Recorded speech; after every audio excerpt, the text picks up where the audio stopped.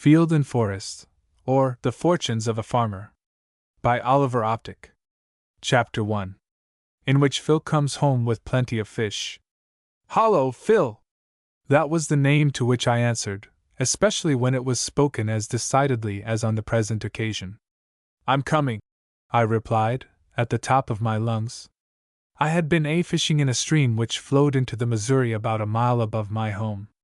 I had been very successful, and had as many fish as I could carry.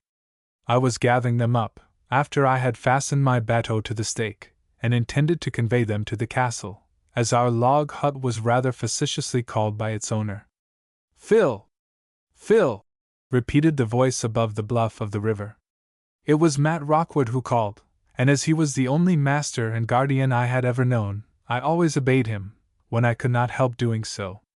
His tones were more imperative than before, and I proceeded with greater haste to gather up my fish, stringing them upon some willow twigs I had just cut for the purpose. Crack went a rifle. The sound startled me, and dropping my fish, I ran up the steep bank of the river to the summit of the bluff on which the castle was located. What's the matter? I asked, when I reached the spot by the side of the house where Matt stood. Don't you see? He replied, raising his rifle again, and taking aim. I looked in the direction towards which his weapon was directed, and saw 2 Indians, mounted, each of whom had a led horse. Them pesky Injuns he stole our hosses, added old Matt, as he fired his rifle the second time. 'Tain't no use, I might as well shoot at the North Star. The 2 Indians, with their animals, disappeared in the forest beyond the clearing, and Matt's last chance was gone. A few years earlier in the life experience of the old squatter, the thieves would not have escaped so easily, for Matt was a dead shot before the rheumatism took hold of him. Now he hobbled about a little on a pair of rude crutches I had made for him, but his eyes were rather weak, and his arm was unsteady. His rifle was no longer unerring, and the thieving savages could plunder him with impunity. There was an Indian village about 10 miles from the castle, and from the known character of its inhabitants, and the direction the marauders had taken, we concluded they had come from there. I went into the house, and procured my rifle, a light affair, which old Matt had purchased on board a trading steamer for my use. 'Tain't no use, Phil. You needn't run arter 'em, said the old man, shaking his head. You don't expect to run fast enough to catch Injuns on hossback, do you? On second thought I concluded to take his view of the matter. But we can't afford to lose them hosses, Phil, continued old Matt, as he hobbled to a seat.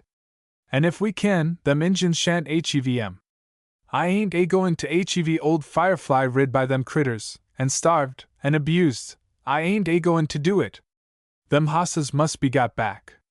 You're gettin' old enough to do somethin' with Injuns now, Phil, and you must get them hosses back agin. I'm ready to do anything I can, but if I can't catch the Indians, what shall I do? I replied. We can't do a thing in the field without them hosses, Phil, and 'tain't no use to try. We can't plow the ground, and we can't haul no wood. We must hev them hosses back agin, if I hev to hobble arter 'em myself. What can I do? I asked, willing to fight the Indians if necessary, and I was rather impatient over the amount of talk the old man bestowed upon the subject. I'll tell you what to do, Phil. Hosses is scuss with them varmints. It's been a hard winter for vagabonds as don't lay up nothin' for cold weather, and they lost half their hosses, starved 'em to death. Them critters they rid on want nothin' but frames, and you could hear their bones rattle when they trotted. They won't go far on them hosses today, for it's most night now. But if I'm going to do anything, it's time to be doing it, I suggested, impatiently. Keep cool, boy, 'tain't time to go yet, added the old man, lifting one leg painfully over the other with his hands. About dark, them Injuns will camp for the night, and that'll be the time to take 'em. Very well, then I will go down and bring up my fish. I'm hungry, Matt, I added. So am I. While they are cooking, we will talk the matter over. Stop a minute, Phil, said Matt, as I started for the river. There was a jug of fire water in the barn. I left it there this arternoon. I used some on to wash Firefly's leg where 'twas swelled up. Go into the barn, and see if it's there now. I knew what the old man was thinking about, and I went in search of the jug. I could not find it, and so reported to him. I didn't think o' that jug before. The Injuns come into the castle, and asked for fire water. I never gin 'em none, and shan't begin now. They were looking for hosses, and went to the barn. They took that jug of whiskey, but it's just like camphene, 'tain't fit to drink no more 'n pison. They will get drunk on it, I added. They can get drunk very quick on such stuff as that, and they won't go fur afore they do it, nuther. Then I can very easily get the horses. If you work it right you can, Phil, but if they are crazy drunk you must go to showing yourself to 'em. Wait till they go to sleep, as they will when they get drunk enough. Then take your hosses and come home. I will go down and get the fish, Matt. Go, boy. The old man rose with difficulty from his seat, and with the rifle in his right hand, with which also he was obliged to handle a crutch, he hobbled into the castle. I hastened down to the river, excited by the prospect of an adventure that night with the Indians. I was a boy of only 13, and the idea was an immense one. I was to go out into the forest and recapture the horses, an undertaking which might have taxed all the skill and courage of a person of mature age and experience. But I considered myself equal to the mission upon which I was to be sent. I had been brought up in a log cabin, and even as a child had made long hunting and trapping tramps with old Matt Rockwood. I had stood before angry Indians, as well as thieving and drunken ones. I had shot deer, bears, and wolves, as well as smaller game, with my rifle. Old Matt had always taught me that there was nothing in the world to be afraid of but one's own self, a philosophy which was very pretty in theory, but not always capable of being reduced to practice. But I certainly was not afraid of an Indian, or of any number of them. From my rough old guardian I had acquired a certain contempt for them, but I had never passed through an Indian war or an Indian massacre. I had heard of the savage Blackfeet, and other tribes, who were not to be contemned, but I had never seen any of them. I hastily completed the stringing of my fish, thinking all the time how I should conduct the expedition in which I was to engage. Indeed, I could think of nothing else, for, although I had often been away on similar excursions, it was always in company with my guardian, while on the present occasion I was to manage for myself. I forgot that I was hungry, and only lived in the brilliant schemes for recovering the horses, capturing the camp, and even wiping out the Indians themselves. I was bent on desperate deeds, and intended to convince old Matt that I was worthy of the confidence he reposed in me. "You have been lucky today, Phil Farringford," said a voice near me, as I rose from the bottom of the boat to step on shore. It was Mr. Mellowtone, an old neighbor of ours, who had squatted on an island in the river. He was a good friend of mine, and I regarded him with the utmost love and respect. He had taught me to read and write, and furnished me books, which had been both a comfort and a blessing to me. "I have done first-rate today," I replied. "Won't you take some of these?" "Thank you, Phil Farringford. I will take 2 or 3 of them, if you have any to spare."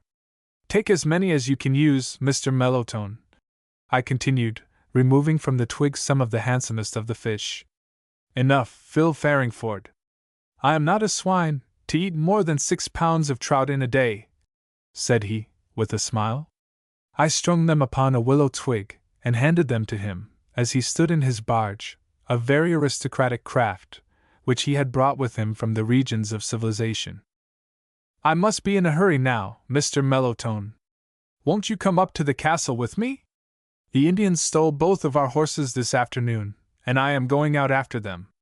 "That's unfortunate," he replied, running his barge upon the bank. "I will walk up to the castle with you, and you shall tell me about it." Securing his boat to the stake, he followed me up the bank of the river, and on the way to the house I told him what had happened just as I returned from my fishing trip.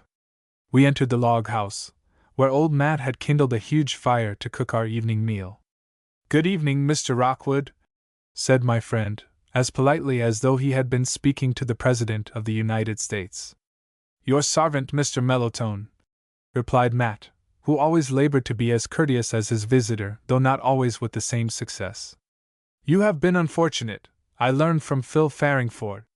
"Yes, them pesky redskins is getting troublesome, and I'm afraid we shall have to wipe out some on 'em. We must not allow them to steal," added Mr. Mellowtone, decidedly. "No, Phil is going out arter 'em. They stole my jug of firewater, and they'll be as drunk as owls afore long. If either he nor you object, I will go out with him. I hain't no kind o' objection. I should be much obleeged to you if you help get back them hosses." "I shall be glad to have you go with me, Mr. Mellowtone," I replied, as I put the pan of fish on the fire. We were all of the same mind. Chapter 2.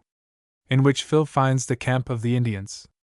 I was certainly very glad to have Mr. Mellowtone go with me on the expedition after the Indians, but I did not exactly like to share the glory of the great deeds I expected to do even with him, though he was one of my best friends. However, I consoled myself with the reflection that his pleasant company would in part compensate me for the share of the glory he would appropriate. While the fish were on the fire, I set the table in the best style that the contents of our meager china closet would permit, for our distinguished visitor seldom honored us by taking a meal at the castle, and I was anxious to make the best possible appearance. Measured by the standard of civilized life, the result was not a success, but for the backwoods it was. Our tableware was mostly of tin, dented and marred at that, but we had one crockery plate, and I devoted that to the use of our honored guest. If the tableware was not elegant, the fish were infinitely better than are ever set before the pampered sons of civilization. They had been swimming in their native element a couple of hours before, and were a species of trout, weighing from 1.5 pounds to 2 pounds apiece. Mr. Mellowtone declared that they were delicious, and he justified his praise by his trencher practice. For bread we had cold Johnny cake, for we were out of flour, as no trading steamer had passed since the ice in the river broke up. We lived well at the castle, for besides the game and fish supplied by the woods and the rivers, we had bacon, pork, potatoes, and vegetables from the farm. "Now, Phil, you must be careful," said old Matt, as we were eating our supper. "Injuns is wicked, and Injuns is cunnin' dot." "I will try to be careful," I replied. "I suppose, if we follow Little Fish Creek, we shall find the Indians before morning." "Yes, you will. Go through the forest, and cross the brook. Follow the path till you come to the creek, and you'll be all right. The varmints hain't got no feed for their hosses, and they won't go fur tonight." The old man gave us directions how to proceed until we finished the meal, and after I had put things in order about the house, I slung my rifle over my shoulder. Mr. Mellowtone had no weapon, and declared that he needed none. Just at dark we left the castle, and crossing the field, entered the forest. There was a well-beaten path, so that we were in no danger of losing our way. We crossed the bridge over the brook which bounded the farm on the northwest. We continued our course through the forest till we reached Little Fish Creek, at the point where it flows into Big Fish Creek. All the names of streams and of localities in the vicinity had been given by Matt Rockwood. The brook we had crossed was called Kit's Brook, because 3 miles from its junction with the Big Fish, lived on its banks one Kit Cruncher, an old hunter and trapper, who, until the arrival of Mr. Mellowtone, 5 years before, had been Matt's only neighbor. We followed the little fish for an hour without discovering any signs of the Indians or the horses. We were within a mile, across the country, of Kit Cruncher's cabin, and we concluded that the thieves would not deem it prudent to halt near so formidable a person as the old hunter had proved himself to be. "Are you sure we are on the right track, Phil Farringford?" asked my companion. "We are on the right road to the Indian village," I replied. "Is it certain that the thieves came from there?" "They must have come from there, for I don't know of any other Indians within 40 miles of the castle. They may be wandering Dakotas, who do not stay long in one place. But there were only 2 of them, and Dakotas go in bigger crowds than that. Matt says they took this path, and I saw them strike into the woods myself." "Doubtless we are right then. We might go over to Kit Cruncher's, and inquire if he has seen anything of the thieves," suggested Mr. Mellowtone. "I am sure he has not seen them. If he had, he would have stopped them. And the Indians know him well enough to keep out of his way. He is hard on Indians when they don't behave themselves." "Very well, Phil Farringford. You are the leader of this expedition, and I will obey your orders. I hope you won't, sir. At least, I don't mean to give you any orders, I replied, abashed at the humility of one whom I regarded as the greatest and best man in the world. We walked in silence for another hour, for my companion always did more thinking than talking. I led the way, and kept both of my eyes and both of my ears wide open, expecting every moment to come upon the camp of the savages. While we were thus cautiously tramping through the forest, I heard the neighing of a horse behind us. "Hark!" I whispered to Mr. Mellowtone. "We have passed them." "How can that be?" "They struck off from the river, and went into the woods to sleep." That was old Firefly's voice, I know. I shouldn't wonder if he heard us. If he did, perhaps the Indians heard us also. If they have that jug of whiskey with them, they are too drunk to hear anything by this time. We must look for the place where they left the path. It is rather dark to look for anything tonight, I replied, as I led the way back. We proceeded with great care, though we made noise enough to apprise Firefly of the approach of friends. He was a knowing old horse, and had faithfully served his master for 10 years, but was still a very useful animal. I fancied that he despised Indians quite as much as old Matt himself, and that he was utterly disgusted with his present situation and future prospects. Doubtless he was very uneasy, and displeased at being away from his rude but comfortable stable. The grass had just begun to start a little in the wet soil, and as our stock of hay was getting low, I had picketed them with long ropes where they could feed. In this situation they had become an easy prey to the Indians. I hoped old Firefly would speak again, and I ventured upon a low whistle, to inform him of my presence, but he did not respond. The other horse was a good beast, and worked intelligently by Firefly's side at the plow and the wagon, but he was an ignoramus compared with his mate, and I expected nothing of him. "They can't be far from here," said I, as I halted and whistled again a little louder than before. "We must examine the ground, and see if there are any horse tracks," replied Mr. Mellowtone, as he lighted a match to enable us to see the path. "No tracks here," I added. "They all lead the other way." Then they turned in farther down. We resumed our walk, but in a few minutes we examined the ground again. "Here they are," said my companion. "They turned in between this place and that where we stopped last. Whistle again, Phil Farringford." "We are farther from them now than when I heard the voice of old Firefly," I replied, after I had whistled in vain several times. "But we are on the track of the horses. There can be no doubt of that," answered Mr. Mellowtone. "We can follow their trail till we find where they left the path. I hope you have a good supply of matches. I have about a dozen more." We examined the path in several places, and at last found that the Indians had left it to follow a small brook which flowed into the Little Fish. I whistled at intervals, but received no response from Firefly. The stream which was our guide did not lead us far from the creek.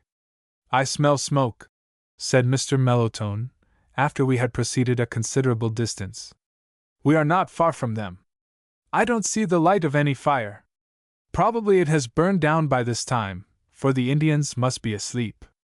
I whistled, and this time a very decided answer came back from Firefly. "We are close by them," said I, and involuntarily we slackened our pace. "I am afraid the noise that horse makes will awaken the Indians. They are beastly drunk, without a doubt, and no ordinary sounds will rouse them," I replied. "If they had known what they were about, they would not have built a fire. They are not more than 2 miles from Kit Cruncher's cabin." In silence, then, and very cautiously, we crept towards the bivouac of the Indians. In a few moments I saw the 4 horses, fastened to the trees, but between us and them lay the extended forms of the 2 Indians. They reposed on the ground, one on each side of the smoldering embers of a fire they had kindled earlier in the evening. The faint light enabled me to see the whiskey jug, lying on the ground near them. The cork was out, and it was evidently empty. The thieves snored so that the earth seemed to shake under them, and I was satisfied that they were as drunk as human beings could be and live. We made a circuit around the sleeping Indians, and reached the place where the horses were fastened. Firefly neighed and danced in his delight at seeing me, and even his more stolid mate was disposed to make a demonstration of joy, for both animals had been in the habit of spending their nights in a comfortable stable. The horses of the Indians were as they had ridden them, wearing their bridles, and the folded blankets, which served us saddles, strapped upon their backs. "We needn't spend much time thinking about it," said I, after I had patted Firefly on the neck to assure him I was still his friend. "They have nothing but halters on their necks, though we have only to mount them, and they will go home without any guiding. The Indian horses have saddles and bridles on," answered Mr. Mellowtone. "I think we had better do as the Redskins did, ride their horses, and lead the others." "Shall we take their horses?" I asked, rather startled by the proposition. "Certainly, we must teach them a lesson which they will remember. We are in the world as instructors of those who are less wise than we, and it is our duty to impart wisdom to those who need it. They will come down after them, when they are sober. They will do that if you take only your own animals.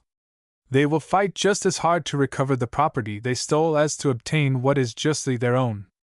Without stopping to debate the matter any further, we mounted the Indians' horses. Chapter 3.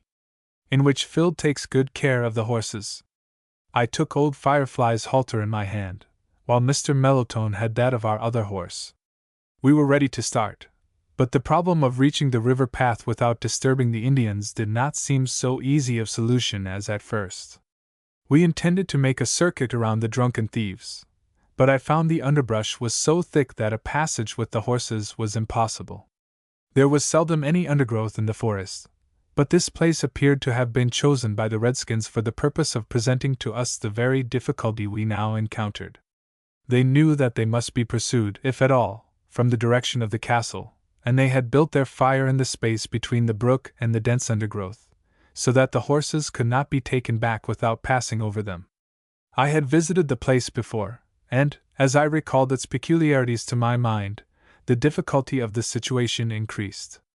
The ground was low and swampy, and though I had easily passed through it on foot, the horses could not go through without brushing off their riders. The brook had its rise in the low ground.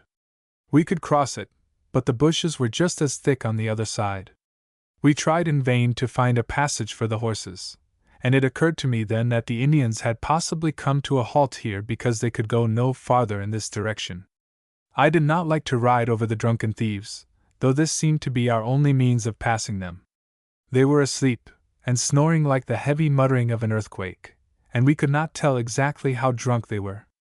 It was possible that they were still able to use their rifles and knives, though, if they had drank the entire contents of the whiskey jug, which probably was not less than a quart, we had little to fear from them.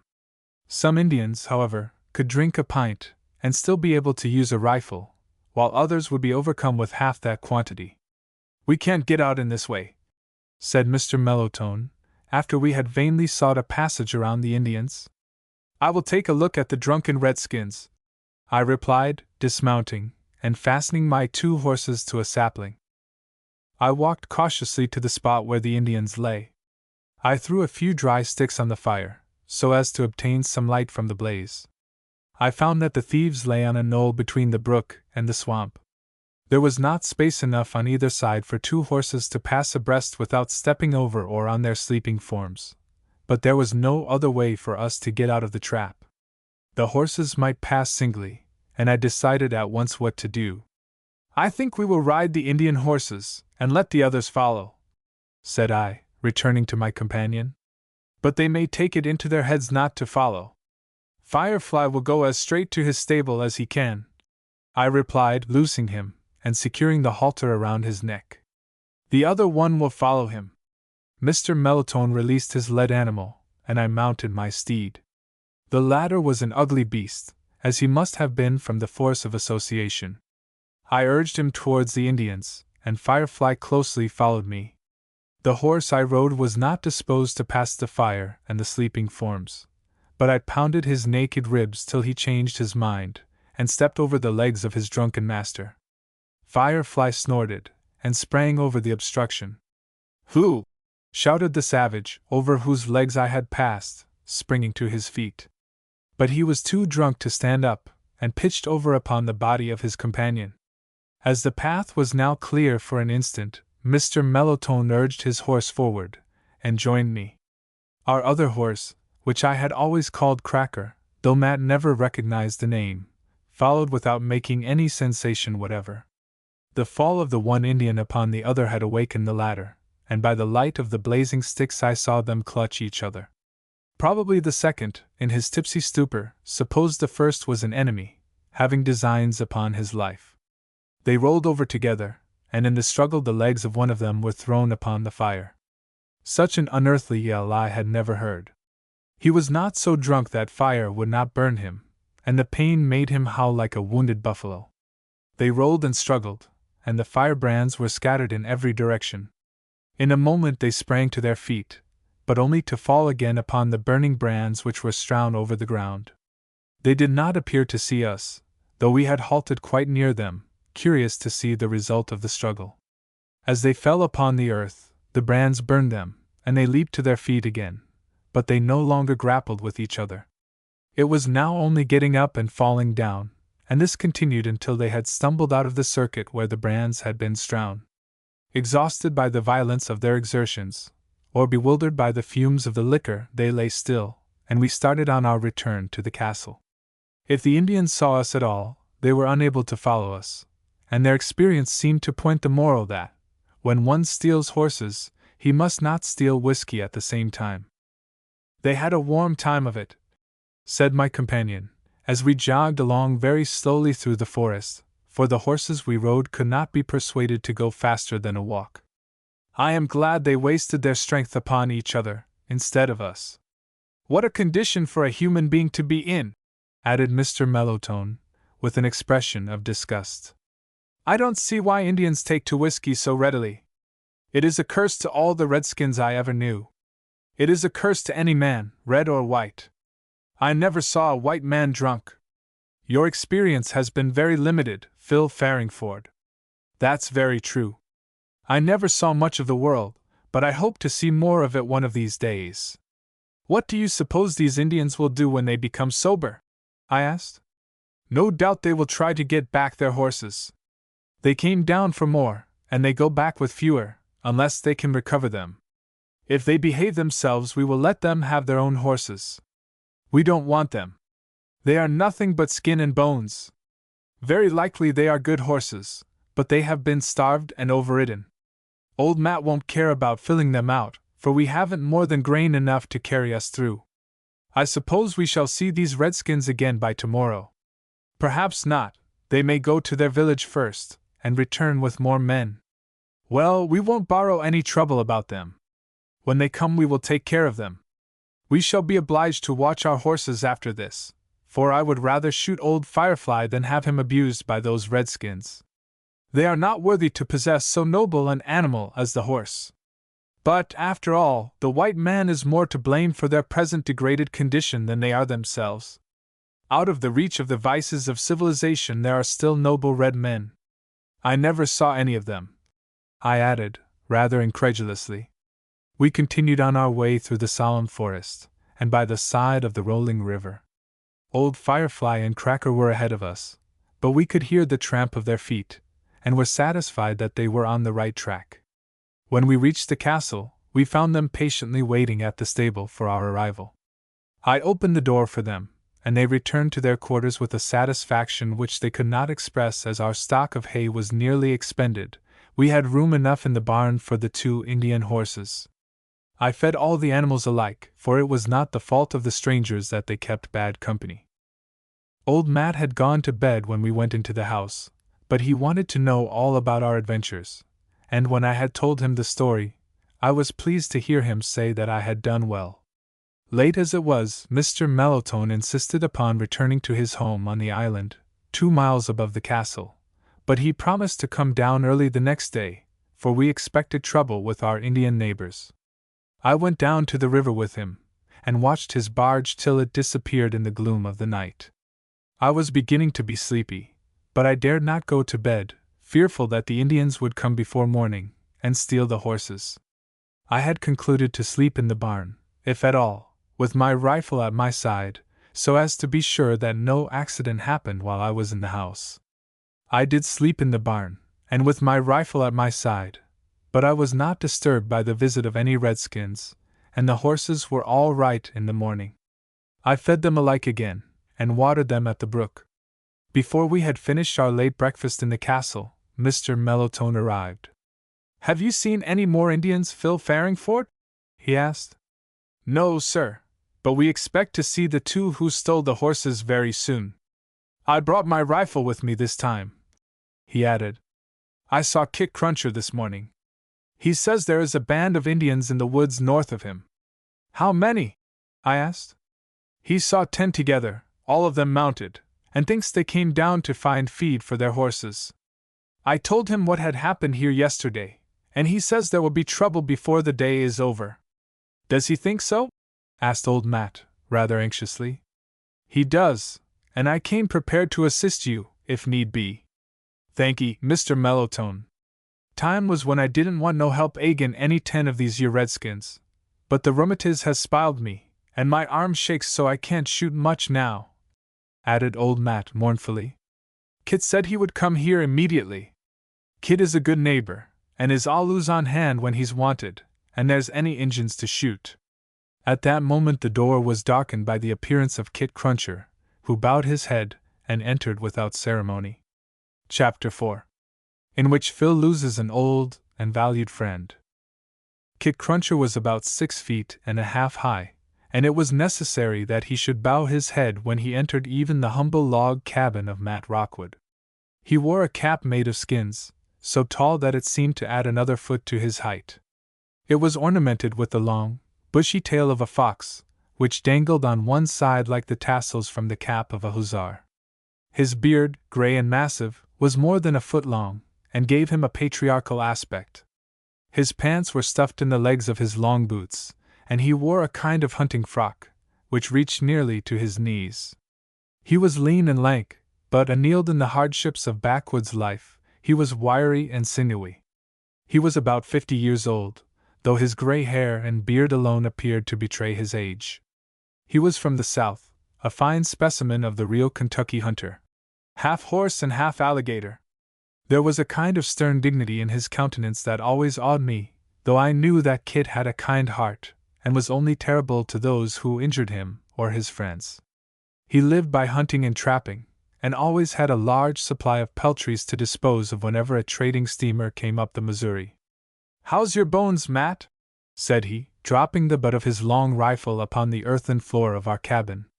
"Poorly, Kit, poorly," replied Matt. "I'm about did for in this world. I can shoot no more, and couldn't hit the moon at 10 paces. That's bad, 'cause 'pears like some shootin' must be did.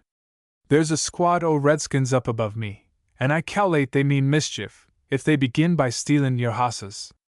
We'll get out into natur'," said Kit, as he left the house, followed by the rest of the party. He evidently expected a visit from the savages very soon. I took down my little rifle from the brackets, and also, at Matt's request, carried out his long weapon, with the accoutrements. We were all rigged for the war path, and for my own part, I was never so much excited in my life.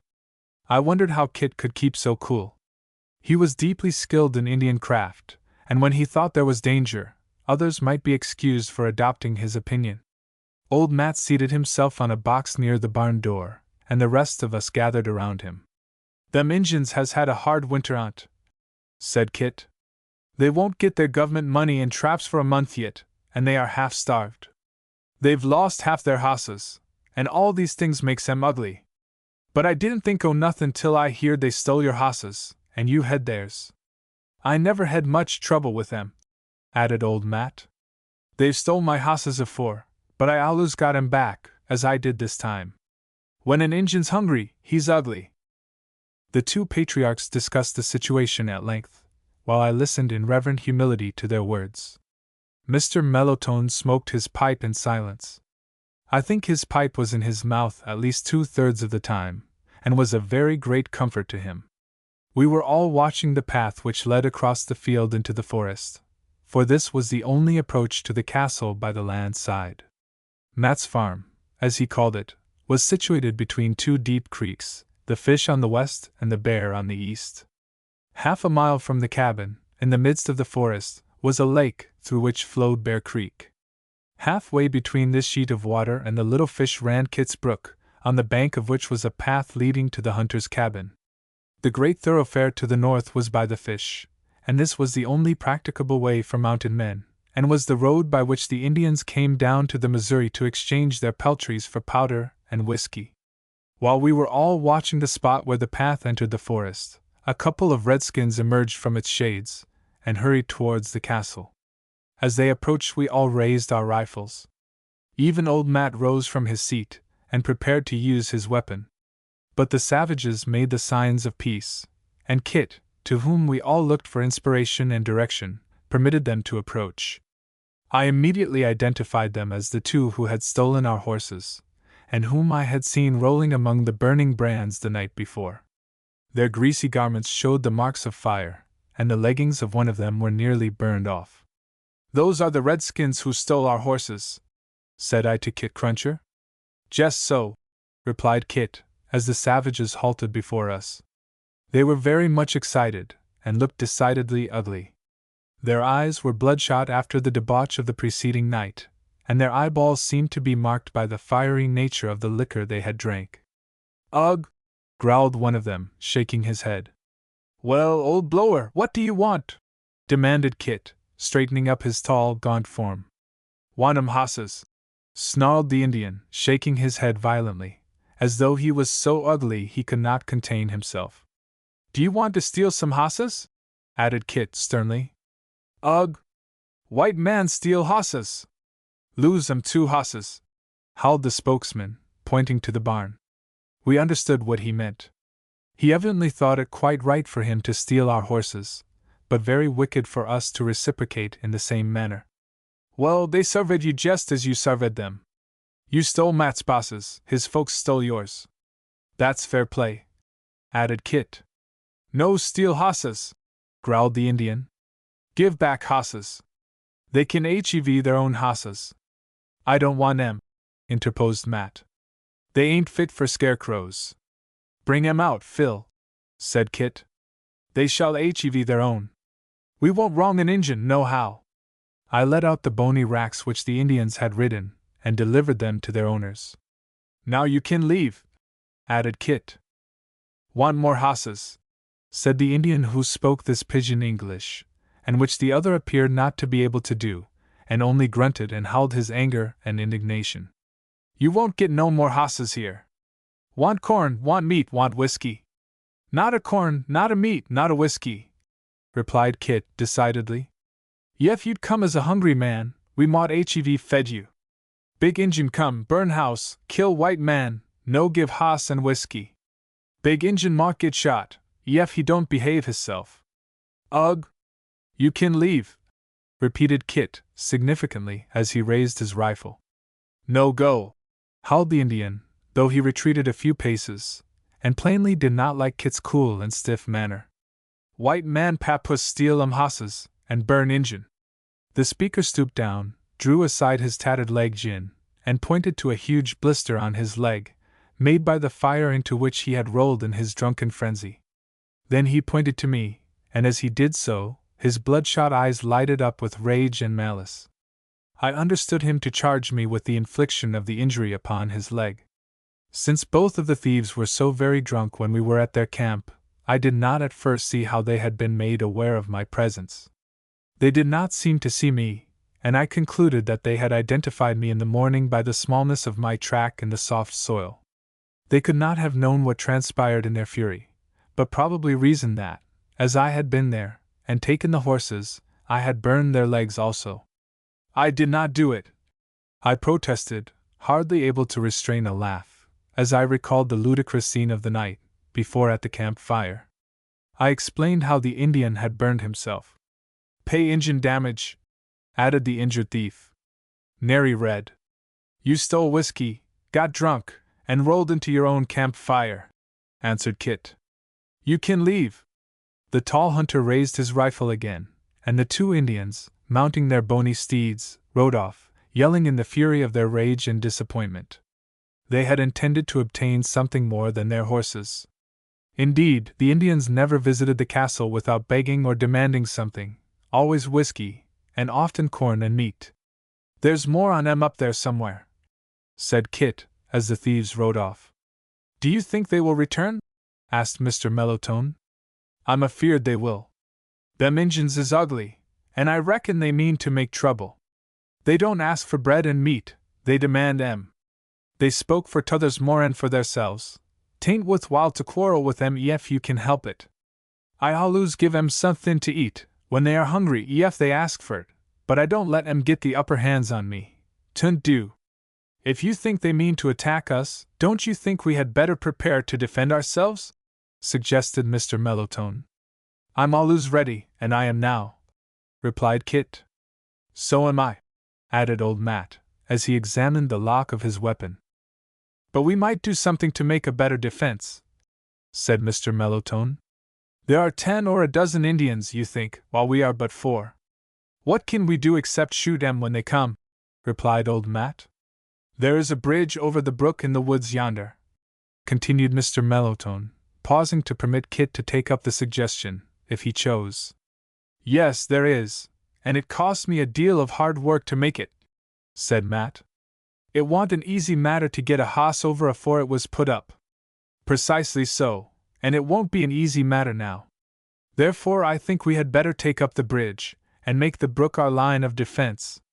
Kit approved the plan, and we hastened to execute it. The brook ran at the bottom of a deep gully as it approached its mouth, and for half a mile it was impossible to take a horse over, except on the bridge.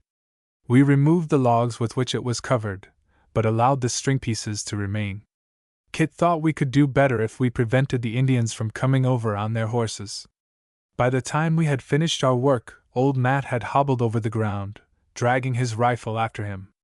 Just as he approached we heard the yell of the savages on the other side of the stream, and a band of 10 dashed up to the position.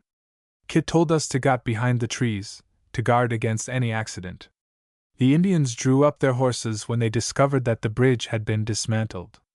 I heard the crack of a rifle. Old Matt uttered a deep groan, and dropped to the ground, shot through the heart. In his weak condition he had not been able to reach the shelter of a tree in season to save himself. We knew now what the savages meant. Chapter 5. In which Phil follows Kit Cruncher. Old Matt Rockwood, my friend and protector, the friend and protector of my childhood, was dead. 10 years before, he had taken me to his home and his heart, and since that time had done for me all that his limited means would permit. He had been a father to me, and the bullet that sped through his heart lacerated mine. All that I could remember of existence was associated with the castle and its vicinity, though I was not born there. I knew nothing of my parents, and nothing of the circumstances under which I had come into the world. 10 years before, while upon a hunt, Matt Rockwood had wrapped himself up in his blanket, and slept on the bank of the Missouri, about a dozen miles below the castle. It was in the spring, and the water was very high, for the melting snows in the mountains had swelled the mighty stream to its fullest volume.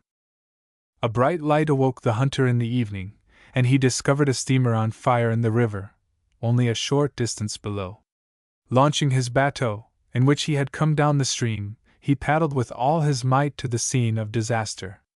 The pilot had run the steamer ashore, but before those on board could escape, for the fire was in the forward part of the boat, the swift current carried her off again, and she descended the stream at a rapid rate. Matt paddled after her, but half a mile below the point where the steamer had run ashore, he heard the wail of a child, very near him. The light from the burning boat enabled him to see the child. It was floating on a door, which had evidently been put into the water to support its helpless burden.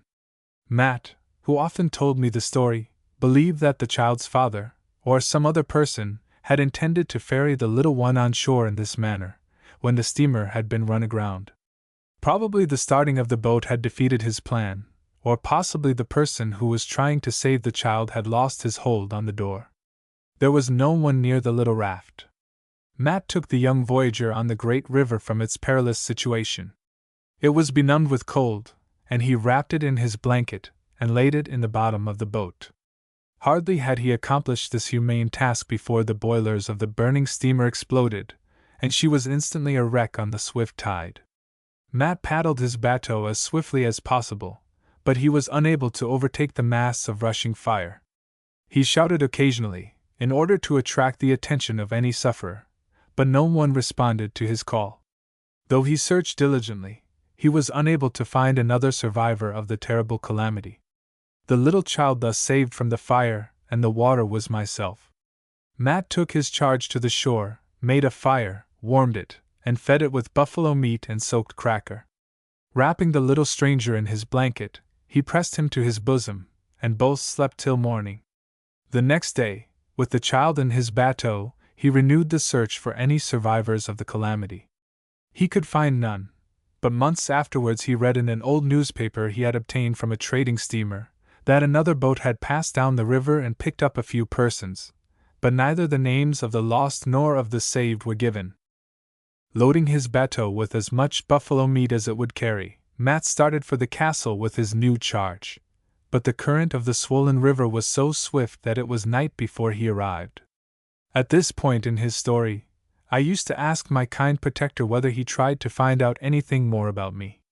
He always answered that he was unable to obtain any information, but, after I was old enough to understand the matter better, he confessed that he did not wish to discover the friends of the child. After he had taken care of it for a few months, he became so attached to it that he was only afraid of losing the little waif. I was only 2 years old when I was thus cast upon the protection of the old squatter. He watched over me and cared for me with all the tenderness of a mother, and I became a stout and healthy child. The plain food and the wholesome air of the wilderness gave vigor to my limbs. The old man took care of me like a woman when I had the maladies incident to childhood, and I passed safely through the whole catalogue of them.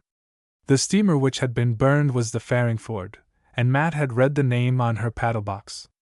He gave it to me as a surname, to which he prefixed Philip as a Christian name, simply because it suited his fancy. With such a charge on his hands, Matt was unable to make any hunting expeditions for several years, but he had already begun to turn his attention to farming. His only neighbor at that time was Kit Cruncher, with whom he exchanged corn and pork for game and buffalo meat. Matt was disposed to indulge more in the comforts of civilization than the hunters and trappers generally do. He sold wood to the steamers that passed, and thus obtained money enough to purchase clothing, groceries, and other supplies. When I was about 7 years old, Matt began to take me with him when he went hunting and fishing, and I soon learned to be of some service to him. I acquired all the arts of the backwoods man, and soon became quite skillful. I worked in the field, and tramped a dozen miles a day with him. I was tough and sinewy, and knew not the meaning of luxury. My clothes were made by old Matt, until I was able with his help to manufacture them myself. It was a fortunate thing for me that Mr. Mellowtone established himself in the vicinity of the castle, for he took an interest in me, and taught me to read and write. He was a singular man, but I shall have more to say of him by and by. Until he came, I spoke the rude patois of Kit and Matt, but Mr. Mellowtone taught me a new language, and insisted that I should speak it. Matt had been a pioneer in Indiana, but had afterwards engaged in trade and failed. His ill success had driven him into the far west to resume his pioneer habits. Even then he had passed the meridian of life, but he cleared up a farm, and had been prosperous in his undertakings. The sale of wood and the produce of the field to the steamers brought in considerable money, and he had supplied himself with all needed farm implements, so that we were able to work to advantage. We had a grist mill, turned by horse power, which enabled us to convert our corn into meal. We raised pigs, and always had an abundant supply of pork and bacon. I was about 13 years old when my story opens. I was contented with my lot, though I was occasionally troubled to ascertain who my parents were. Matt had no doubt they were both dead, since no inquiries had ever been made for the lost child. Some day I expected to visit the regions of civilization, and see the great world. Only twice in my life had I seen any white women, at least within my memory. They were on the deck of a steamer, lying at our woodyard near the mouth of Fish Creek. I had a reasonable curiosity, which I hoped to gratify when I was older. For the present, I was willing to cleave to old Matt, as he had to me. But now the old man lay upon the ground, silent and motionless. The crack of the rifle which had sent the ball to his heart was still ringing in my ears. It was almost instantly followed by another, and I saw a burly savage drop from his horse, and roll over into the brook. Kit Cruncher had fired, and was loading his rifle for a second shot. It was fortunate that we had removed the logs from the bridge, for the Indians were kept at bay by the deep gully in which the brook flowed. When the big Indian fell, his comrades set up a fierce howl, for he seemed to be the leader of the band. Mr. Mellowtone fired next, but his aim was less certain than that of the hunter. For my own part, heedless of the howling savages, I stood behind the tree gazing at the prostrate form of old Matt. I wept bitterly, and should have thrown myself upon his body if Kit had not sternly commanded me not to move. The savages were not long in discovering that all the advantage was on our side, and with a ringing whoop, they turned their horses and retreated a short distance. "They are unhorsing themselves," said Kit. "Don't move, boy! Matt is shot!" I exclaimed. "I must go to him." "Don't go, boy. You can't help him any now, and you mought get shot if you show yourself. Don't do it, boy." "Is Matt dead?" I asked, trembling with emotion. "Dead as a hammer," replied Kit. "He'll never move hisself again. Hold still, boy. He may be alive, and I want to do something for him," I insisted. "He hain't moved since he dropped, and I know by the way he went over that it's all up with Matt. Don't throw your life away, boy." "Poor Matt," sighed Mr. Mellowtone, from his position near us. "It is a sad day for him, and for us. Keep your eyes wide open, or some o' the rest on us will smell the ground," added Kit. "The redskins is gettin' down into the brook." The savages retreated to a point on the stream, where they dismounted, evidently with the intention of crossing. They picketed their horses, and we judged that they meant to complete the work which they had begun. "We must follow them up," continued Kit. "Boy, take Matt's rifle and follow me." I bent over the form of the fallen patriarch. I placed my hand upon his heart, but there was no answering throb. He was indeed dead, and my whole frame was shaken with convulsive grief. "Don't stop there, boy," called Kit. "He is dead," I groaned in bitterness of spirit. "I know he is, boy, but we can't help it. We can't stop to cry now. My best friend." "Come, boy," shouted Kit. "Bring his rifle, powder, and ball." I wiped the tears from my eyes, but I could not banish the sorrow from my heart. Gently I raised the head of the old hunter, and removed the powder horn and bullet pouch which were suspended over his shoulder. Picking up the rifle, which lay near him on the ground, I followed my companions into the forest. I felt then that I could shoot an Indian without any remorse. Chapter 6, in which Phil assists in the building of a blockhouse. Kit Cruncher was a prudent man, brave as he was. We did not therefore march boldly through the forest, for there were only 3 of us against 4 times as many Indians. We dodged from tree to tree, always keeping our bodies sheltered from the bullets of the savages. Kit went along near the brook, and presently I saw him raise his rifle and fire. The shot was followed by a wild yell from the savages. "Give me Matt's rifle, boy," said Kit, as he passed me his own, with his powder horn and ball pouch. "Load that, boy." With his eye still on the spot where he had seen the Indian, he told me how much powder to put in his rifle, and to be sure and ram the ball home. I loaded it as quickly as I could, but he did not find another opportunity to fire. "Did you hit the one you fired at, Kit?" I asked. "I hit him, but I didn't kill him. They won't cross the brook in that place. I'm afeard they'll scatter next. Howsomever, we've did enough out here. We'll go back to the bridge. That's the safest place for us. I don't hear 'em now, and that's a bad sign with Injuns. Where are they?" "They was trying to cross the brook when I fired last time. They hev got behind the trees now. We must get nearer the castle, or they'll drop in atween us." Kit led the way, and Mr. Mellowtone and myself followed him, dodging from tree to tree, until we reached the bridge. A couple of shots, fired by the enemy, assured us they were on the watch, though none of us was injured. "'Tain't no use to stay here," said Kit. "The brook is a good line agin hosses, but not agin Injuns afoot." "I think you are right," replied Mr. Mellowtone. "When I spoke of the brook as a line of defense, I considered the enemy as mounted men. The castle is the best place for the rest of this fight. But the Indians can cross the brook, and then lay down this bridge again, suggested Mr. Mellowtone. Set them sticks afire, boy, added Kit, pointing to the heap of logs we had removed from the bridge. It will be easier to cut some more than to let the redskins use them. Mr. Mellowtone gave me a card of matches, and I piled up some dry sticks against the heap, which I set on fire. While I was thus employed, my companions made a litter, on which they placed the body of Matt. As we could neither see nor hear the savages, we concluded they had gone farther up the brook to find a crossing. We waited till the fire had nearly consumed the bridge material, and then started for the castle. Kit and Mr. Mellowtone bore the litter, while I carried 2 rifles. It was a mournful procession to me, and my companions were sad and silent. I knew that Kit grieved at the loss of his old friend, but he was only grave and solemn, as he always was.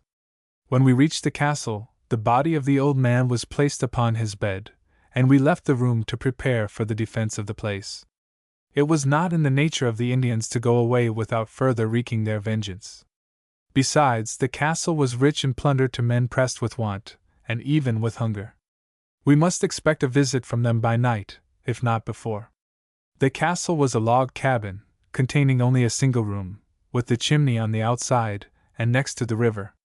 On the other side was built the barn, which was twice as large as the house. They were joined together, so as to save the labor of building one wall, as well as for convenience in winter. The building stood on a kind of ridge, which was the divide between Bear Creek and Kit's Brook. From one stream to the other the land was cleared, and included in the farm. The forest line was within 150 rods of the river. We had, therefore, an open space from stream to stream, 3 miles long by about 150 rods wide, from which Matt Rockwood had cut off the wood, hauling it to the landing place at the mouth of Fish Creek for the steamers. Only a portion of this territory had been cultivated, though all of it was used for crops or for pasture.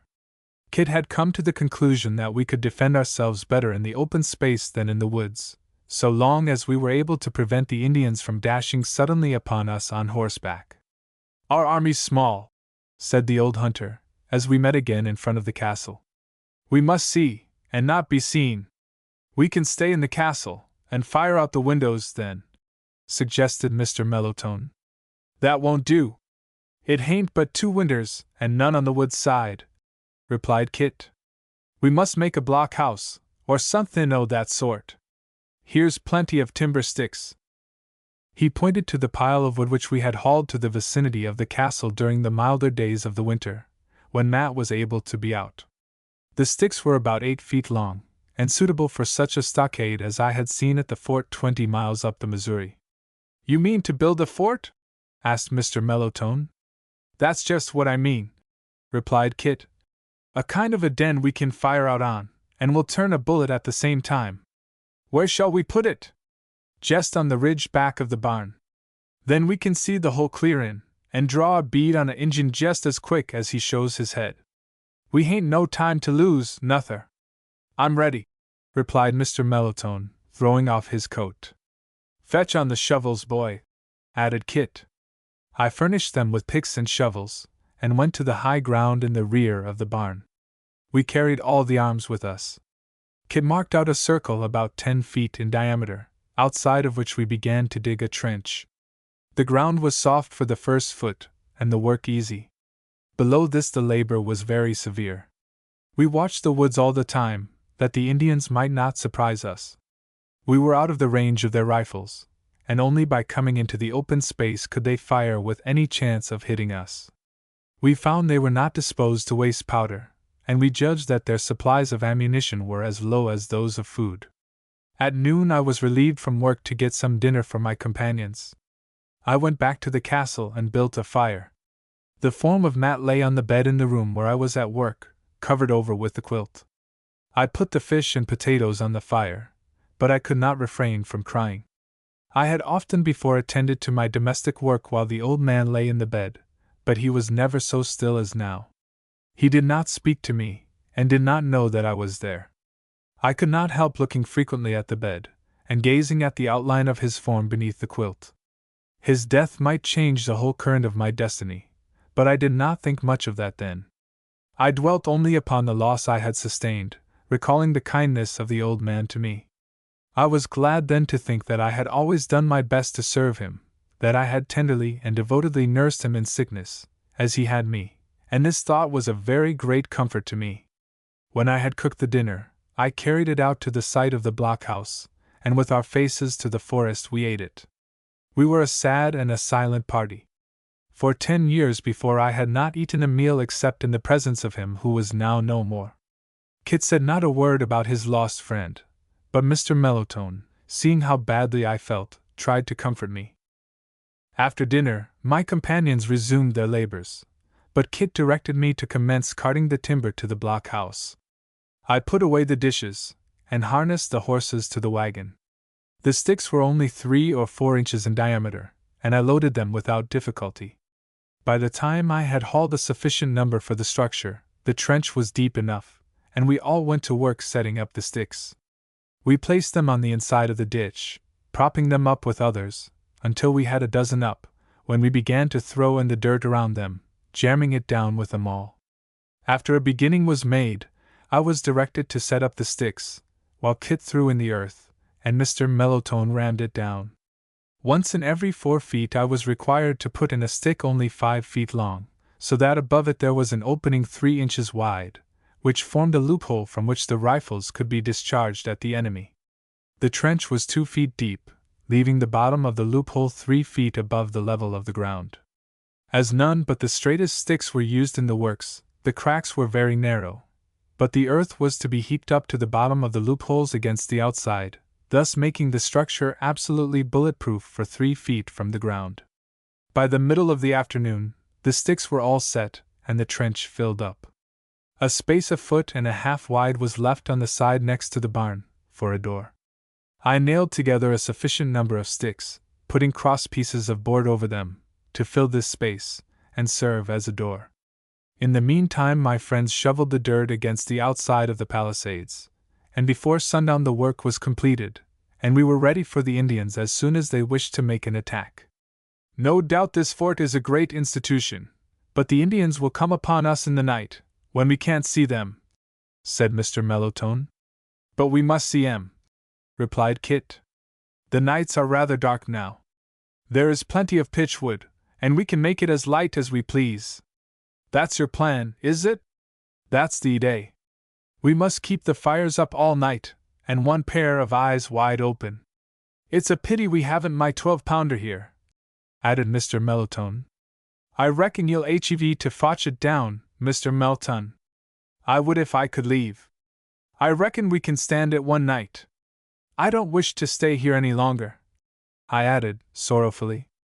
Matt is dead, and I don't care much where I go. You'll get over that, boy, one of these days. You can carry on the farm and do well here, added Kit. But I reckon we must plant the old man tonight. He meant to bury him, and while they were digging a grave near the blockhouse, I made a rude coffin of some boards we had saved for another purpose. It was the saddest job I had ever done, and my tears fell continually on the work. I carried the box into the house, and my companions laid the silent old man in it. I took my last look at the face of my venerable friend, and the lid was nailed down. We bore him to his last resting place, as the shades of night were gathering around us. Mr. Mellowtone was to make a prayer at the grave, and had knelt upon the ground for that purpose, when we heard the wild yell of the savages on the border of the forest. Chapter 7. In which Phil and his friends guard the castle. We had realized all day, while building the blockhouse, that we were watched by the Indians, and that whenever a favorable opportunity was presented, they would make a dash upon us. The dusk of the evening now favored them, and I think they understood what we were doing. But the movement on their part was premature, for it was still light enough to enable us to see an Indian anywhere in the clearing. "Run for the blockhouse," said Kit Cruncher, leading the way with long strides. It was only a few rods distant, and we rushed in before the savages were near enough to use their rifles, which were not of the best quality. Our 4 weapons rested against the palisades, loaded and ready for instant service. "Shut the gate, boy," continued Kit, as he thrust the muzzle of his rifle through a loophole. I closed and barred the gate with the heavy timber I had prepared for the purpose. Before I had done so, Kit fired, and I heard an awful yell from the savages. "There goes one of them," said Mr. Mellowtone. "I shall fotch down one every time I shoot," replied Kit calmly as he picked up the rifle of old Matt. "Load my piece, boy, and be sure you ram the ball home. They have come to a halt," added Mr. Mellowtone, as he discharged his rifle. "You didn't hit nothin', Mr. Melton," said Kit quietly, as he gazed through the loophole in front of him. "I see that I missed my aim that time. Well, it's too late now, they are running away again. They can no more stand it to be shot at than they can live without eatin'," added Kit, as he set the rifle against the palisades. "They was goin' to run up and shoot, because they see we hadn't nary gun in our hands. We can leave this place now." The Indians had disappeared in the forest, bearing with them the body of the one who had fallen. We left the blockhouse, after making sure that our rifles were in condition for use at the next attack. "We mought light the fires now, afore we finish planting Matt," said Kit. "But I don't reckon them Injuns will come agin jest yit." "I should not think they would come at all," added Mr. Mellowtone. "They have lost 2 of their number, and 1 or 2 have been wounded." "We've lost 1 man, too," replied Kit. "That gin 'em courage to go on. But they are sure of losing more the moment they show themselves. I should think they would get tired of the game. They'll wait till they think it's safe afore they come agin. Now light up the fires, boy." While I had the horses harnessed, I had hauled a supply of pitchwood and other fuel for this purpose, and had prepared 2 heaps, one on each side of the blockhouse, in readiness to apply the match. I lighted them, and the combustible wood blazed up, and cast a red glare upon all the clearing. Kit Cruncher's calculation was fully justified, and we were satisfied that no Indian could approach the castle without our knowledge, if we only kept a vigilant watch. Again we gathered around the coffined form of old Matt. Mr. Mellowtone knelt at the head of the grave, and we followed his example.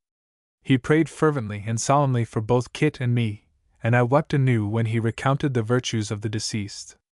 I forgot that there were any Indians within 1,000 miles of me, as I recalled the kindness of him who was now lying cold and silent before me. Mr. Mellowtone finished the prayer, and we lowered the rude coffin into the grave. Not one of us spoke a word, and there was no sound to be heard but the crackling of the fires, and the sobs I tried in vain to repress.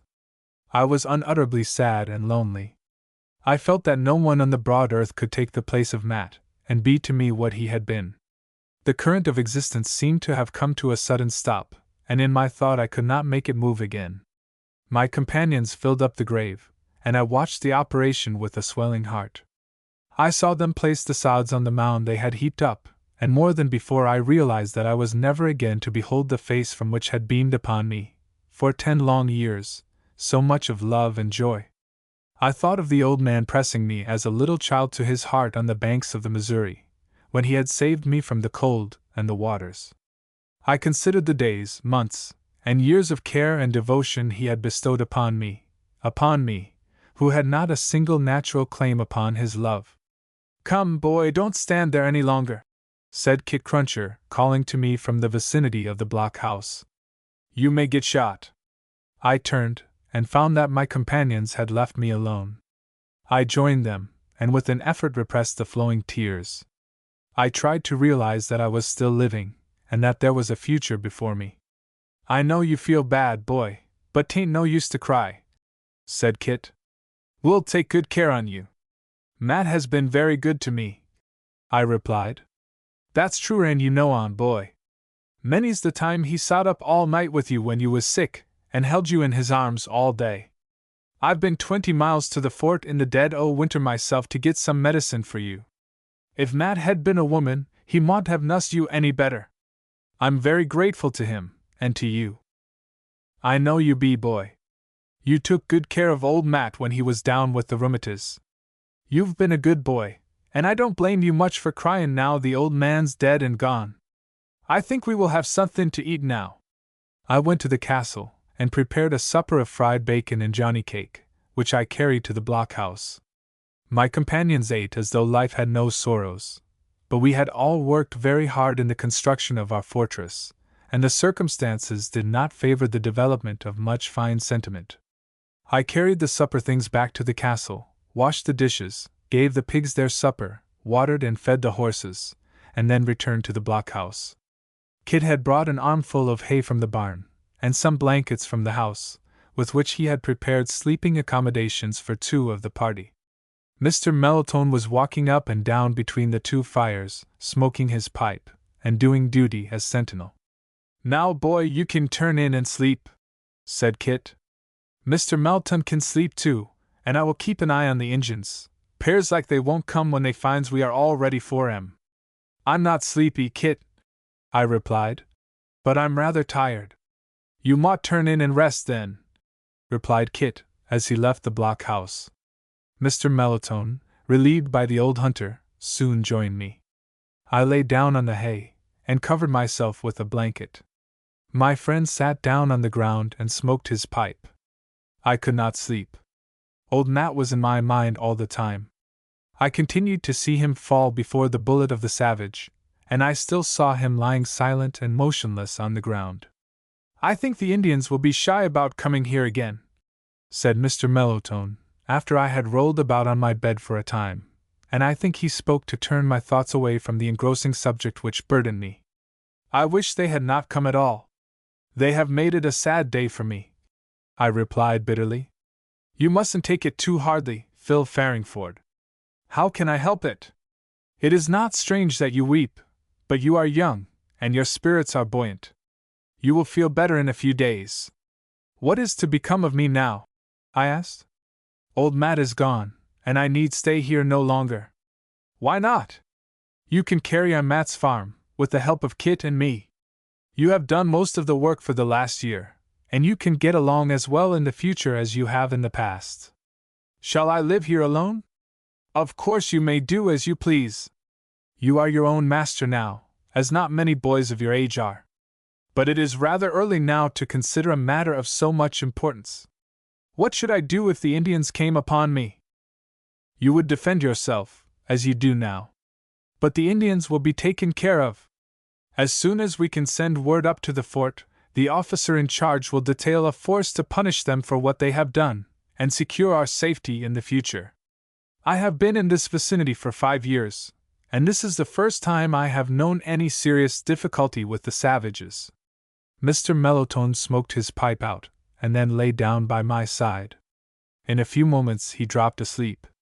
I was very tired after the severe labor of the day, and I had been up most of the preceding night. Nature at last asserted her claim, and I slept. When I awoke, the sun was shining in through the loopholes of the blockhouse. Kit Cruncher lay by my side, still fast asleep. I realized that the Indians had not made an assault during the night. I rose carefully, stepped over the long gaunt form of the stalwart hunter, and left the fortress. Mr. Mellotone was walking up and down, with his pipe in his mouth, between the expiring embers of the fires, which had been permitted to go out at daylight. "Why didn't you call me, and let me take my turn on the watch, Mr. Mellotone?" I asked, after the sentinel had given me a pleasant greeting. "Kit told me not to call you, and I did not intend to do so, Phil Farringford. You are a boy, and you need sleep. I'm willing to do my share of the watching. You shall take your turn tonight. We can do nothing today but eat and sleep. If you will give us some breakfast, we shall be ready for it. I will ride off. Have you seen anything of the Indians?" "No, not one of them has ventured into the clearing. Being ready for them is more than half the battle. I doubt whether they trouble us again at present. We have taught them a lesson they will not soon forget." "Yes, and they have taught us one which we shall not soon forget," I added, glancing at the mound over the grave of Matt Rockwood. I went to the castle, made a fire, and while the kettle was boiling I attended to the horses. I cooked some fish and potatoes, and we breakfasted between the blockhouse and the forest. All day long we watched and waited for the coming of the savages, but we heard nothing of them. At night I took the first watch, and walked around the castle, keeping up the fires, till I was so sleepy I could hardly keep my eyes open, and then, as a matter of prudence rather than comfort, I called Kit. Chapter 8. in which Phil sees the first young lady he ever saw. We were rather tired of this life of inactivity after a couple of days. We watched for Indians, but none came, and on the third day after the death of Matt Rockwood, Kit declared his intention to take a tramp into the woods in the direction of his own cabin. If he found any Indians he would return, but he was satisfied that the party who had made the attack expended all their provisions, and were obliged to retire to obtain more. "I shall be atween you and the Injuns all the time, boy," said he. "I am not afraid, Kit, and I'm very grateful to you for what you have done for me, and for Matt," I replied, walking with him towards the brook. "Matt and I was good friends, but all that's past and gone. I shall come back in a few days, sooner if there's any Injuns round. Goodbye, boy." He walked across the brook on one of the stringers, and disappeared in the forest. Mr. Mellowtone was also impatient to depart. He had been away from his home on the island for several days. In the afternoon, as Kit did not return, we concluded the enemy had retired, and my friend embarked in his barge for home, but he promised to return before night. I was alone then, and I walked about the farm thinking of Matt. Whichever way I turned, there was always something to remind me of him. I could not help considering my prospects for the future.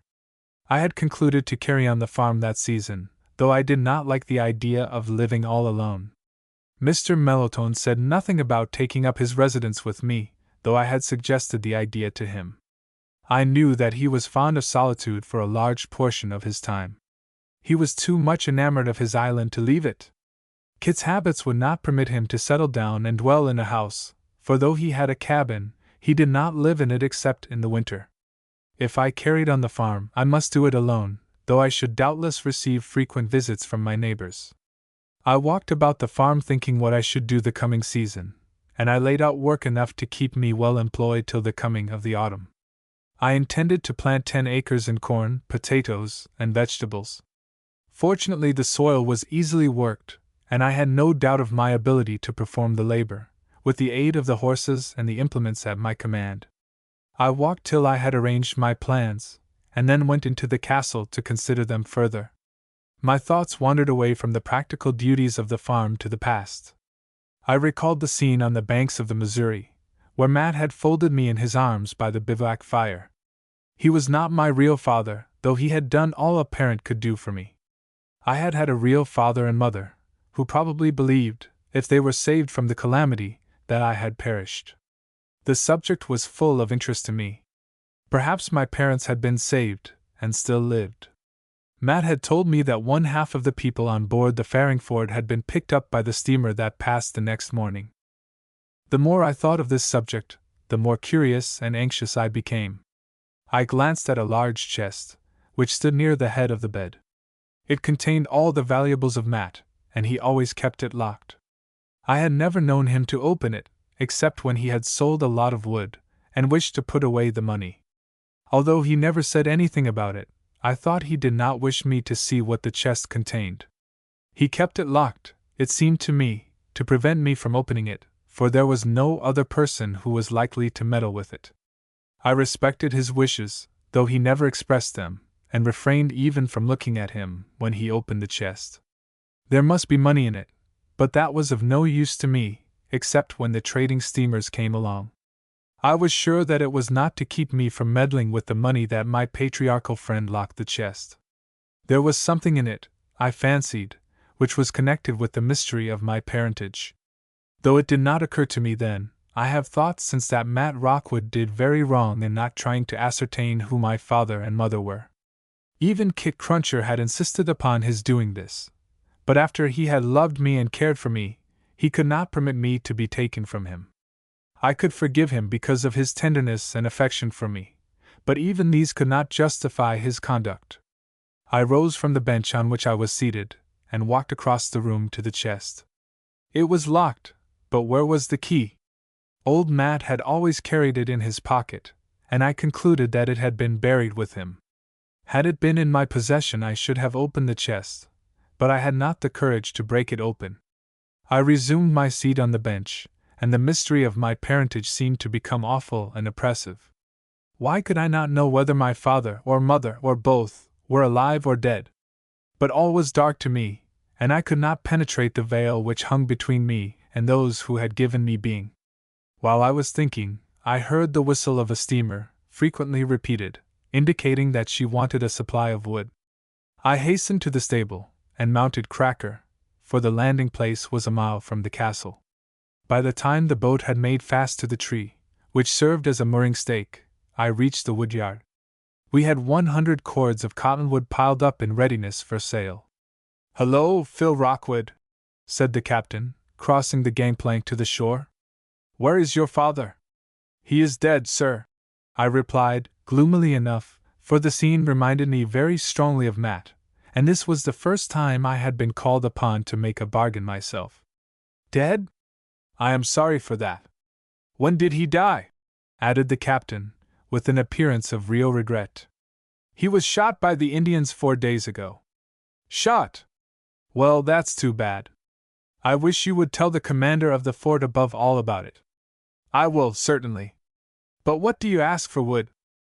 "Matt Rockwood said he must have $4 a cord now, for we have to haul it farther than we used to," I replied. "That's rather high."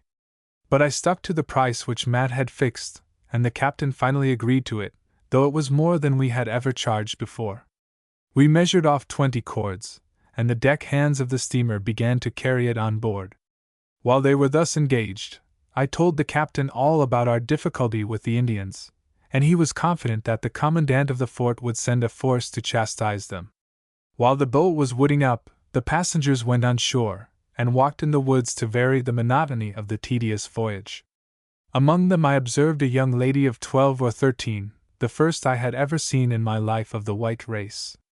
I gazed at her with curiosity and interest, as she walked up the cart path towards the castle. She was alone, for the other passengers took the road on the bank of the brook. She was very prettily dressed, and the sight of her gave me a new sensation. I saw 2 ladies, but they were watching the labors of the deckhands, and did not leave the steamer. "You have some passengers, Captain," said I, wishing to introduce the subject, so that I could inquire about the young lady. "A few, but it is rather too early in the season for them. Mine is the first boat this year," he replied. "Where are these ladies going?" "They are going to Oregon, Portland, I believe." "Who is that young lady?" I asked. "She is the daughter of one of the ladies on deck, and a very pretty girl she is, too. Her name is Ella Gracewood." The hands had nearly finished loading the wood, and the captain ordered the bell to be rung and the whistle to be blown, in order to call back his passengers, who were wandering about on shore. He paid me $80 in gold for the wood, for in this wild region we used only hard coin, and did not believe in banks hundreds or thousands of miles distant. I took the money, and with a portion of it purchased a barrel of flour, a keg of sugar, a quantity of ground coffee, and some other supplies needed at the castle. The steamer hauled in her plank, and casting off her hawser, renewed her long voyage up the river. Mounting Cracker, I rode back to the castle, and harnessed both horses to the wagon, in order to haul up the stores I had purchased. While I was thus employed, I saw the young lady, who had landed from the steamer, walking very deliberately across the field from the forest, to which she had extended her promenade. In her hand she carried some of the little flowers which blossomed in the grass. Occasionally she held them to her nose, and seemed to enjoy their fragrance very much.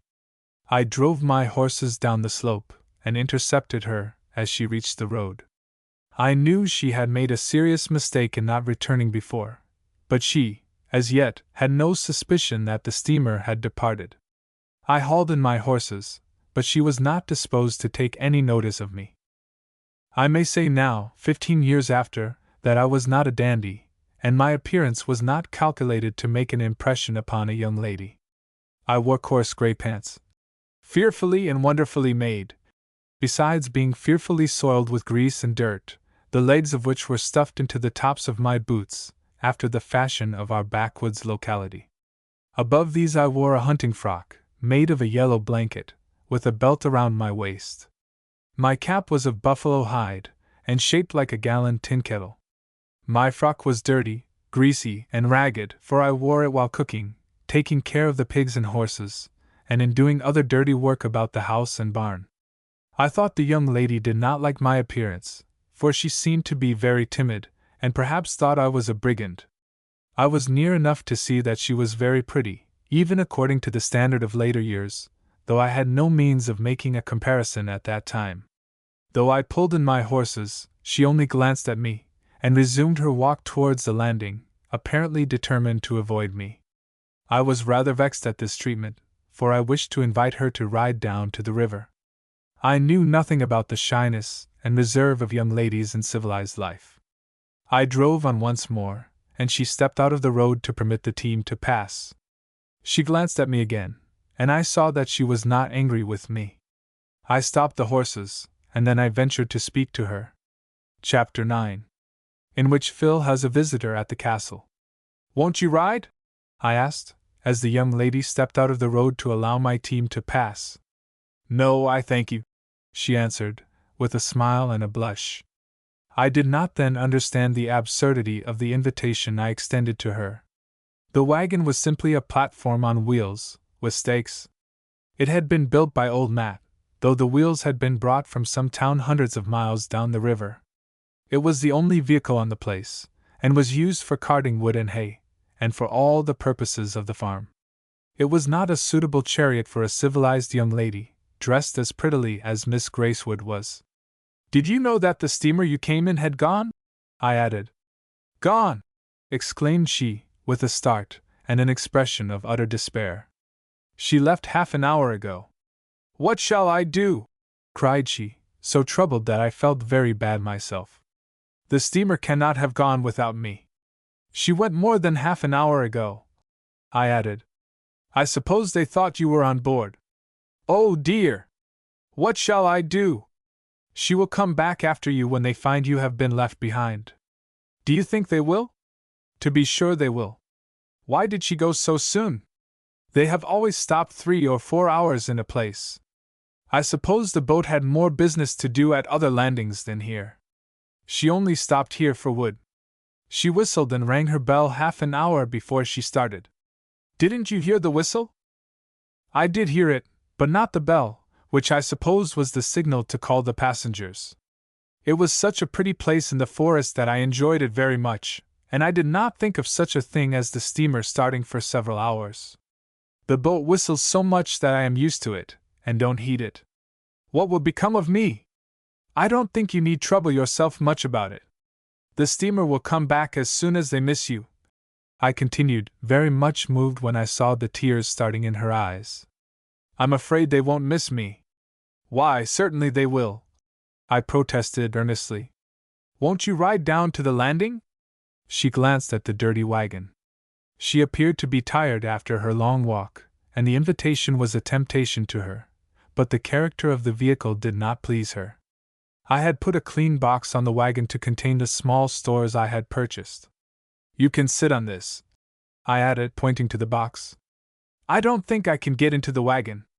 I jumped upon the ground, and placed the box near the vehicle, so that she could use it as a step. I did not understand the rules of gallantry well enough to offer to assist her when she really needed no assistance.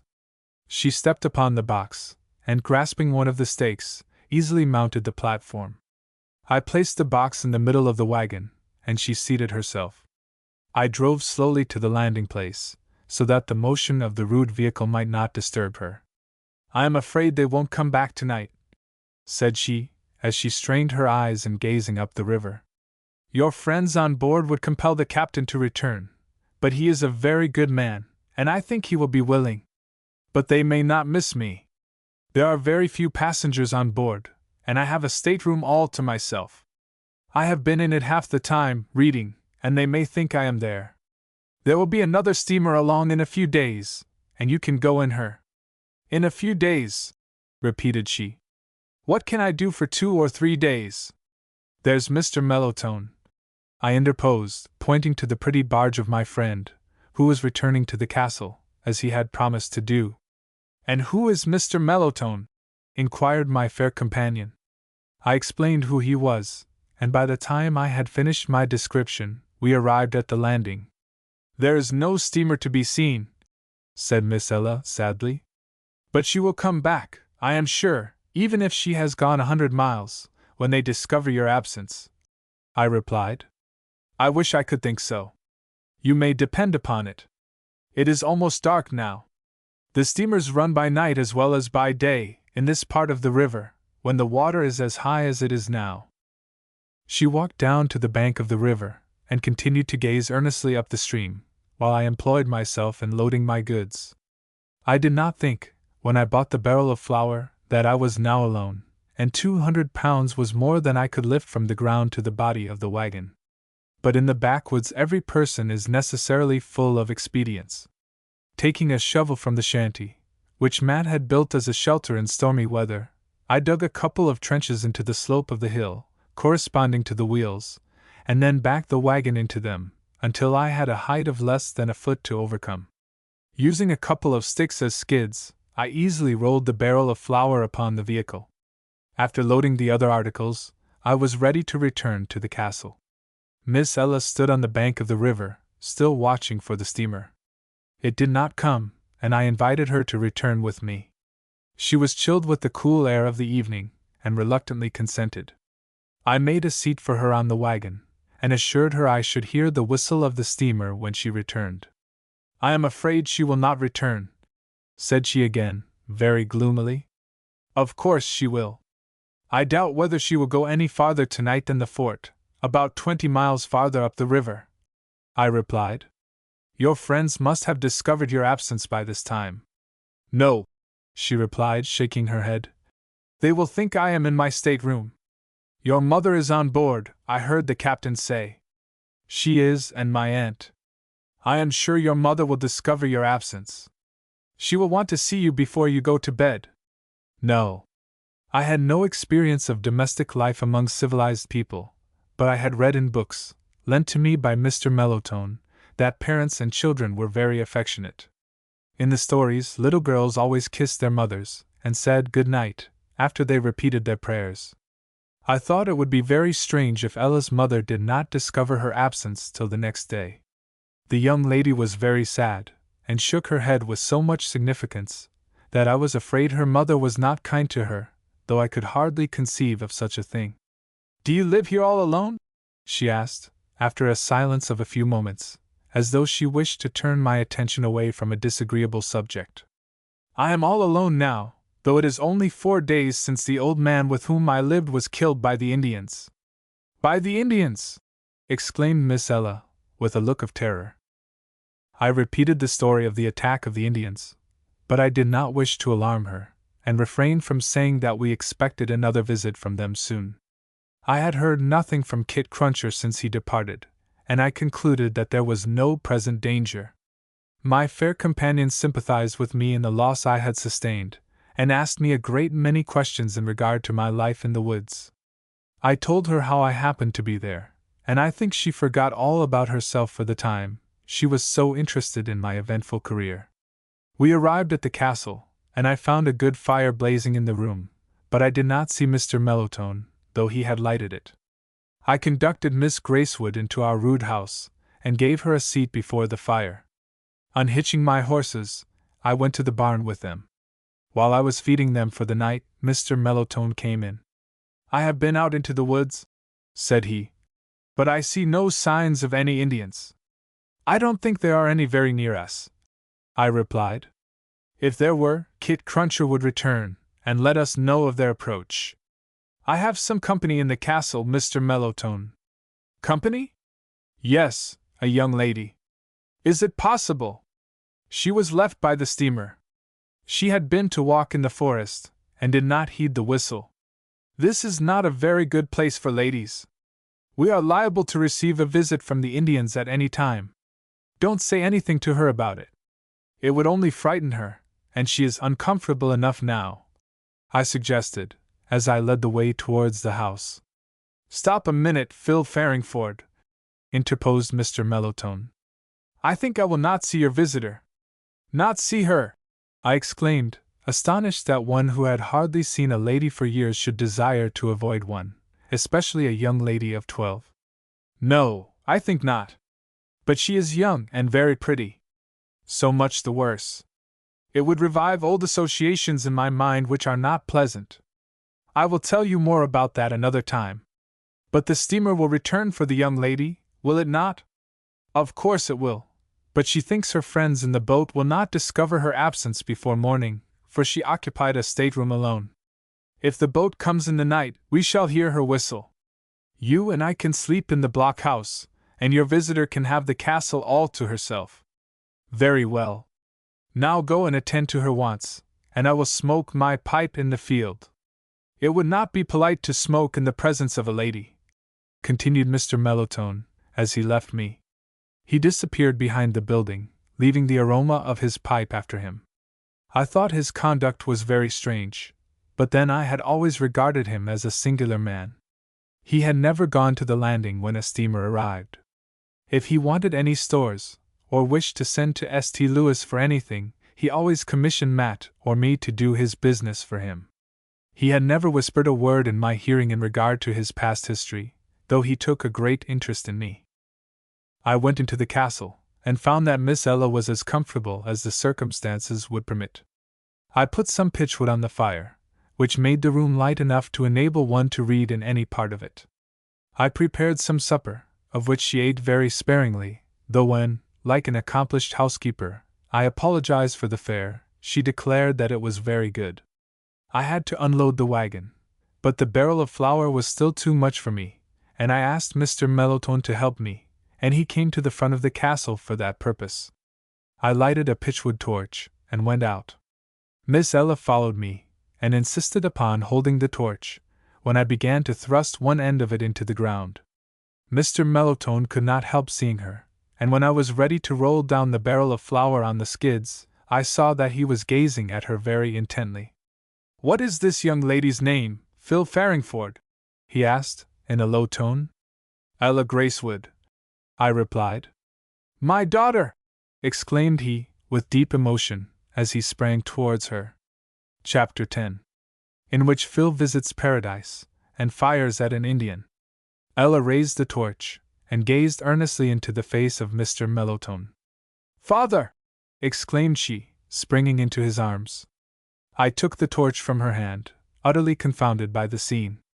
I could not see how Mr. Mellowtone could be the father of Miss Gracewood, for I knew enough of the customs of society to be aware that the daughter bore the parent's name.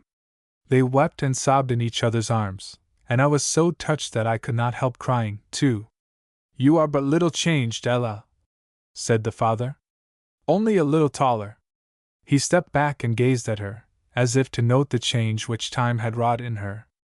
"And you don't look any older than when we parted. How well I remember it!" replied Ella, her pretty face lighted up with joy.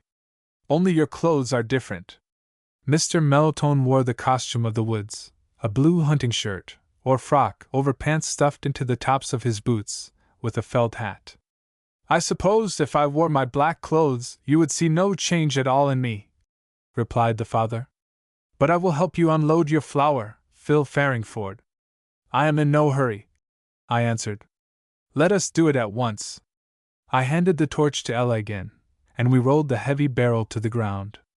"How funny it looks to see you doing such work, father," said she, laughing. "But I am my own cook and my own servant. I chop my own wood, and shoot my own dinner. You shall go to my island home tomorrow, and I think we shall be very happy there." "You needn't do anything more, Mr. Mellowtone," I interposed, when he was going to help unload the rest of the goods. "You can go into the house, and talk with your daughter." "Why do you call him Mr. Mellowtone?" asked Ella. "That is not his name. It is the name by which I am known here in the forest," added he. "But your name is Henry Gracewood." "And you may call me so, Phil Farringford, in future," said Mr. Mellowtone. "My own name sounds strange to me now. I changed it to escape impertinent questions which might possibly be put to me."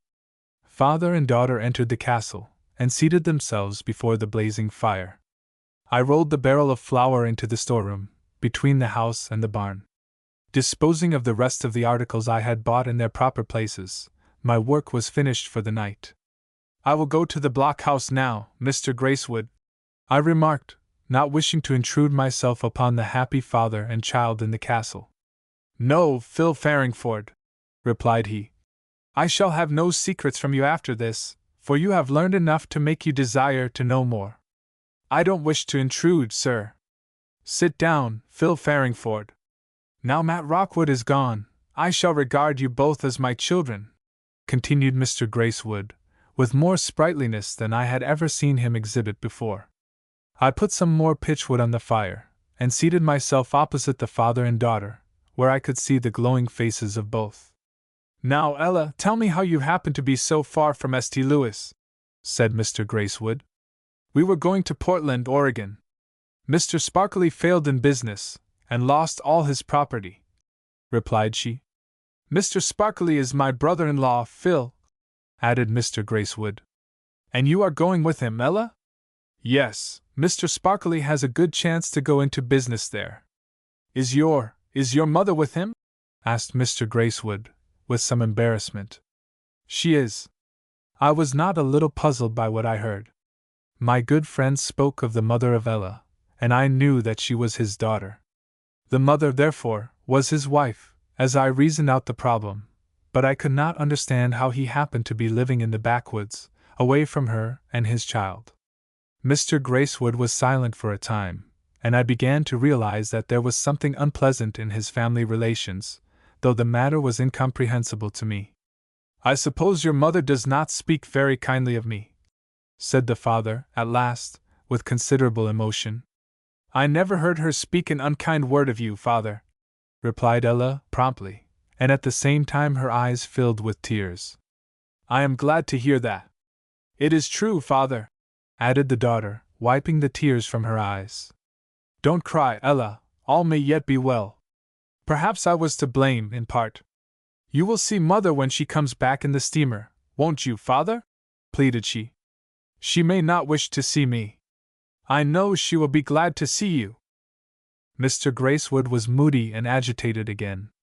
I saw that he was struggling with his feelings, and I hoped that the gentle words of his daughter would lead to a reconciliation. She seemed like an angel of peace to me, as she threw oil upon the troubled waters.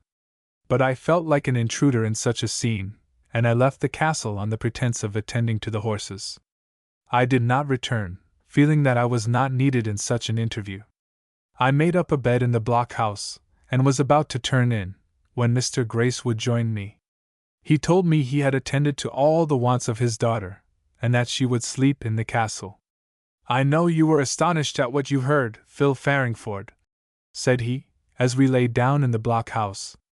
I was, sir, and I felt very bad when your daughter wept. I am afraid, from what Ella says, that I am quite as much to blame as her mother. Indeed, I had begun to think before that the fault was not all on her side. When my father died, he left a handsome fortune, which was divided between my brother and myself. I was educated at one of the best colleges in the West, and intended to study the profession of law, but the death of my father placed sufficient wealth in my possession to enable me to live in luxury without any exertion. I was married, and for a few years lived very happily. I had always been very fond of fishing and hunting, and while in college I spent all my vacations in camp, on the prairie or in the forest. After I was graduated, I used to devote 2 or 3 months of the year to these pursuits. When I was married, I was not willing to forego this luxury, for such it was to me, and without going into the painful details, this subject became a source of difference between us. I thought my wife was unreasonable, and she thought the same of me. 6 years ago she told me, if I went on my usual excursion, she would leave me, never to return. I could not believe she was in earnest. I had reduced the period of my absence to 6 weeks, and when I returned found my house closed. Mrs. Gracewood was at the residence of her brother, Mr. Sparkly. I sent her a note, informing her of my return. She wrote me in reply, that if I would promise to abandon my annual hunting trip, or take her with me, she would come back. I replied that I would travel with her wherever she desired to go, and at any time except in June and July, and that a woman was out of place in a camp of hunters. She positively refused to return or to see me on any other than her own conditions. I met Ella every week at my own house, where she came in charge of a servant. Neither of us would yield, and life was misery to me. The next spring I placed all my property in the hands of my brother, with instructions to pay my wife an annuity of $3,000 a year, and made a will in favor of my child. I had been to this region before, and hunted upon the island where I now live. To me it was a paradise, and I determined to spend the rest of my days there. I felt that I had been robbed of all the joys of existence in the love of my wife and child. Taking the materials for my house, furniture, a piano, and my library, with a plentiful supply of stores, I came up the river in a steamer, and have lived here ever since. But didn't you wish to see your daughter? I asked. Very much, but I was afraid that the sight of her would break down my resolution, and induce me to yield the point for which I had contended. A kind Providence seems to have sent my child to me, to open and warm my heart. Do you still think you were right? I asked. I do. My annual hunt was life and strength to me for the whole year. I thought my wife's objections were unkind and unreasonable, but I believe now, since I have seen Ella, that my manner was not conciliatory, that I was arbitrary in my refusal. Perhaps, if I had been kind and gentle, and taken the pains to convince her that my health required the recreation, she would have withdrawn her objections. Quarrels, Phil Farringford, oftener result from the manner of the persons concerned than from irreconcilable differences. I went to sleep, but I think it was a long night to Mr. Gracewood. When I waked he had left the blockhouse, but I found him with Ella, at sunrise, on the bank of the river. He had called her up, and was going to start at that early hour for Paradise, as he called his island. He invited me to go up as soon as I could, declaring that there was no danger from the Indians so long as Kit did not return. I was sorry to lose my pretty visitor so soon, but she was as impatient to see the home of her father as he was to have her do so. I watched the beautiful boat as Mr. Gracewood pulled up the stream, but I trembled when I considered the danger of losing my neighbors, for Ella would not think of remaining long in such a lonely region. I took care of the horses, and turned them out to feed on the new grass, believing that they would be better able to take care of themselves in my absence if the Indians visited the clearing. After breakfast, I walked down to the landing, where I had a boat, as starting from there would save me the labor of paddling a mile against the current. I soon reached the island, and landed upon the lower end.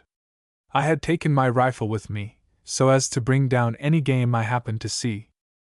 As I walked up the slope of the hill, I discovered in the water, on the north side of the island, a couple of Indian dugouts. I was alarmed, and hastened with all speed to the house of my good friend. I heard the music of his piano, and was assured that the Indians had not yet done any mischief. I went up to the door, which was wide open. Mr. Gracewood sat at the instrument, with his pipe in his mouth, inspired by the melody he was producing. At the same instant I perceived the head of an Indian at a window behind the pianist. I saw him raise a rifle, as if to take aim. As quick as my own thoughts, I elevated my own piece and fired. Chapter 11. In which Phil engages in the pursuit of the Indians. The shot which I fired was instantly followed by a fierce and savage yell. Until this moment the invaders had been creeping like cats up to the house, and Mr. Gracewood and Ella had no suspicion of their presence. In coming up the river I had crossed to the opposite side by a diagonal course, partly to shorten the distance, and partly to avoid a strong current, which swept in close to the shore above the mouth of Fish Creek. The Indians must have been making the passage at the same time, but the island was between them and me, so that I could not see them. They belonged to the same band that had attacked us at the castle. The fact that they had their dugouts with them assured me they had come down Crooked River, the next stream above the Fish, on our side of the Missouri. I concluded that they intended to renew the attack upon the castle, and had come in their boats, so that they could approach on the water side of the farm. They knew Mr. Gracewood very well, and meant to plunder him first, for his share in the occurrences of the last week.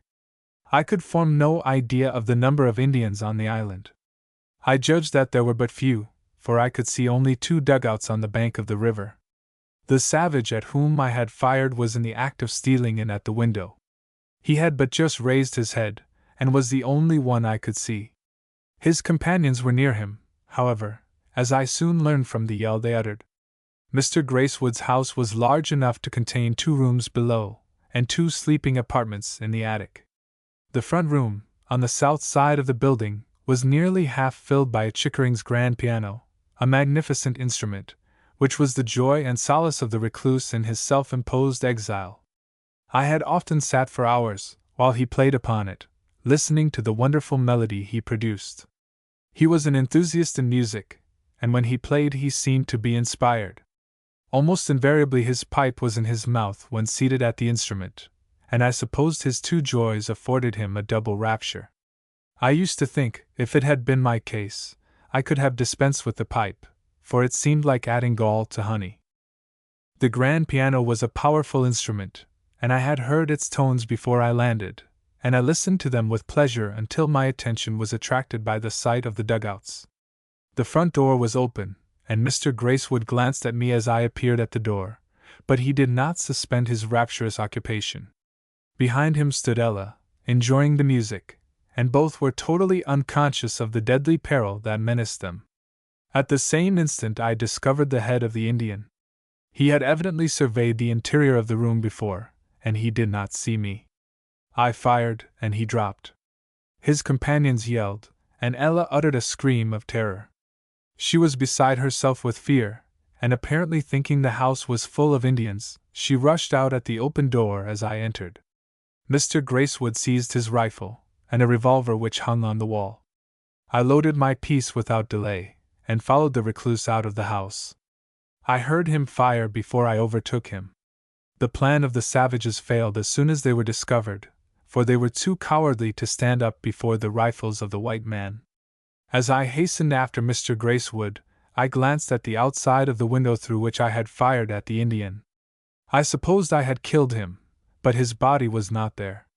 A terrible scream from Ella, followed by a cry of anguish from her father, startled me at this moment, and I ran with all speed in the direction from which the sounds came.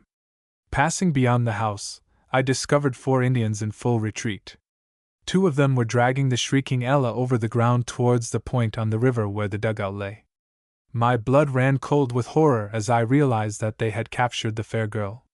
The poor child, in her terror, had run away from the house to escape the savages, who, she supposed, were in it, but only to encounter them where we could not prevent her capture. The agony of her father was fearful. He groaned in the heaviness of his soul. We could not fire upon the Indians without danger of hitting Ella, whom her captors cunningly used to protect their own bodies from our bullets. Mr. Gracewood ran, but his limbs seemed to be partially paralyzed by the agony of his soul. It was but a short distance to the river, and before we could overtake the Indians they had dragged their prisoner into one of the dugouts, and pushed off from the shore. I passed the poor father, but reached the bank of the river too late to be of any service to Ella.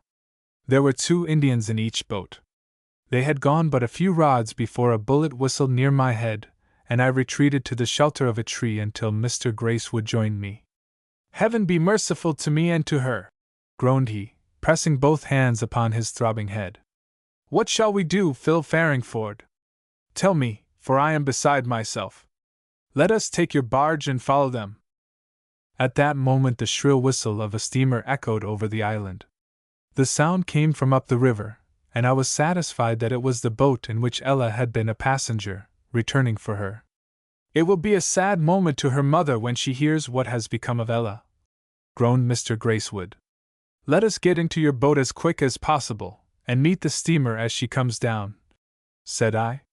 We ran to the landing place at the lower end of the island, and embarked in the barge. Mr. Gracewood rowed with all his might up the stream. "Do you see the dugouts, Phil Farringford?" he asked, after he had pulled to the upper end of the island. "I can just see them. They are making for Crooked River. Do you see the steamer? She is not in sight yet." The mouth of Crooked River was half a mile above Paradise Island.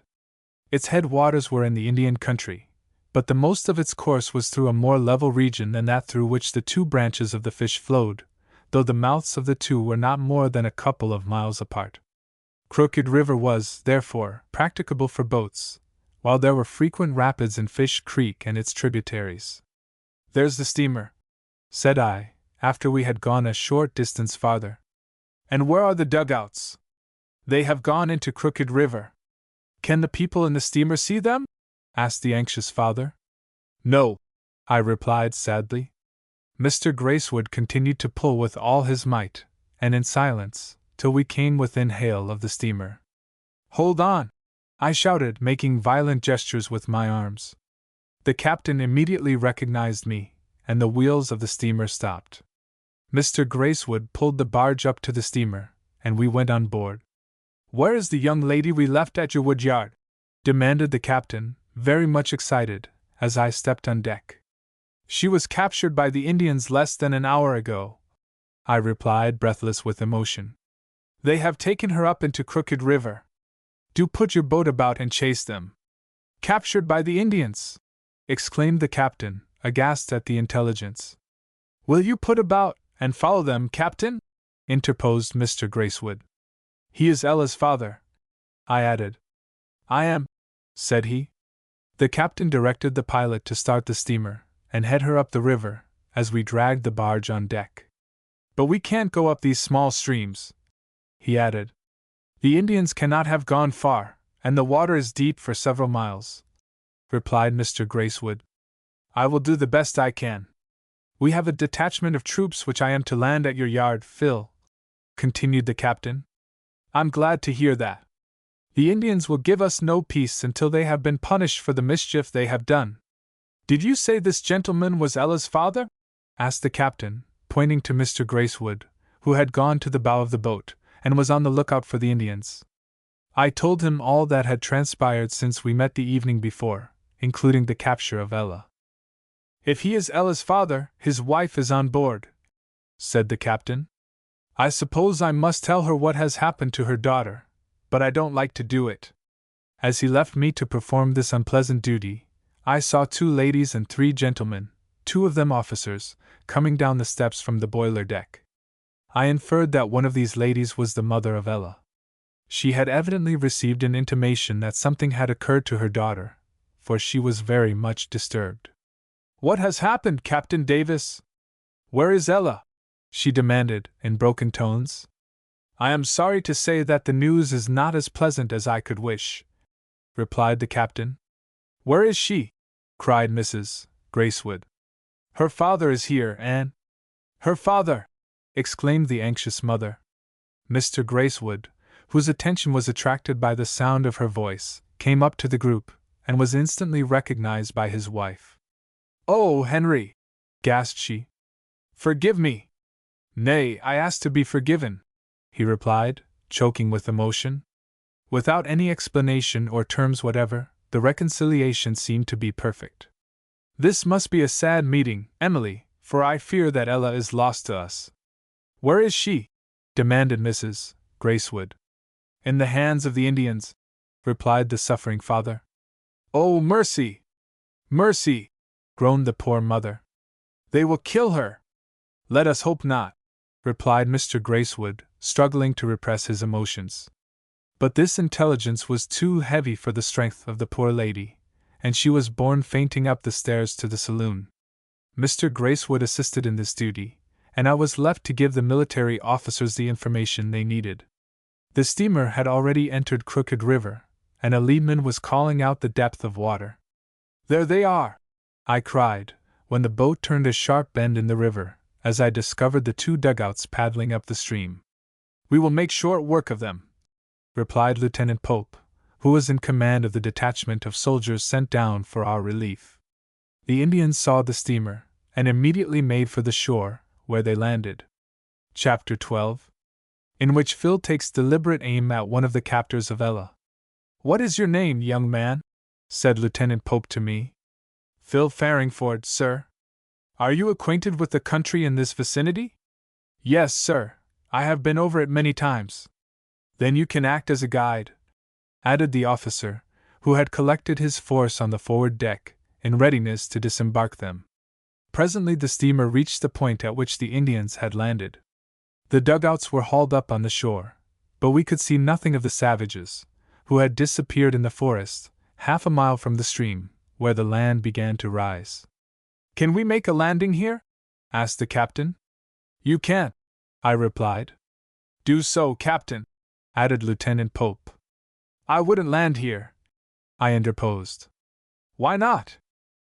This boat can go 3 miles up the river, sure, and perhaps 5. The Indians must travel upstream in order to escape you. If you go up 2 miles farther, you can head them off. Keep her going, Captain, added the officer. 2 or 3 miles east of us is Big Fish Creek. The Indians can't get across below us without swimming. Then we shall have them between these 2 streams. Of course it is possible for them to get across the Big Fish, but it won't be very easy, unless they get rid of their prisoner. How far is it across the country to the creek? Asked the lieutenant. About 3 miles here. Crooked River twists round in a half circle. You may be gone a week, Lieutenant Pope, interposed the captain.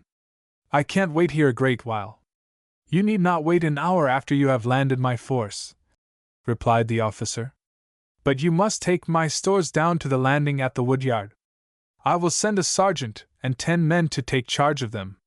The campaign, it appeared, was to be commenced at this point, and I was to guide the soldiers to the Indian village north of our settlement. Mr. Gracewood soon appeared on the forward deck, and the plan was explained to him. His wife was a little better, and he was anxious to join in the pursuit of the savages. I tried to prevail upon him to go down to the landing with the soldiers, but he was resolute, and declared that he would follow the Indians till he recovered his daughter. One of us should go down with the soldiers, and take care of Mrs. Gracewood, for I suppose she no longer thinks of going to Oregon, I said. Why will you not go, Phil Farringford? He replied. I am to act as the guide for the soldiers who pursue the Indians. I will guide them, added Mr. Gracewood. Either of you, interposed the lieutenant. I was anxious to go with the soldiers myself, and to have a hand in capturing the miscreants who had carried off Ella, but her father had a stronger claim upon this duty, and I yielded. 2 miles above the point where we had passed the dugouts, the steamer made a landing. After I had explained to Lieutenant Pope the nature of the country, and the localities of the streams, he decided to take only half his force with him, and to send the other half to the landing, with instructions to march up the Little Fish towards the Indian village. The 2 detachments would come together on the river before reaching their final destination. The soldiers who were to pursue the Indians landed, and the steamer started again. It was about noon when we reached the landing at the castle.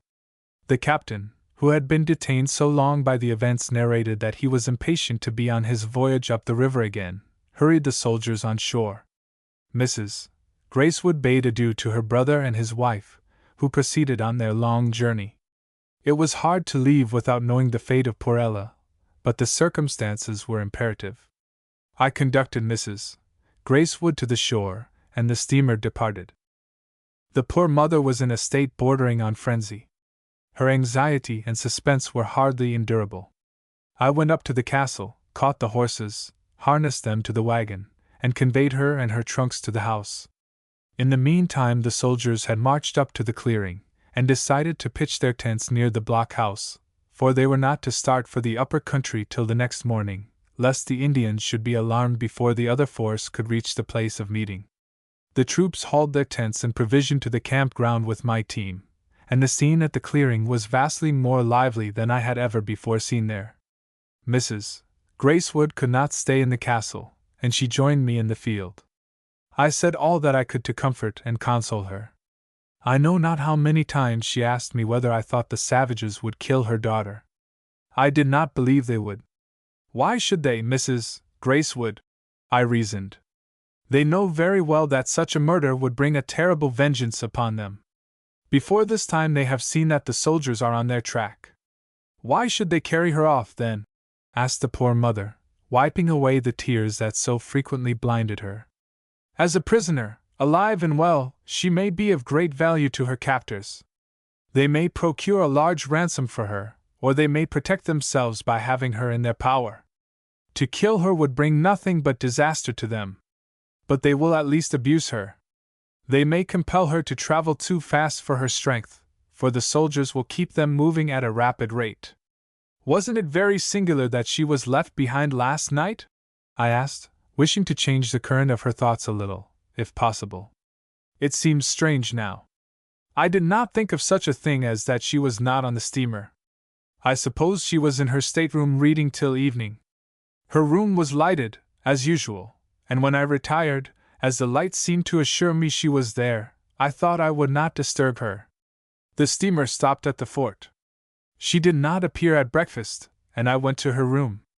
I was frightened when I saw that it had not been occupied, and I ran to the captain. Inquiry proved that she had not been seen since we left this landing. I was told that people lived here, and that she would not suffer. As soon as the freight was unloaded, the steamer returned.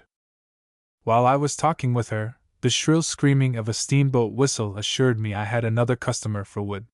Slinging my rifle over my shoulder, for in these troublous times it was not safe to go unarmed, I rode old Firefly down to the landing. I sold 20 cords of cottonwood, and put $80 into my pocket. I told the captain all the news, while the hands were loading the fuel, and the steamer went on her winding way up the river. In a short time she disappeared beyond the bend. I was about to mount my horse, and return to the castle, when I discovered a dugout in the distance cautiously stealing down the great river, under the shadow of the bank. It contained 2 Indians, but I was thrilled with excitement when I discovered a young lady seated between them. It was Ella Gracewood. I was in a clump of trees, where I had fastened Firefly, and the savages could not see me. I unslung my rifle, and satisfied myself that it was in condition for use. Breathless with interest and anxiety, I watched the dugout. I realized that the Indians had doubled on the soldiers in pursuit of them by returning to their boats, and coming down Crooked River. They evidently intended to ascend the Fish River. Aware that the troops were in hot pursuit of them, I could understand that their only solicitude was to escape with their prisoner, whose presence was a sort of guarantee of their own safety. I hardly dared to breathe, lest the savages should discover me. I crouched behind a bush, and watched the progress of the enemy, as they rounded the point, and paddled up the Fish River. I could not make up my mind what to do. If I went up to the camp to inform the soldiers of what I had seen, I should lose sight of the dugout. I expected every moment to see the other 2 Indians come round the point in the second dugout, but they did not appear. As the savages ascended the stream, I crawled out of my hiding place. Mr. Gracewood's barge had been left at the loading by the steamer, and I launched it as the dugout disappeared beyond a bend in the creek. I rowed with the utmost caution up the stream, fearful that the quick ear of the Indians might detect the sound of the oars. I took the precaution to muffle the oars, using an old coat I found in the boat for the purpose. At the bend where I had lost sight of the enemy, I held the barge by an overhanging branch, until I had satisfied myself that it was safe to proceed. The dugout was not in sight, and I continued to pull up the stream, pausing at every turn to take an observation. As it was not safe for me to go forward while the dugout could be seen, I had not obtained another view of it when I reached the junction of the Big and Little Fish Creeks. As the soldiers were between the former and Crooked River, I knew the fugitives would not take that branch, and I confidently pulled up the Little Fish. 2 miles above the junction the rapids commenced, and boats could go no farther in this direction. Unfortunately, the stream was too straight to suit my purpose, and seeing the dugout half a mile ahead of me, I landed, and determined to walk in the path on the bank of the creek. The trees enabled me to keep out of sight, and I quickened my pace, so as to lessen the distance between myself and the enemy. As they made but slow progress against the current, I was soon as near them as I dared to go. In this manner I crept along the path till the dugout arrived at the rapids. The Indians landed, and compelled Ella to do so. I could not see her face, but I judged that she had in some degree become reconciled to her situation. The place where the fugitives landed was at the mouth of the little brook up which Mr. Gracewood and I had followed the horse thieves. The rapids were just above the mouth of this stream, and the locality was my favorite fishing ground. I supposed the savages would follow the path on the bank of the creek, which led to the Indian village, but instead of doing so, they struck into the woods by the route the horse thieves had taken. I walked up to the mouth of the brook, but I knew the Indians could go but a short distance in the direction they had chosen. It was nearly sundown, and I concluded that they intended to encamp for the night. I had about decided to return to the castle, and procure the assistance of the soldiers, when I heard one of the Indians approaching. Concealing myself behind a tree, I waited to observe his movements. He went to the river, embarked in the dugout, and pushing out into the middle of the stream, commenced fishing, not 50 yards from me. I could not resist the temptation to open the battle, and taking deliberate aim at the Indian with my rifle, I fired. Chapter 13. In which Phil and his companion arrive at the cabin of Kit Cruncher. If I had considered the matter a moment longer, probably I should not have had the courage to open the battle, for, if I failed to hit the Indian, my situation would become desperate, and with an empty rifle in my hand, I could only depend upon my legs for safety, while the savages would be able to escape with their prize before the soldiers could be brought up. Fortunately for me, I did not miss my aim. My bullet evidently passed through the brain of the savage, for he threw up his arms, and dropped over into the bottom of the dugout. His fall disturbed the boat, and detached it from the overhanging branch by which he had secured it, to enable him to fish. The current whirled it around, and carried it down the river. Though I could not rid myself of a certain sensation of horror, when I found that I had actually taken a human life, I was well satisfied with what I had done. My frame trembled with emotion and excitement as I hastened to load my rifle again. I expected that the sound of the shot would bring the other Indian to the spot, and I nervously awaited his approach, but he did not appear. As the first Indian had come to the creek to obtain food, his companion doubtless supposed he had fired at some game. The wind wafted the smell of smoke to me, and I surmised that the savage at the camp was preparing to cook the fish or game which the other was to obtain. The sun went down, and it began to be dark in the shades of the forest. I had become composed and resolute again, after waiting half an hour for the coming of the other redskin. I had arrived at the conclusion that it was not worth while to return to the castle for the soldiers. I was sure that the Indian at the campfire would soon come down to the creek to ascertain what had become of his companion. To prevent him from stumbling upon me, I retreated a little farther from the stream into the forest. I could not be mistaken in my calculation, which was soon verified by the sound of footsteps in the direction of the Indian camp. I found my heart beating violently again, and I dreaded the necessity of shooting the savage almost as much as I did the consequences if I failed to do so. It was still light enough for me to see him distinctly when he made his appearance on the bank of the brook. I raised my rifle with the intention of firing the instant he stopped long enough to enable me to ensure my aim, for I had not confidence enough to shoot while he was in motion. But I was so agitated that I was not in condition to do justice to my own skill. The savage walked rapidly to the bank of the creek, and halted, looking up and down in search of the dugout and his companion. "Ugh!" grunted he, in order to express his dissatisfaction at the long absence of his associate, I suppose. Then he shouted, and waited for a response from his absent friend, but he did not hold still long enough to enable me to cover his head with the muzzle of my piece. I was so excited by the consideration of the fatal consequences to me, and perhaps to Ella, if I failed to bring him down, that I had not pluck enough to fire. I had slain one man, and it was awful to think of killing another. I would have given all the gold in my pocket if Kit Cruncher had stood by my side at that instant, and relieved me of the fearful responsibility of the occasion. Of course there was no response to the call of the Indian, and, after glancing all around him, he walked rapidly down the path on the bank of the creek in search of his lost mate. This movement on his part afforded me a new hope. As Ella had not come to the stream with her surviving captor, it was evident enough that he had left her at the campfire, probably tied to a tree, or otherwise secured. I waited till the Indian had disappeared, and then hastened in the direction of the camp. I did not take much pains to move without noise, for I concluded that the Indian would have his ear to the ground frequently, to obtain tidings of his missing associate. I ran with all the speed I could command. I found Ella fastened to a tree near the fire. Her hands were tied behind her, so that she was unable to help herself. "Oh, Phil Farringford!" cried she, as I approached. "Don't make any noise, Ella," I replied, cutting the cords which bound her. "Follow me, and be very careful." "Where are the Indians?" she asked, in a whisper, her teeth chattering with terror and excitement. "I have shot one, and the other is not far off. I conducted my fair companion a short distance down the brook, and taking her in my arms, I bore her across the stream. "Hark!" said I, as I placed her on the other side. We listened, and I heard the Indian shouting for his companion. From the direction of the sound I concluded that he was near the mouth of the brook.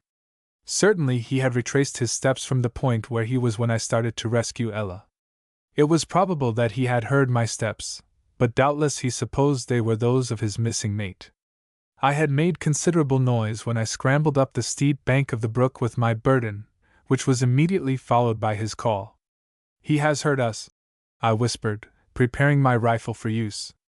"What shall I do?" asked my trembling charge. "Come with me. The brook is between him and us now, and I don't think he will hear our steps if we move very carefully." I took her by the hand and led her through the dark forest. I intended to proceed in an easterly direction till I came to Kit Cruncher's brook, and then followed the path along its bank to the castle.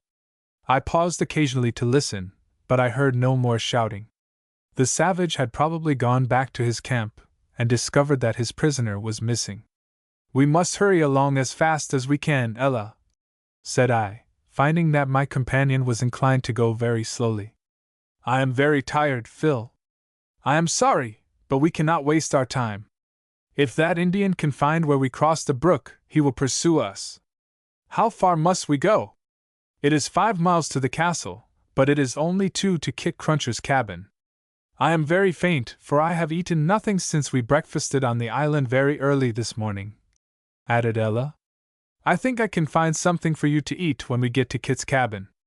"But where is my father, Phil?" asked Ella. "I hope nothing has happened to him." "Nothing has happened to him. He is with the soldiers who landed up Crooked River. Did you not see the troops?" "I saw them when they landed, but not afterwards." "Did the Indians use you badly?" I inquired. "No, they only compelled me to walk when I was so tired that every step was painful." "Where did you go after you left the dugouts?" "I'm sure I don't know. We traveled till we came to another river. That was the Great Fish," I added. "2 of the Indians left us then, and paddled across this river on a log. They had a talk before they separated, and they pointed often at me. I knew that it was about me." "Where did you go then?" I asked, anxious, if possible, to ascertain the plan of the savages. "We walked back again till we came to the edge of the forest, not far from the river. Here one of the Indians lay down on the ground, so that the soldiers could not see him, and crawled to the stream. The other led me through the woods towards the Missouri, 2 or 3 miles, I should think. At any rate, I was completely exhausted. At last we arrived at the great river, in sight of the island where my father lived." "But where were the soldiers?" I asked. "I suppose they were beating about the woods, looking for us. The Indian drove me down the steep bank of the river to the waterside. I was terribly frightened, and if my savage conductor had not held my arm I should have slipped down into the river. Here I was permitted to rest myself for an hour, and then the other Indian came in the boat." "Did you see the steamer that went up the river this afternoon?" "I did, and when the Indians heard the whistle, they ran the boat into a creek, and kept very quiet until she had passed. Then they paddled up the river by the woodyard. I saw you when you went by, and followed in your father's barge," I added. "Did you come all alone?" "Yes, there are about 30 soldiers at the castle, but I thought, if I went after them, I should lose sight of you, and so I came up alone. I have some good news for you, Ella." "What is it?" she asked faintly. "Your father and mother met on board of the steamer, and are now good friends." "I am so glad! But I do wish we could rest," she added. "Sit down on this log, Ella," I replied, conducting her to a fallen tree. "I haven't heard anything from that Indian, and I don't believe he is on our track." "Oh, I hope not, but I couldn't run if I saw him this instant. We ought to get back to the castle tonight, if it is possible," I added. "I don't believe I can walk so far. Your poor mother is suffering every moment.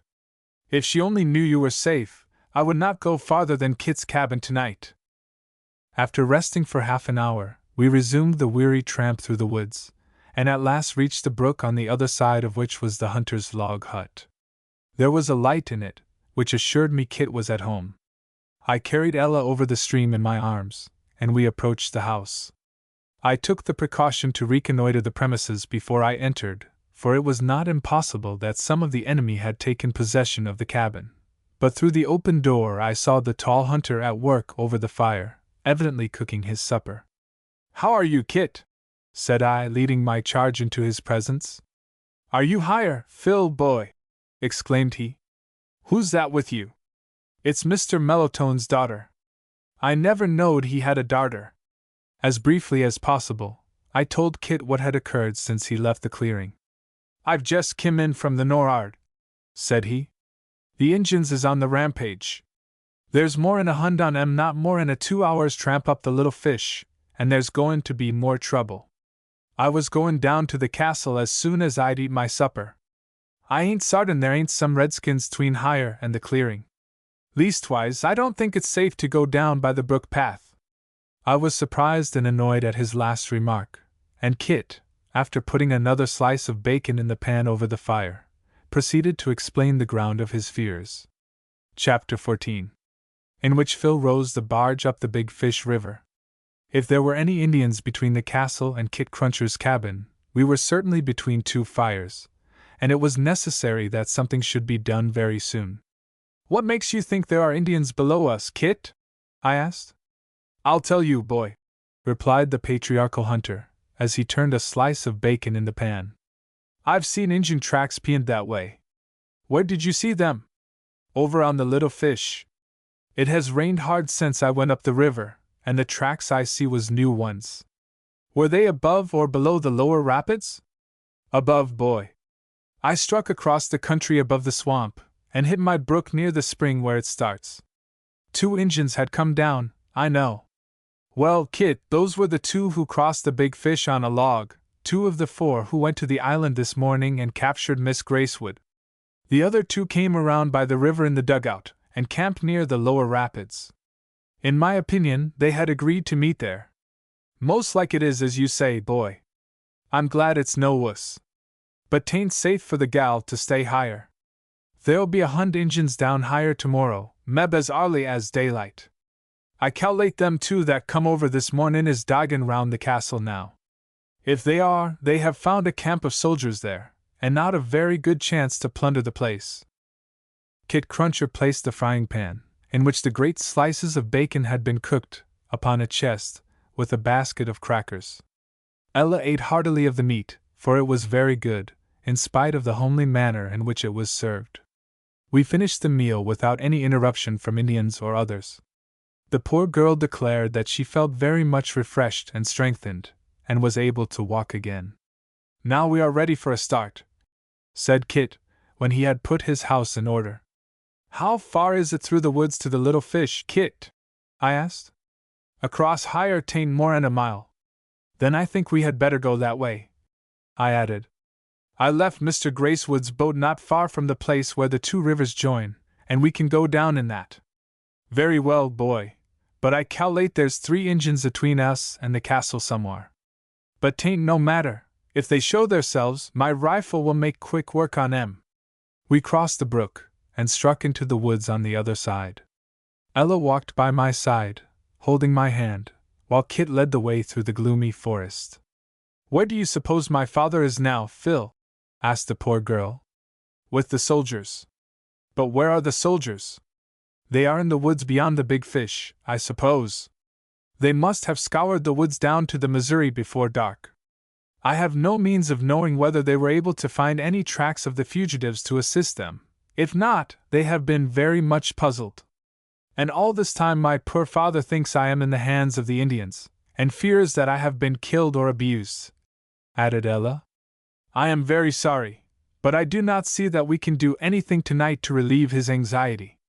"No, Phil, I see that you cannot. You have been very brave and noble, and very kind to me, and I shall remember you with gratitude as long as I live. I don't ask for anything better than to serve you," I replied. "In the morning the troops at the castle will start, and I have no doubt they will communicate with those beyond the Big Fish in the course of the day. I do wish father were here.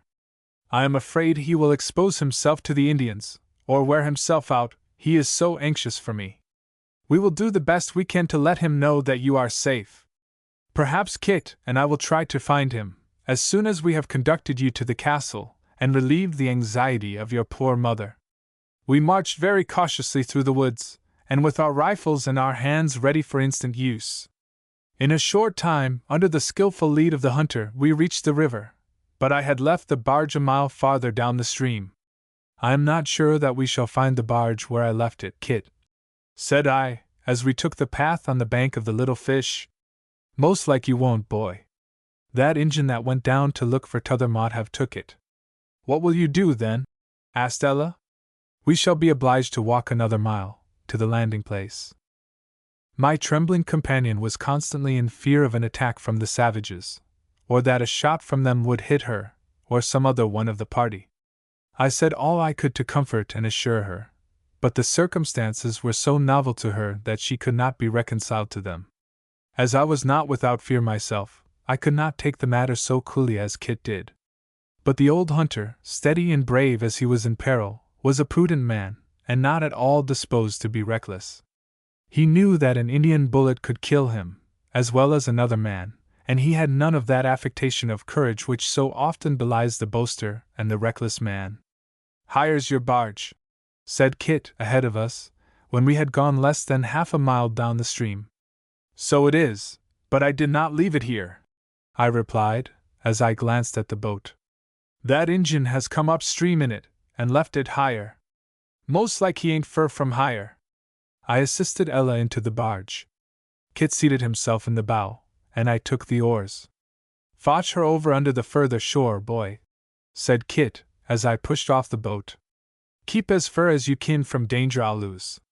The old hunter's suggestion was certainly a good one, as was fully demonstrated only a few minutes later. I pulled the barge to the other side of the river, but we had gone only a few rods before the crack of a rifle, followed by a whizzing bullet, assured us the enemy were at hand. The barge was painted white, and was a shining mark in the night for the savages to fire at. "Oh, mercy!" cried Ella. "Did it hit you?" I asked, alarmed by her cry. No, but—" "Don't make any noise, then. Run the barge ashore higher, boy," said Kit Cruncher quietly. I obeyed instantly, but another shot followed the first one, though, fortunately, neither of them did any harm. "Let the gal go ashore," added Kit. I understood his plan, and assisted Ella to land. "Run up the bank into the woods, and get behind a tree," I said to her, as a third shot came across the river. But the Indians were firing blindly in the dark, and though the last bullet hit the boat, we were still safe. Kit stepped on the shore, and we dragged the boat out of the water. The hunter paused on the bank of the river, and gazed across in the direction from which the shots came. "There's 3 on 'em over thire," said Kit. "The shots was too near together to come out of one barrel. Haul the barge up the bank afore they hev time to load up agin." The barge was light, and we had no difficulty in taking it up the bank into the woods. For the present we were safe, but it was certain that there were 3 savages on the bank of the river, and between us and the castle. We had, luckily, escaped injury so far, and Kit was not the man to lead us into any unnecessary peril. We were now on the tongue of land between the Big and the Little Fish rivers, and only a short distance above their junction. At the point where we landed it was less than a quarter of a mile from one river to the other. "We can't go down Fish River tonight," said I, when we had pulled the boat up the bank. "Not without rest, boy," replied Kit. "What shall we do?" asked the frightened Ella. "Don't be skeered, little gal," interposed Kit, in a tone more tender than he was in the habit of using. "You are as safe higher as you'd be in your marm's lap." "Can't the savages come over here?" she inquired. "'Pears like they can't, leastwise, not without swimming, and we can stop 'em faster 'n they can come over. Rifle balls travels fast," answered Kit sagely. "But I don't reckon they'll want to come over higher." "Do you suppose they know there are soldiers at the clearing?" I asked. "I don't reckon they do. They mought know it, and they mought not, but from what you say, I cal'late they hain't had time to go down and see." "Perhaps they intended to go there tonight," I suggested. "It mought be," I think they were looking for something to eat first. I believe the 2 Indians who came across the river on the log were to meet the other 2 at the camp on the brook where I went. They knew they could get plenty of fish there. After I shot one of the party at the camp, the remaining one must have come across the other 2. They will keep between us and the castle.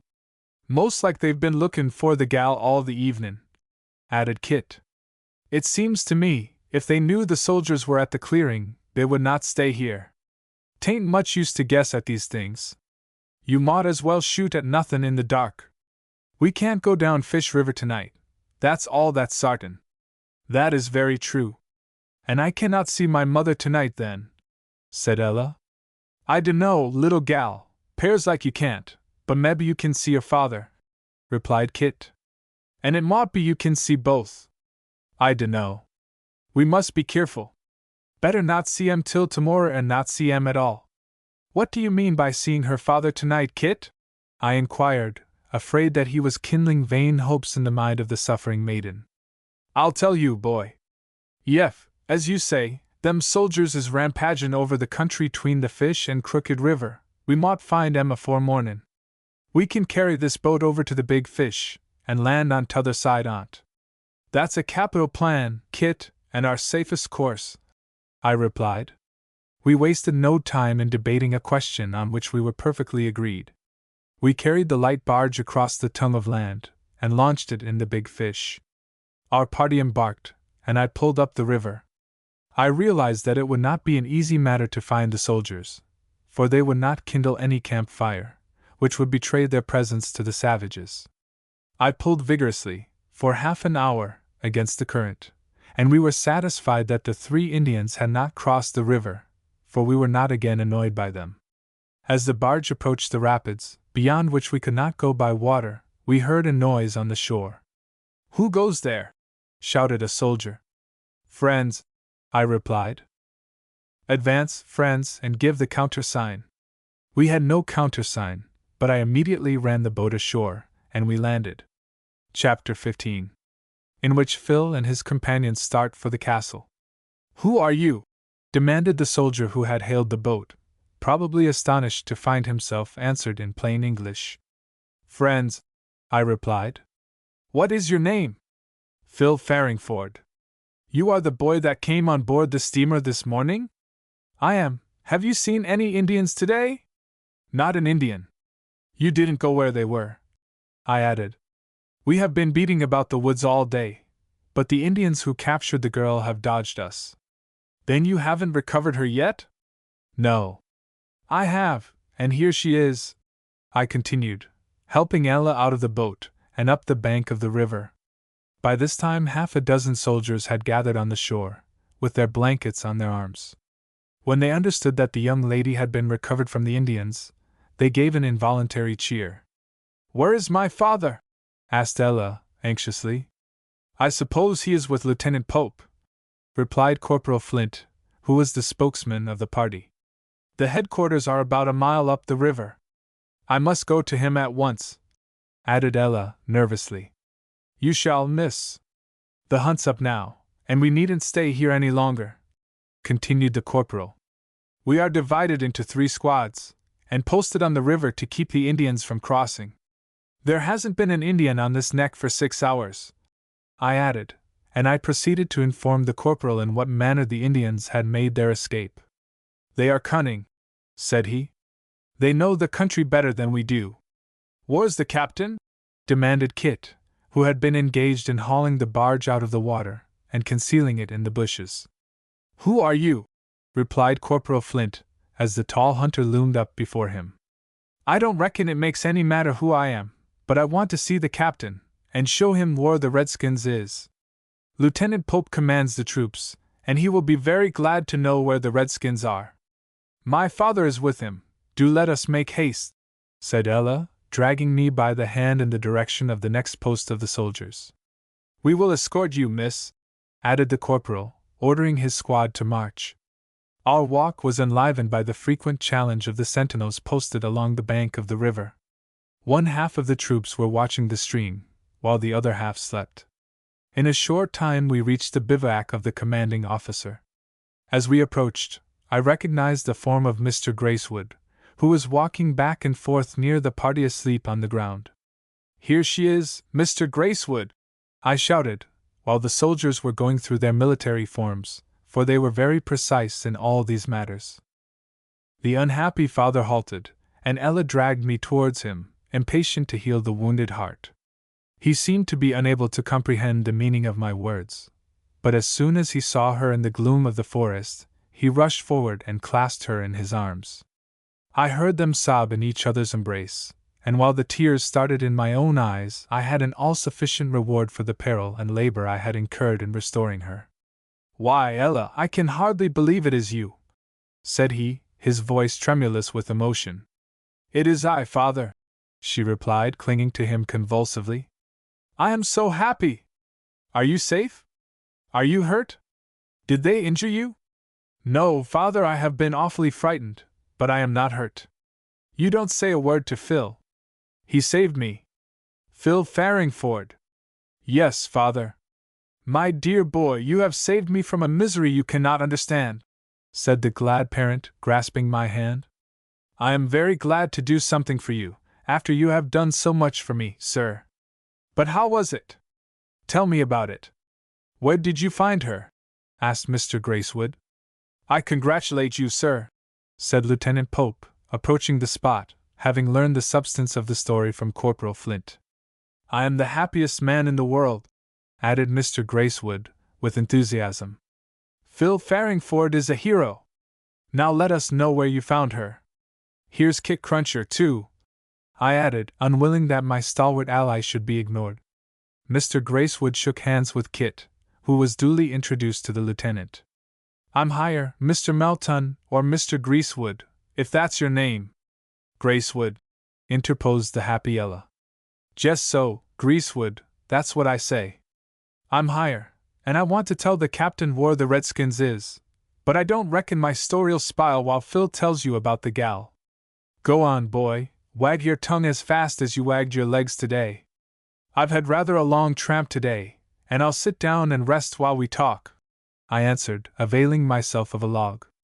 I related minutely all the circumstances of the recapture of Ella, and gave her explanation of the plan by which the Indians had escaped from the soldiers. "I never thought of those dugouts," said the lieutenant. "We have not been near the river today." "Now, Captain," interposed Kit Cruncher, "the Injuns from the Nor'ard is on a rampage. Moore and a hund on 'em is camped on the head streams of the Little Fish, working down this way. They mean to wipe out all on us. They stole Matt's hosses, but we got 'em back. Then they kim down on us, and 2 or 3 on 'em got shot. Now the whole on 'em's comin' down. I will take care of them if you will show me where they are," added the officer. "I'll do that. I ain't no military man, but I can tell you how to fix them Redskins. Them Injuns up thar has got hosses. They're goin' to come down by the Little Fish. Phil tells me you sent a force to the castle. If you take 'em in the rear with your men, by marchin' round across both the Fish rivers, the t'other can take 'em in front, and atwixt the two you'll chaw 'em all up." "Do you think we had better march tonight?" asked Lieutenant Pope, evidently impressed by the suggestion of the veteran hunter. "No, that would spile the whole game. Let 'em kim down as fur as they will. But where are the 3 Indians who were engaged in the capture of Miss Gracewood?" "They're doggin' round the clearin', but I don't reckon they know any Sagers is over thar yet. They will join the large force on the Little Fish, and inform them of our presence here. They mought do it, but a march of 7 mile will fotch you to 'em. They'll start early in the mornin', and them 3 Injuns won't go up to their camp tonight, for they're as fur off from it as we are. If you start at sunrise, you can get in behind 'em, crossin' both rivers in the fornin." Kit Cruncher was very clear in his views, and the commander of the troops saw the wisdom of his plan. The latter knew nothing of the country, and was dependent upon the information afforded by such men as Kit for the means of punishing the Indians when they violated their treaty obligations. "As my daughter cannot go with you, we need remain here no longer," said Mr. Gracewood. "But you can't get to the clearing tonight," replied Lieutenant Pope. "You may be intercepted by these strolling savages, and I cannot spare my men to escort you, for they may be obliged to march all day tomorrow." "Where is my barge, Kit?" asked the anxious father. In the bushes down the river. We can carry it across the land to the Crooked River, and go down in that way. I am very anxious to join my wife, who is still suffering with anxiety for our child," added Mr. Gracewood. "Very well, if you feel safe to leave the camp, I shall not object," continued the lieutenant. "My men shall carry your boat over to the river. Phil will go with me, and I don't think there is any danger. I should be glad to have you go, for I wish to send some orders to Lieutenant Jackson, commanding the men at the clearing." "Exactly, Captain," interposed Kit. "Send word for 'em to form a line between the little fish and the pond. Phil can show 'em where it is." 4 men were sent to carry the barge across the country to Crooked River, and Kit explained to the officer the nature of the region where he suggested that the line of defense should be established. By the light of a match, the lieutenant wrote an order, which he gave to me, to be delivered to the officer in command of the detachment at the castle. Bidding the lieutenant good night, we started for the river, attended by Kit, who was determined to see us safely embarked. "I am afraid you are too tired to walk, Ella," said I, placing myself at her side. "I am very tired, and I hope the distance is not long." "Not less than 2 miles," I replied. "I will try to do it," said she, with all the courage she could muster. After going half the distance, we met the men who were carrying the boat. They had laid it on a couple of poles, and were bearing it on their shoulders.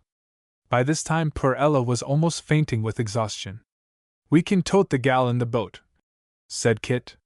"She cannot sit on the keel of it," replied Mr. Gracewood, for the soldiers had placed it bottom upwards on the sticks. "We can turn it t'other side up," added Kit. "Drop that boat, Saugus." The men, who were full of sympathy for Ella, laid the boat upon the ground. Kit turned it over, and with the painter and another line, slung it to the pole's right side up. Ella seated herself in the barge, and the soldiers lifted it up, placing the poles upon their shoulders. The march was resumed, and occasionally Kit and Mr. Gracewood relieved the men, so that it was not very hard work. We reached the river, and embarked. "Take care of yourself.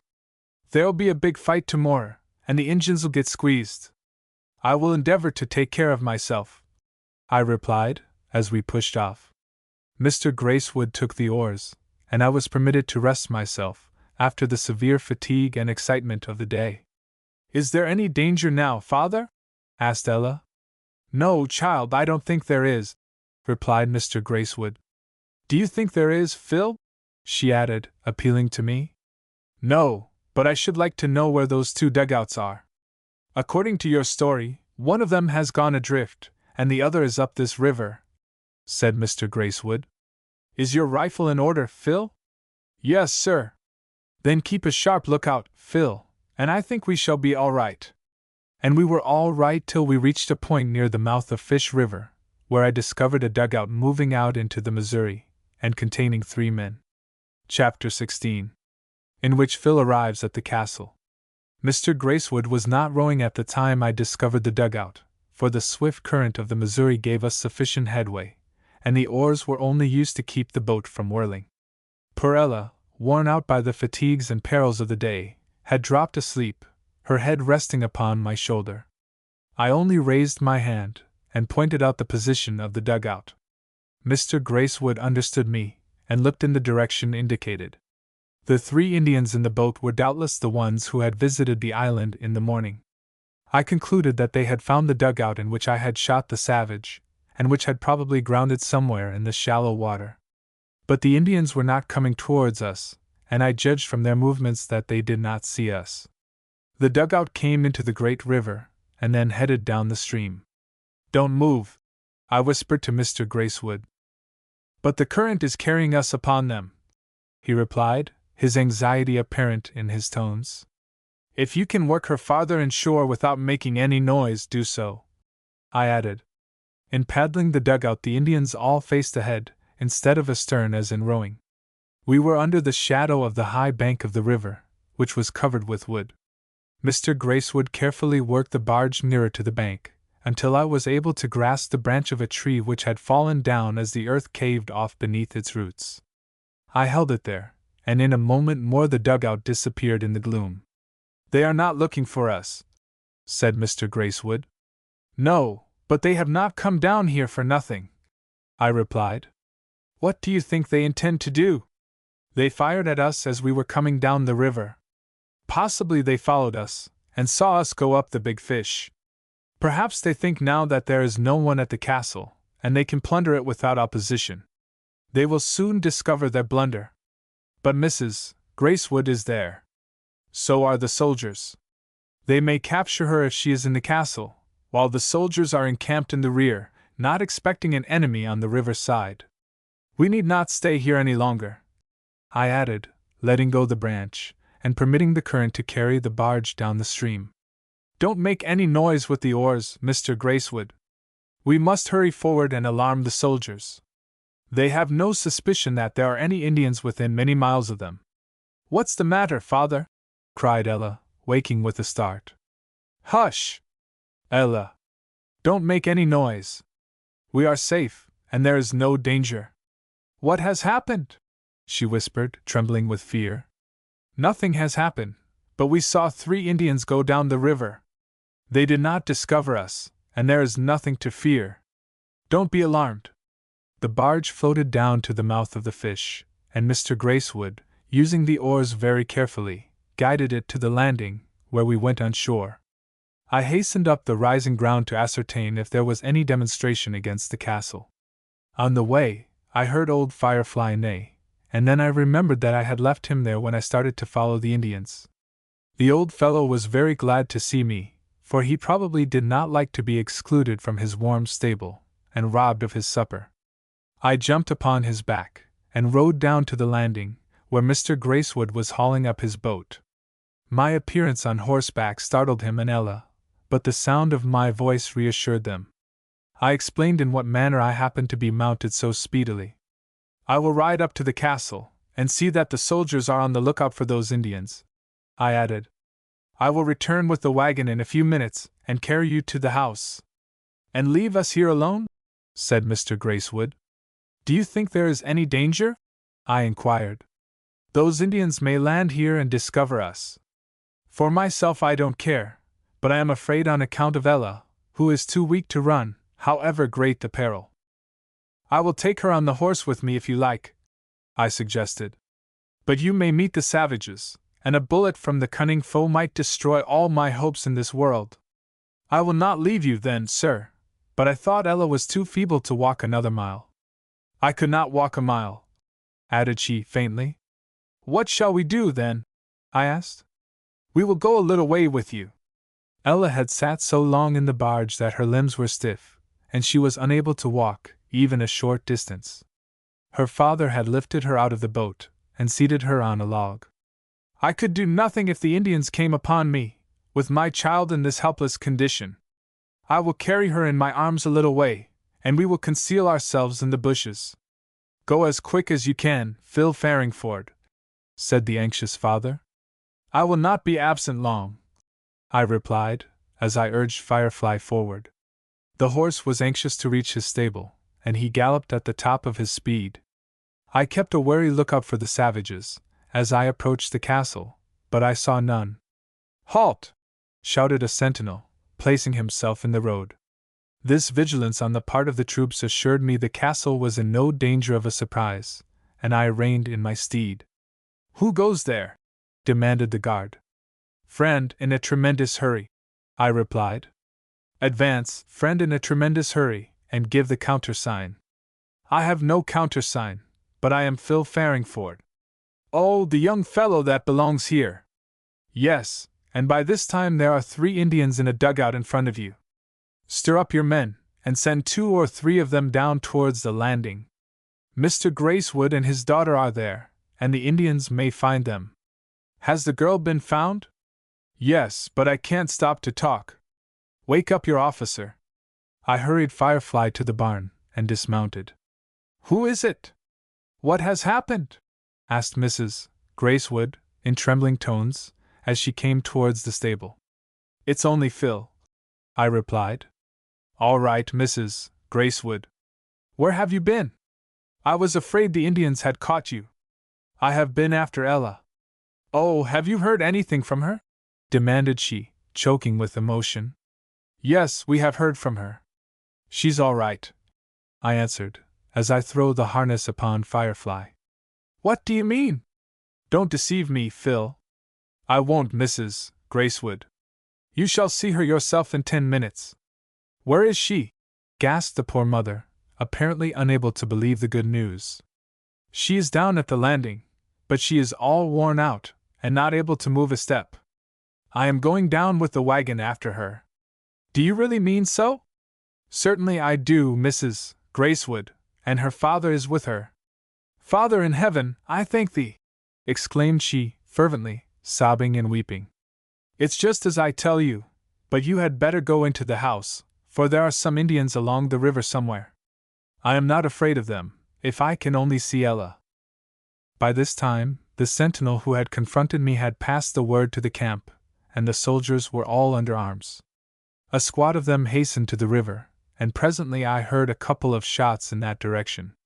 I had finished harnessing the horses, and was putting old Matt's bed upon the wagon for Ella to lie upon, when Lieutenant Jackson, the officer in command of the detachment, rushed up to me.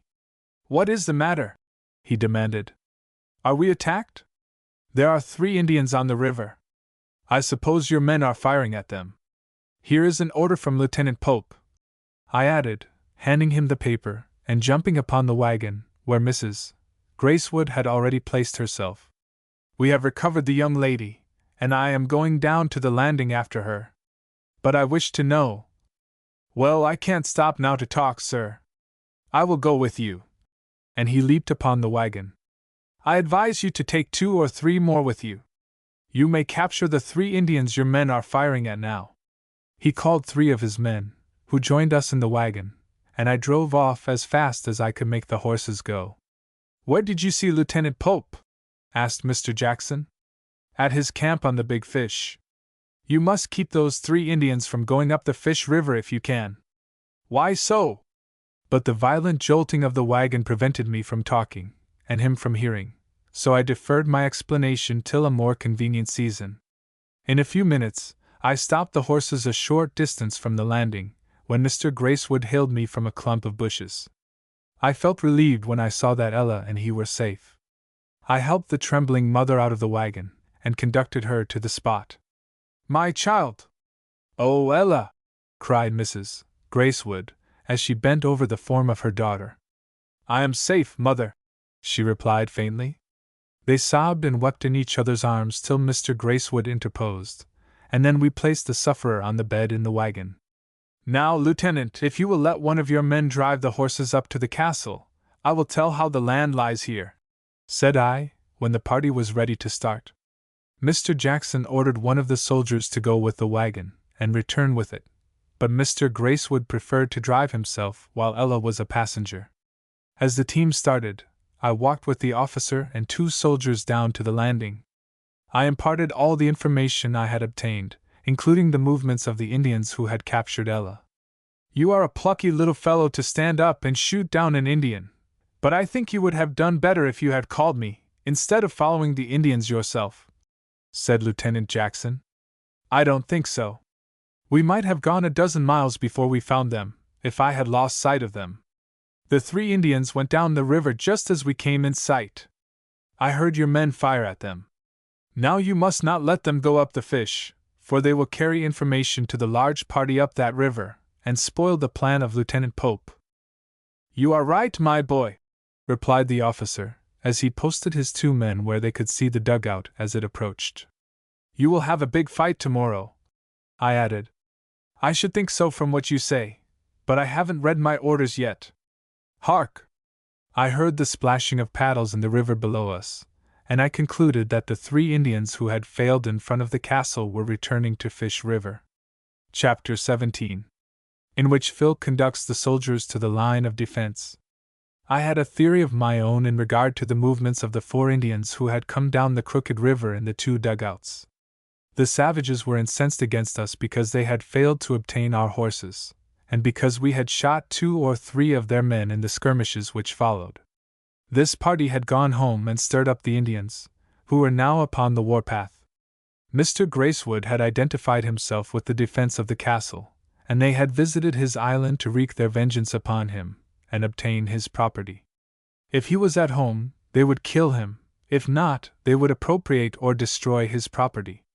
Having disposed of him, if he were there, the 4 Indians were to go down the river to the front of the castle, and when the main body appeared in the forest, make an attack on the river side, or steal upon us in the night, and murder us in our sleep.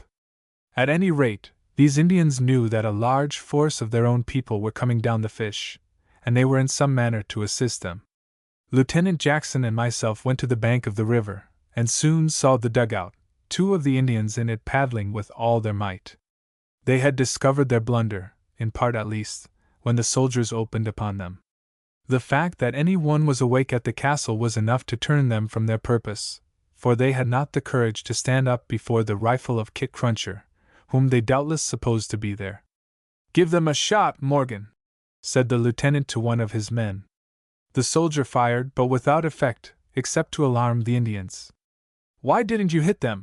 added the officer, as the savages turned the dugout from the shore, and paddled with renewed zeal towards the opposite side of the great river. "So I would if they would hold still long enough for me to cover them," replied the soldier.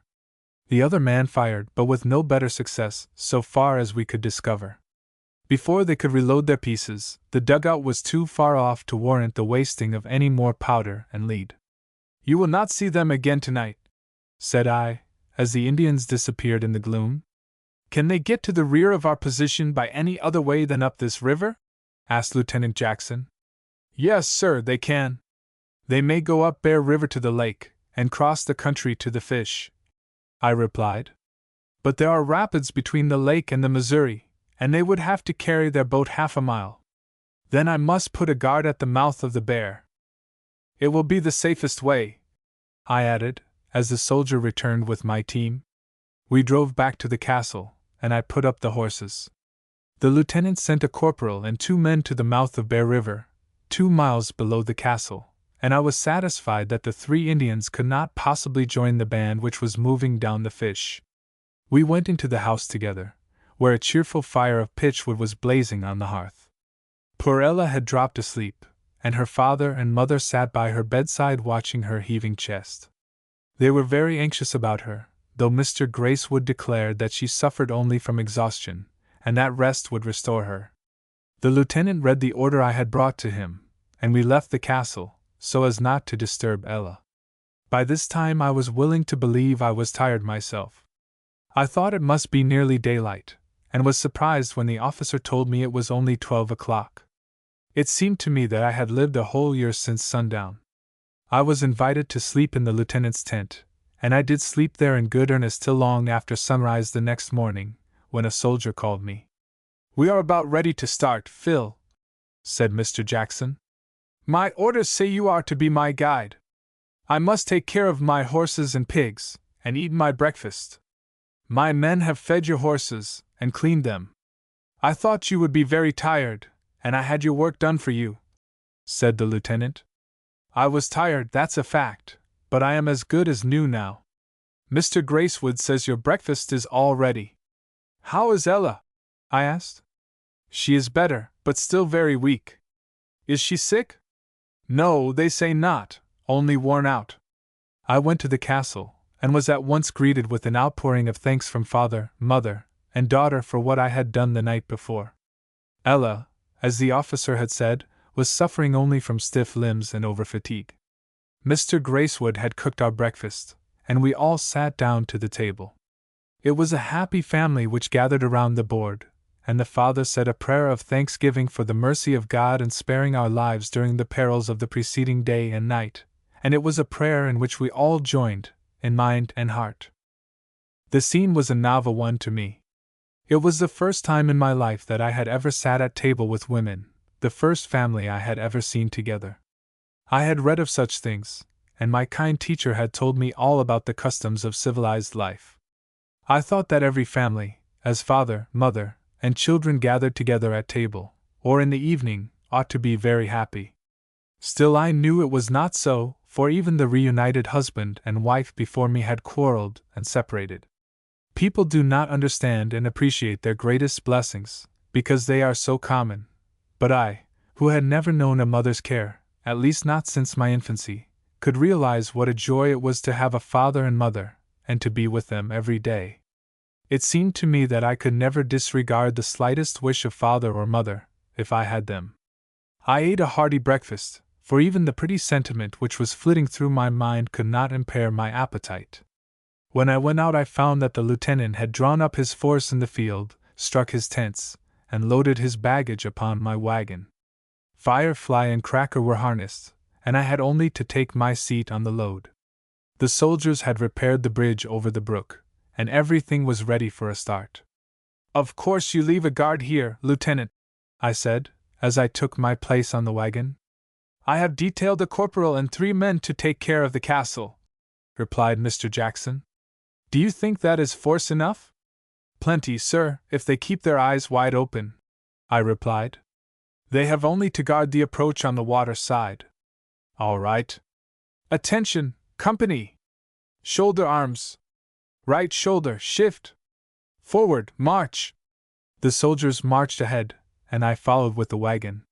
It was about 2 miles to the point between the lake and the Little Fish, where the detachment was to be posted, and in less than an hour we arrived at our destination. We halted, and a sergeant and 3 men were sent forward to scout the woods, and give the troops early intimation of the approach of the enemy. The rest of the force was immediately set at work in the erection of 2 breastworks, one near the river, and the other between Kit's Brook and the lake. The first commanded the road on the Little Fish, and the other the brook path. "Don't your soldiers have any cannons?" I asked, after the lieutenant had set the men at work. "We have some mountain howitzers at the fort, but field pieces are not available for this bushwhacking service," replied Mr. Jackson. "I wish we had a couple of howitzers here. Mr. Gracewood has what he calls a 12-pounder. "Indeed? Is it mounted?" "It's on wheels, if that is what you mean." "Do you know whether he has any ammunition for it?" asked the officer, evidently much interested in the information I had given him. "He has plenty of powder, and some tin cans." "Canister shot, just the thing for us," interposed the officer. "Is it possible to have this gun brought down here?" "I don't see why it isn't. It would be as good as 20 men to us in these breastworks. Couldn't you take a couple of my men and go after it?" "Of course I could, and I will. You will do us a great service, for I may have to fight 4 times my own force." 2 men were selected to go with me to the island, and taking them upon the wagon, I drove back to the castle. Mr. Gracewood readily gave me permission to bring off the gun, but he wanted to know how I expected to bring it over. "In the boat," I replied. "Do you mean my barge?" "Yes, sir." "How much do you think it weighs?" he asked, with a smile. "I don't know, perhaps 100 weight," I answered, comparing it with a barrel of flour, which was my standard. "Not less than 600, said he. "The barge will not carry it with 3 of you besides, and if it would, you could not load it." "I can get it over, I know," I replied confidently, and rather pleased to have a difficult problem to solve. "Very well. The ammunition is in the blue box, and that will be a good load for the barge. I will agree to get them both over here," I replied, and jumping upon the wagon, I drove down to the landing. While I was securing the horses, the 2 soldiers put the barge into the water. I was thinking all the time of the problem of transporting the gun and ammunition. I was quite sure that I could do the job, and I had my plan ready. I took a couple of axes from the shanty at the landing, and we embarked. One of the soldiers rowed the boat. "What are you going to do with the axes, Phil?" asked the soldier who was seated in the bow. "I thought we might want them, and so I brought them along," I replied, not caring to discuss my plan with him. "How big is the gun we are to bring?" "Mr. Gracewood says it weighs about 600. "Do you expect to bring a gun weighing 600 in this little boat?" "We'll see," I replied. "We are on a fool's errand. You wait and see." "I think you are smart, Phil, after what you did last night, but you might as well try to drink up the Missouri as to bring that gun in this boat," persisted the soldier. "Let Phil alone," said Morgan, the oarsman, who seemed to have more confidence in my ability than his companion. We landed at the south end of Paradise Island, because there were no bluffs to interfere with our operations. Securing the boat, we walked up the hill to the house. I was still thinking of the plan by which the gun was to be transported to the main shore, when I was startled by the crack of a rifle from the direction of the house. Chapter 18. In which Phil fights the Indians on the island. "Get behind the trees!" I called to my companions, as I promptly adopted the tactics of Kit Cruncher, for in fighting Indians discretion is eminently the better part of valor. "Was any one hit?" asked Morgan, the man nearest to me, as he dodged behind a cottonwood tree. "I am not," I replied. "Nor I," added Plunkett, the other soldier. "But that ball came within a quarter of an inch of my right ear." "Who fired that shot?" asked Morgan. "I didn't see anybody." "The Indians are here," I replied. "Then we had better take ourselves off as quick as possible," suggested Plunkett. "Not without the gun," I continued. "The 3 Indians you fired at on the river last night have come over here." "You don't mean to run away from 3 Indians, do you?" "No, but I don't like the situation," said Plunkett. The cottonwood trees were large enough to furnish us ample shelter, and we waited a reasonable time, with our guns pointed, for the savages to show themselves, but they were no more disposed to do so than we were. It looked like a slow and lazy fight, and I was afraid the main body of the Redskins would attack the lieutenant before we could reach him with the gun. "What shall we do?" "We don't want to stay here all day," said Morgan. "It is just as dangerous to go back as it is to go forward," I replied. "Forward it is, then," added Morgan. "I don't want to be shot in the back, if I am to be shot at all." As my companion did not suggest a plan of operations, unless the proposition of Plunkett to run away may be regarded as such, I endeavored to solve the problem myself. The formation of the island, like many others in the Mississippi and Missouri, was peculiar. Its surface was a gradual slope from the point where we had landed to the upriver end, which was a bluff of considerable height. On the most elevated portion grew the tallest of the trees, which gradually diminished in size, till at the lower end they were mere bushes. The current of the river beating against the upper end washed away the earth, and carried the soil to the lower end, leaving an annual deposit there. From the high ground the water had gullied for its passage a channel to the lower end. As the descent was considerable, it was dry except during heavy rains. This gully in the part of the island where we had halted was about 4 feet deep. Farther up and lower down it was less than this. In leading the way up to Mr. Gracewood's house, I had followed this channel, and when we stopped, I had taken shelter behind a tree on the side of it, whose roots reached into it. The Indians were some distance from the gully, which led, in a sinuous course, within a few rods of the house. "I am going to do something," said I, when I had arranged a plan to take advantage of the shelter the gully would afford me. "I will follow this channel up till I can get a good shot at the Indians. When I fire, you do the same." "Don't be rash, Phil," said Morgan, who perhaps thought he ought to perform the perilous work of the expedition, but really one place was just as safe as the other. "I will take care of myself," I replied. 20 rods farther up the gully I shall be in position to see behind the trees where the Indians are. I shall bring down one of them then." "All right, Phil, but the Indians will see you when you leap into the gully," added Morgan. "I shall run the risk of that. If you will do the same, we can make a sure thing of it." "I will for one. I won't have a boy like you get ahead of me, but I thought you wanted us to stay here. One of you stay behind the tree, and the other jump into the ditch." "All right. I'll jump in," said Morgan. "I will go up the gully, you go down. I will go without noise, you will make a noise so as to make the Indians think we have both gone down towards the place where we landed. Do you understand me? Like a book. And Plunkett, you must keep both eyes wide open. If an Indian shows his head, shoot him." "I'll do that." "But don't show your own head." "I won't do that." I leaped into the gully as soon as I had completed my preparations. One of the Indians fired instantly. Morgan promptly followed me, and without drawing the fire of the Indians, I crept carefully up the gully, while my companion took the opposite direction, making plenty of noise. He had gone but a short distance before the discharge of Plunkett's musket assured me the ruse had been successful so far. The savages, thinking we were escaping to the water, had left their trees, and shown themselves to our sentinel. I hastened on my winding way with all practicable speed, careful not to betray my presence. Every step brought me nearer to the Indians, and, as I crept along, I occasionally stole a glance over the brink of the gully, but as yet I could not see the foe. I continued on my way, not daring to step on a stick or a stone, lest the noise should reveal my presence, until I had reached my objective point. A cautious glance then assured me that I was abreast of the savages. I was exactly at their right hand, and not 10 rods from them. I could distinctly see them, with their rifles elevated in readiness to fire, and glancing with one eye, from behind the tree, at the position of Plunkett.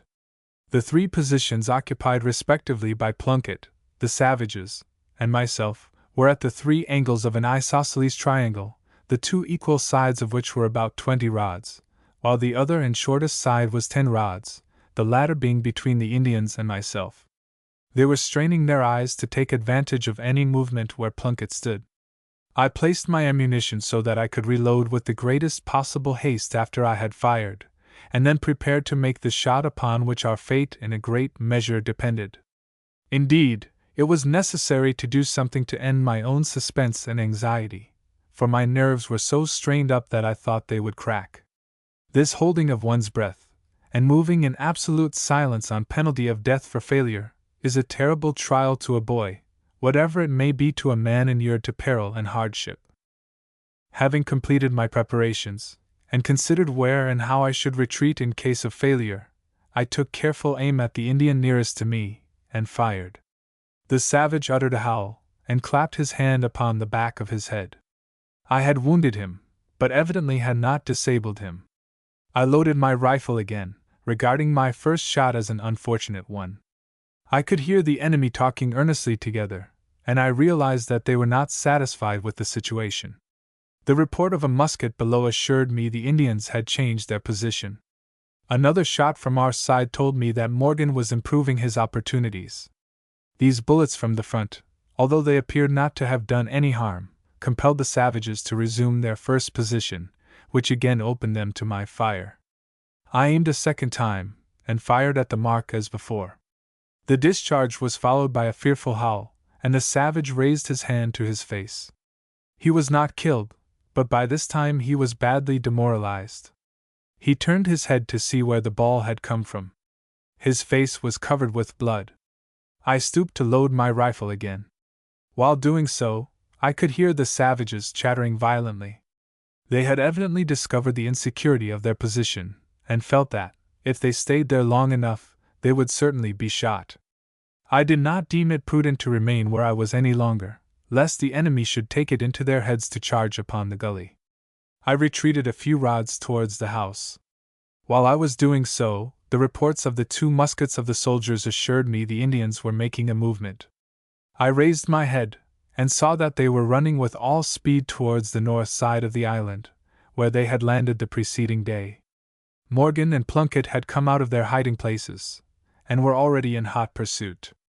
I followed their example, and being nearer the enemy than they, I fired. This time an Indian dropped, but his fall did not delay the flight of the others.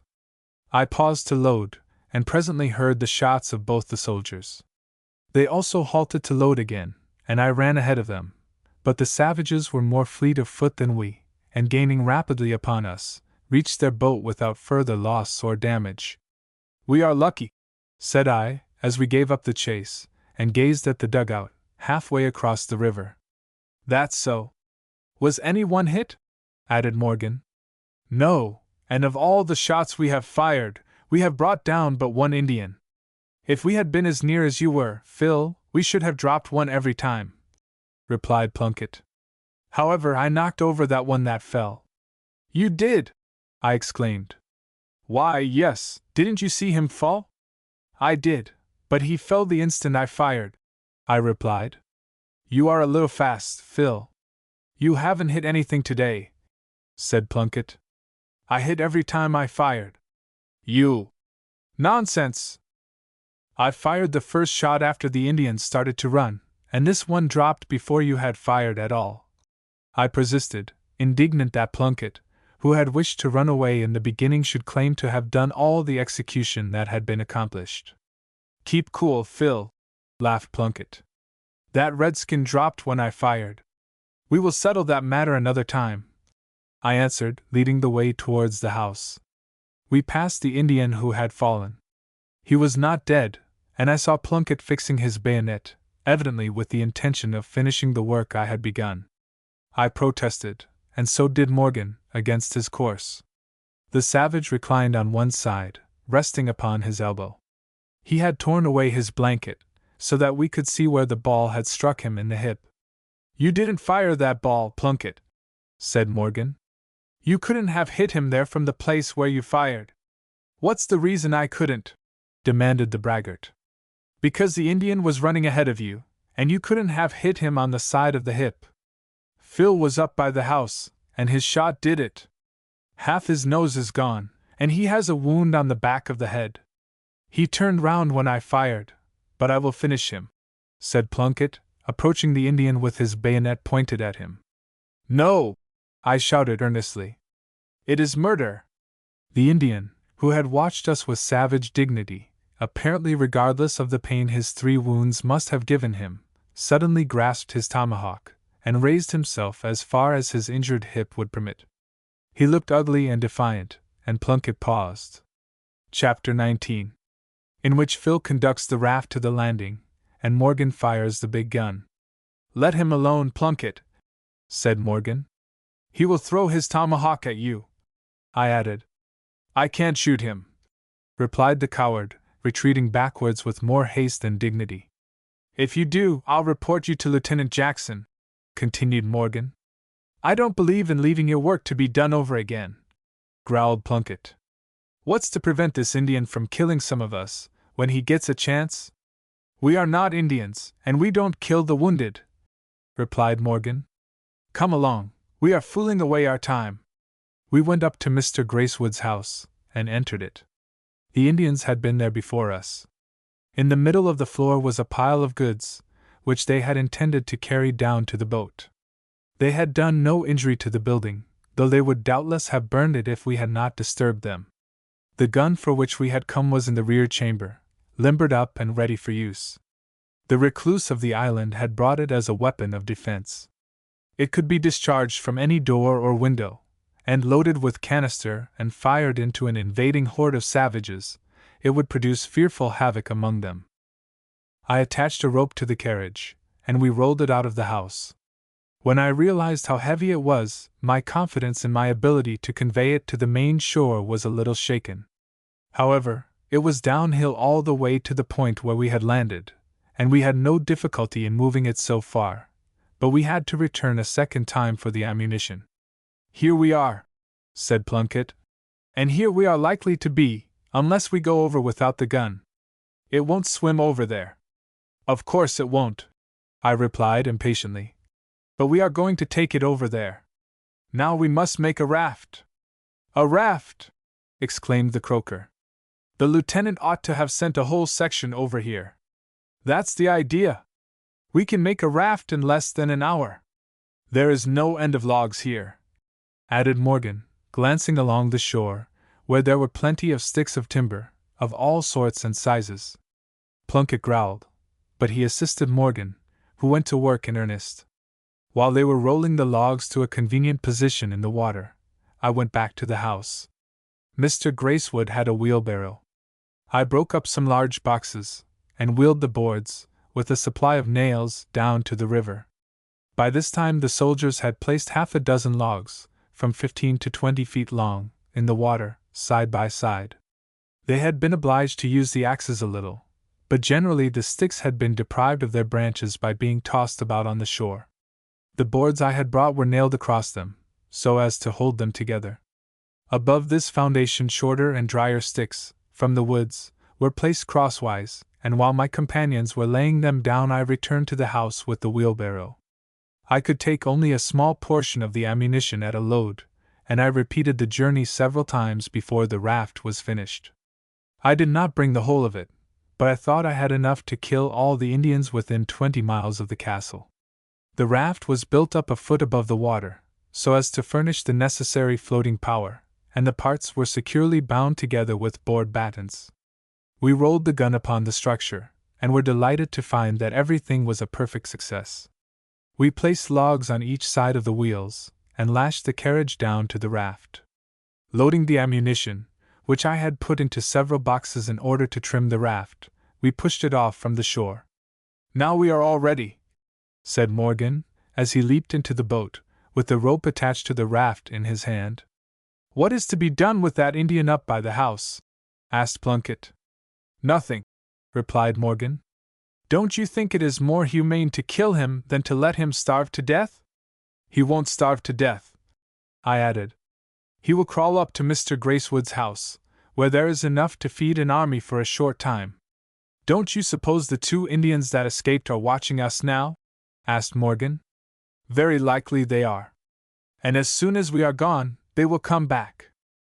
"We can't help it," I answered. "They will burn the house, and destroy that Chickering's grand piano. It would break Mr. Gracewood's heart to have that destroyed, for it was his best friend for years, but I don't see that we can do anything to preserve it. We might save some of his property. I think we ought to do so," added Morgan. "It will not delay us 15 minutes. We decided to do so, and, fastening the rope attached to the raft to a tree, we hastened up to the house. Loading the wheelbarrow with the most valuable articles, and carrying as many as we could in our hands, we returned to the raft. Putting the goods into the boat, we were again ready for a start. The barge was so crowded with Mr. Gracewood's effects that the 2 soldiers decided to go on the raft, leaving me to row the boat, which was not a difficult task, down the river. The 2 men were provided with poles to assist in steering it, and getting it off from the shore. "Push her off!" I shouted, when all was ready. I pulled at the oars, and my companions on the raft tugged at the poles. We cleared the shore, and in a few minutes the action of the current gave us a good headway. "We are all right.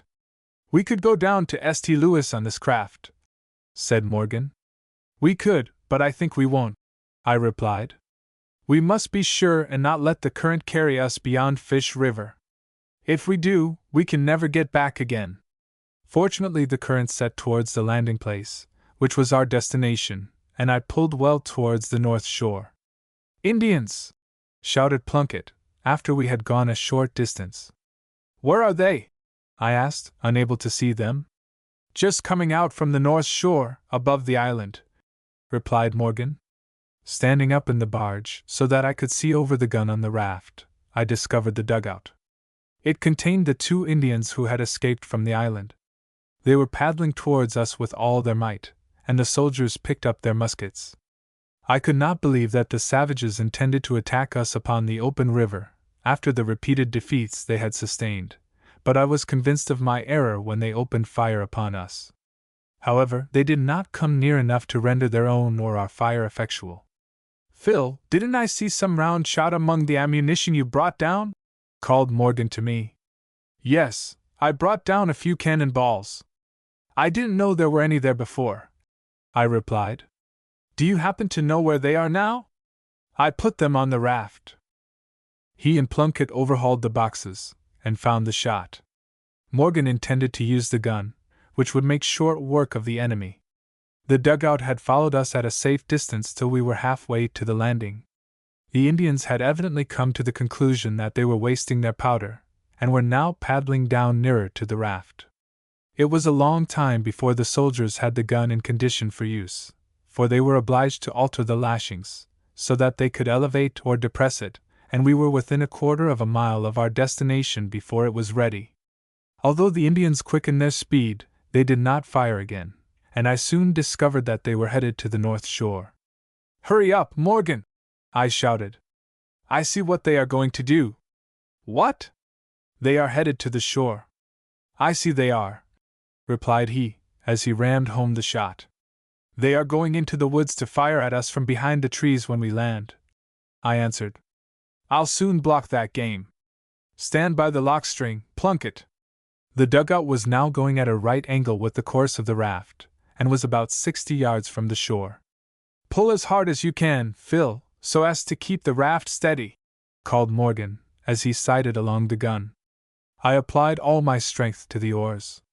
"Out from the shore a little more, Phil," added the gunner, as he depressed the muzzle of the piece. "Fire!" shouted he. I stood up in the barge to note the effect of the shot. A yell of dismay rose from the Indians, and I saw that the dugout was splintered in pieces. One side of it was broken in, and the savages, leaping into the water, swam for the shore. "I have made one good shot today, anyhow," said Morgan. "Didn't I fire that gun?" cried Plunkett. "Yes, sir. You are the organ blower that played the tune," replied Morgan, taking no pains to conceal his disgust. "Mind the raft," I interposed, finding that it was swinging off from the shore. I used the oars vigorously to counteract this tendency, but the soldiers could not reach bottom with their poles, and were unable to help me much. The raft was heavy and the current very strong. We were within a few rods of the Fish River. "We shall be carried down the river, if we don't look out," I called anxiously. "What shall we do?" "We can't reach bottom with the poles," replied Morgan. "Clear away a long rope," I added. "When the current of Fish River strikes us, we shall be carried down in spite of all we can do, if we don't get a check on her. Here's your rope. Cast off the drag line, and make fast to it." Morgan did as I directed, and taking the line into the boat, I carried it to the point on the fish opposite the landing. I succeeded in catching a turn around a tree. The rope strained, and I was obliged to ease it off to prevent it from snapping, but the raft was checked. "We are all right now," said Morgan. "Not quite," I replied. "If we let her go again, the current will carry it down the river." I jumped into the barge, and pulled across the river, where I had plenty of rope in the shanty. I carried a line to the raft, and having made it fast, I conveyed the 2 soldiers to the shore. Crossing the river, I eased off the line which was secured to the tree, while the men on the other side pulled the raft up to the landing. "That's very well done, Phil," said Morgan, after my return. "Any fool could have done it," added Plunkett. "Of course they could, you could have done it," retorted Morgan.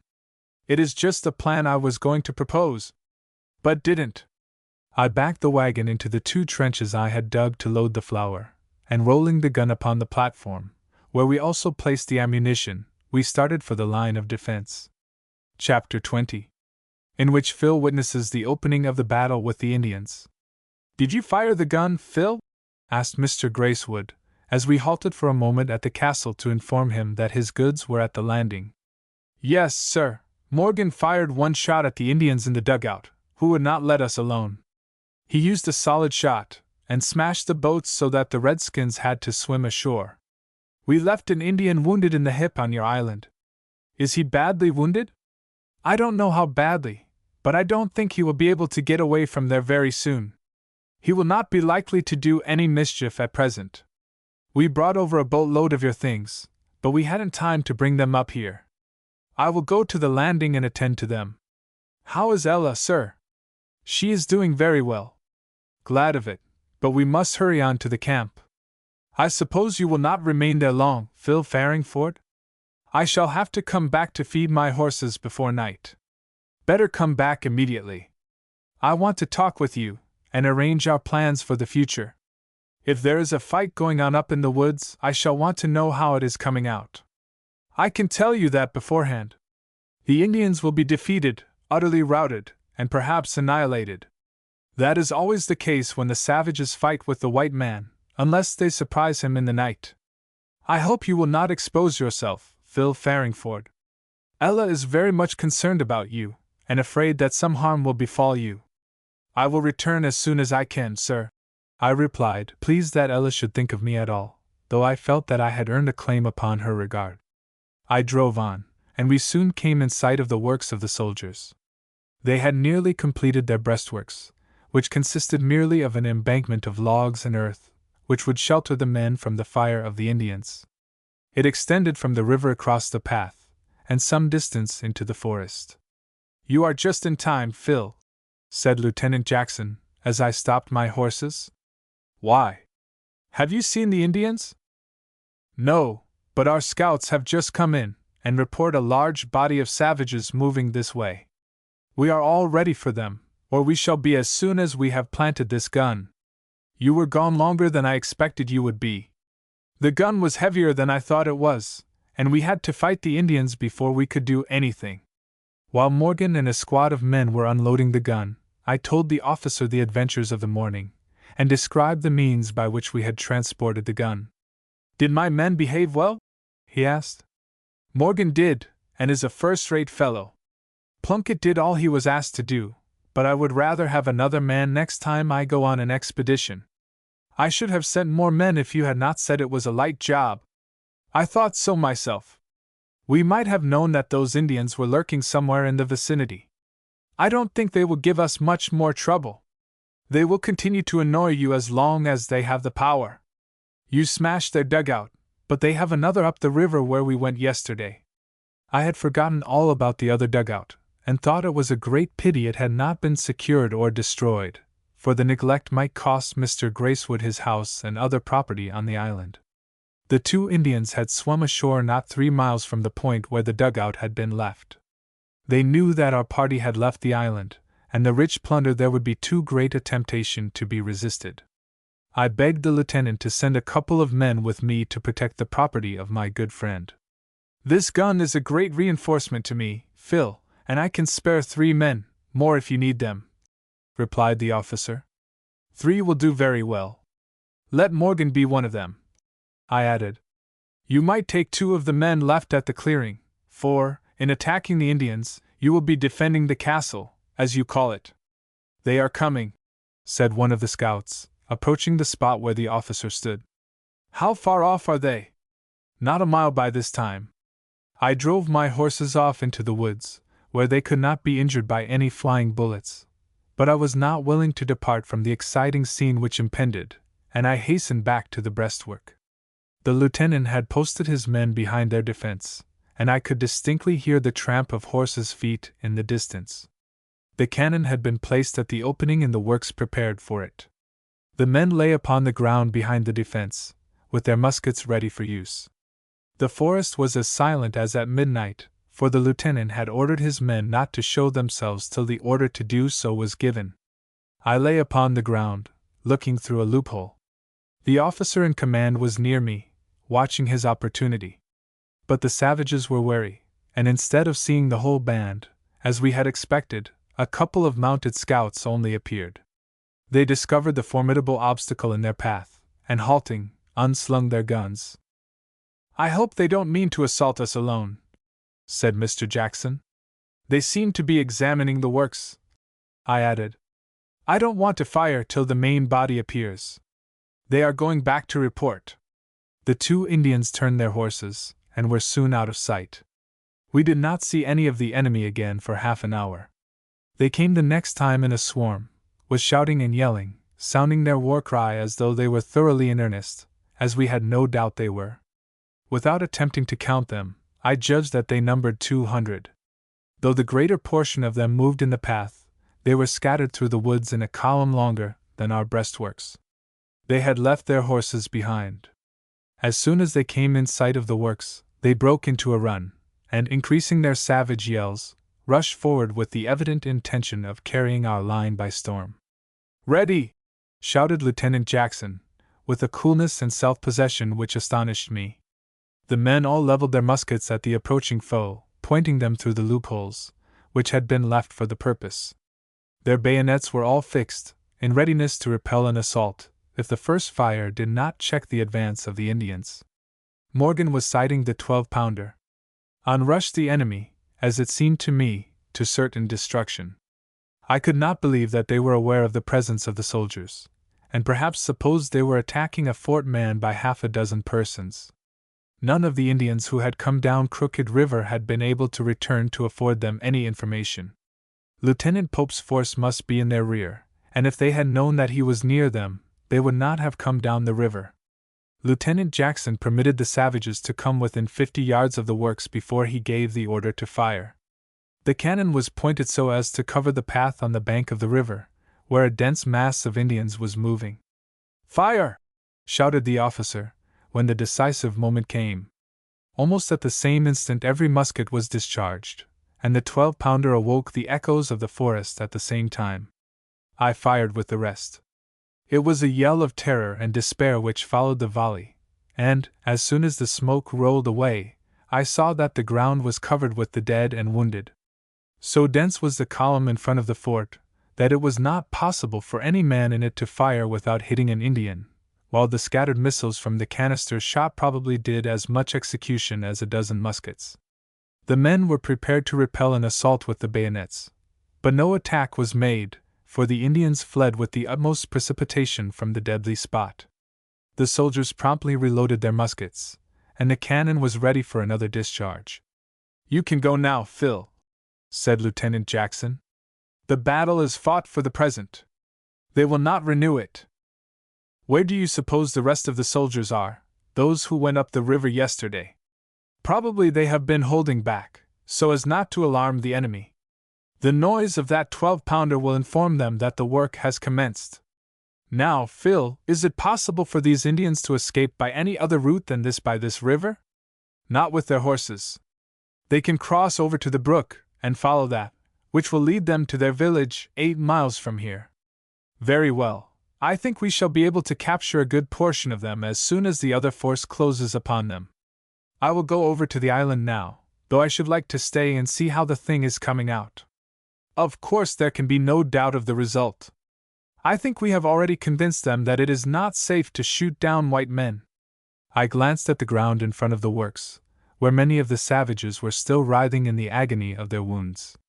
It was a sickening sight, and I turned away from it. The soldiers were standing up, and gazing at the bloody field. I walked down the road towards the place where I had left the horses. "Higher, boy!" shouted a voice on the other side of the river, which I at once recognized as that of Kit Cruncher, though I could not understand how he happened to be here. "Hullo, Kit! Is that you?" I responded. "'Tain't nobody else. Hev you nary a boat over thar?" "I have not." "Who's that, Phil?" asked Mr. Jackson, calling to me from the fort. "Kit Cruncher, the man who guided the other force. Tell the lieutenant I want to speak to him, boy. I hev a message from t'other officer." I went back to the fort, and delivered the message of Kit. The soldiers had some rubber army boats, which they carried with them to use in crossing streams. A couple of men were sent to prepare one of them, which was launched, and I paddled it across the river. "I heard the firin', boy, and the battle has begun," said Kit, as he seated himself in the bottom of the boat. "We fired only one volley at them, and that was all they would stop to receive. You hev a big gun here?" "Yes, Mr. Gracewood's 12-pounder. It knocks down everything before it." "I see it does. I was on t'other side of the fish when the job was done, and I see it all. I did my part too, for I shot one Indian I know." "But where is the other party of soldiers?" I asked. "They ain't more'n 3 miles from here, and I cal'late, when they heard that big gun, they begun to hurry up." We landed, and I conducted Kit to Mr. Jackson, to whom the hunter delivered a written order. Chapter 21. In which Phil sees the conclusion of the war. "We expected this fight earlier in the day," said Lieutenant Jackson, as Kit and I appeared before him. "The Injuns stopped to fish on the way, and to feed their stock," replied Kit, as he delivered the order of Lieutenant Pope. "The captain sent me down to see if everything was all right on this side, and he orders me to send part of my force up the brook on our right." "That's Kit's Brook," I added. "I shall want a guide then." "I'm your man," interposed Kit. "And now's the right time to start, for the fight will begin on t'other side in a few minutes." A sergeant and 10 men were detailed to move up Kit's Brook, in order to prevent the Indians from escaping in that direction. Kit led the party towards the stream, but they had hardly disappeared in the forest before we heard the rattle of musketry in front of us. Lieutenant Pope's force had come up with the Indians, and had attacked them. We listened to the warlike sounds which came to us, and that was all we could do. I was too much excited to leave the scene of conflict until the battle had been decided. The din of the strife gradually became more distinct as the combatants approached, the Indians being driven before the soldiers. By this time the sergeant and his party, who had gone up the brook with Kit, were taking the enemy on the flank. Presently we saw a few of the Indians rushing wildly through the woods, and occasionally a riderless horse came into view. We realized that the savages had been routed, scattered, and dispersed. We saw them swimming across the river and skulking into the woods. Lieutenant Jackson ordered his men to form in front of the breastwork, for by this time the firing had ceased. Leading them forward, they captured a few prisoners, who were sent to the rear. As the two columns approached each other, the retreat of about 20 of the savages was cut off, and they were surrounded. It appeared that nearly 50 prisoners had been taken by both parties, and not less than 20 horses, while as many more were running loose in the forest. "How are you, Jackson?" said Lieutenant Pope, as the two officers met. "Very well, thank you. How is it with you?" "I am all right. We have done our work thoroughly." "We have, indeed. After it became nothing but butchery, I ordered my men to cease firing," added Lieutenant Pope. "The enemy were badly cut up when we came upon them." "Didn't I hear a heavy gun here?" "Yes, we have a 12-pounder on our battery. We fired it but once, loaded with canister." And Mr. Jackson proceeded to explain how he had obtained the gun. "What shall we do with these prisoners?" continued Lieutenant Pope. "They will be a nuisance to us, and I don't wish to feed them a great while. We had better take them down to the clearing." "There is feed enough for the horses down on Bear River," said I. "We will send them down there," added Lieutenant Pope. "I have no idea that these Indians will assemble again." "No, they are completely scattered, and they will make their way back to their village. But they may cause some trouble." "Very true, and Phil, you must hurry to the island. If you have boats enough, you may take half a dozen men." "We have 3 boats," I replied. I went for my team, and Lieutenant Pope ordered the men who had come with him to remain at the breastwork, while those under Mr. Jackson conducted the prisoners and the horses to the clearing. The senior officer rode down with me, and on the way I told him all that had occurred since I left him the night before. He informed me that his force had followed the band of Indians 3 or 4 miles in their rear, till they heard the firing in front, when they had pressed forward with all speed, and intercepted the enemy, as they retreated, not more than a mile from the breastwork. "I don't think you will have any more trouble with the Indians," said he, in conclusion. "They have been severely punished for the murder they committed. If I can find the man who shot your father, I shall make an example of him." "I think he was the first Indian that fell," I replied. "Kit Cruncher dropped a redskin as soon as Matt Rockwood was hit. I don't think they will need any more punishing." "I hope not." When we reached the castle, we found that 2 of the guard had gone over to the island to protect Mr. Gracewood's property. Dinner was ready, and as we were now in no haste, we sat down with the reunited family. Ella was up, and had been improving rapidly. The news of the total defeat of the Indians seemed to quiet her fears in regard to the future. "She does not wish to go upon Paradise Island again," said her father. "She need not go there," I added, "though your house is much better than the castle. I have been thinking the matter over for some time, Phil. I have concluded that we had better move my house over to the clearing, if you will let us locate on your land." "On my land? I believe in squatter sovereignty, Phil Farringford, and I regard this as your farm. The house is put up with screws, and can be readily taken down." "What will you do with your piano, sir?" I inquired. "I must get some passing steamer to transport that. The box in which it was brought up from St. Louis is still on the island." "Our men shall assist you in moving the house," said Lieutenant Pope. "It can be done in a couple of days with force enough," added Mr. Gracewood. "We will go to work upon it tomorrow." After dinner, Morgan and I went over to the island, where we found the 2 soldiers domiciled in the house. The wounded Indian was there with them. He had crawled into the front room before their arrival, and I was pleased to learn that they had fed him, and done what they could for his wounds. They had put a big plaster on his nose, and bound up the back of his head. An assistant surgeon belonged to the detachment, but he was attending the wounded soldiers and Indians above the breastwork. None of the troops had been killed, One was severely and 2 slightly wounded. Probably the presence of the 2 soldiers on the island had prevented the Indians from returning. Leaving Morgan at the house, I returned to the clearing. On my arrival, I found that Lieutenant Pope, after serving out rations to his prisoners, which they had greedily devoured, had assembled them in the field, for the purpose of having a big talk with them. 2 or 3 of them spoke English enough to act as interpreters. "Why have you done this?" asked Mr. Pope. "Why did you come down here, steal the horses, and then murder the owner of them?" The spokesman charged us with stealing the Indian horses and killing one of their chiefs. "How's that, Phil?" asked the officer. "They stole our horses, and when we found them, we took 2 other horses belonging to the thieves," I replied. "But we returned them when they came for them, the next day. They demanded more horses, besides corn, meat, and whiskey, which we refused to give them, and they threatened us. Then about a dozen Indians came on horseback, but we had taken up the bridge, so that they could not cross over the brook. When old Mac came down, they shot him dead, without a word of talk. Then Kit Cruncher fired, and brought down the foremost Indian. The rest of them ran away. We defended ourselves in the blockhouse, and they did not dare to come near us, for Kit was sure of his man every time he fired. Then some more of them came down to the island, and when we drove them away from the house, they carried off Miss Ella. That's the whole story.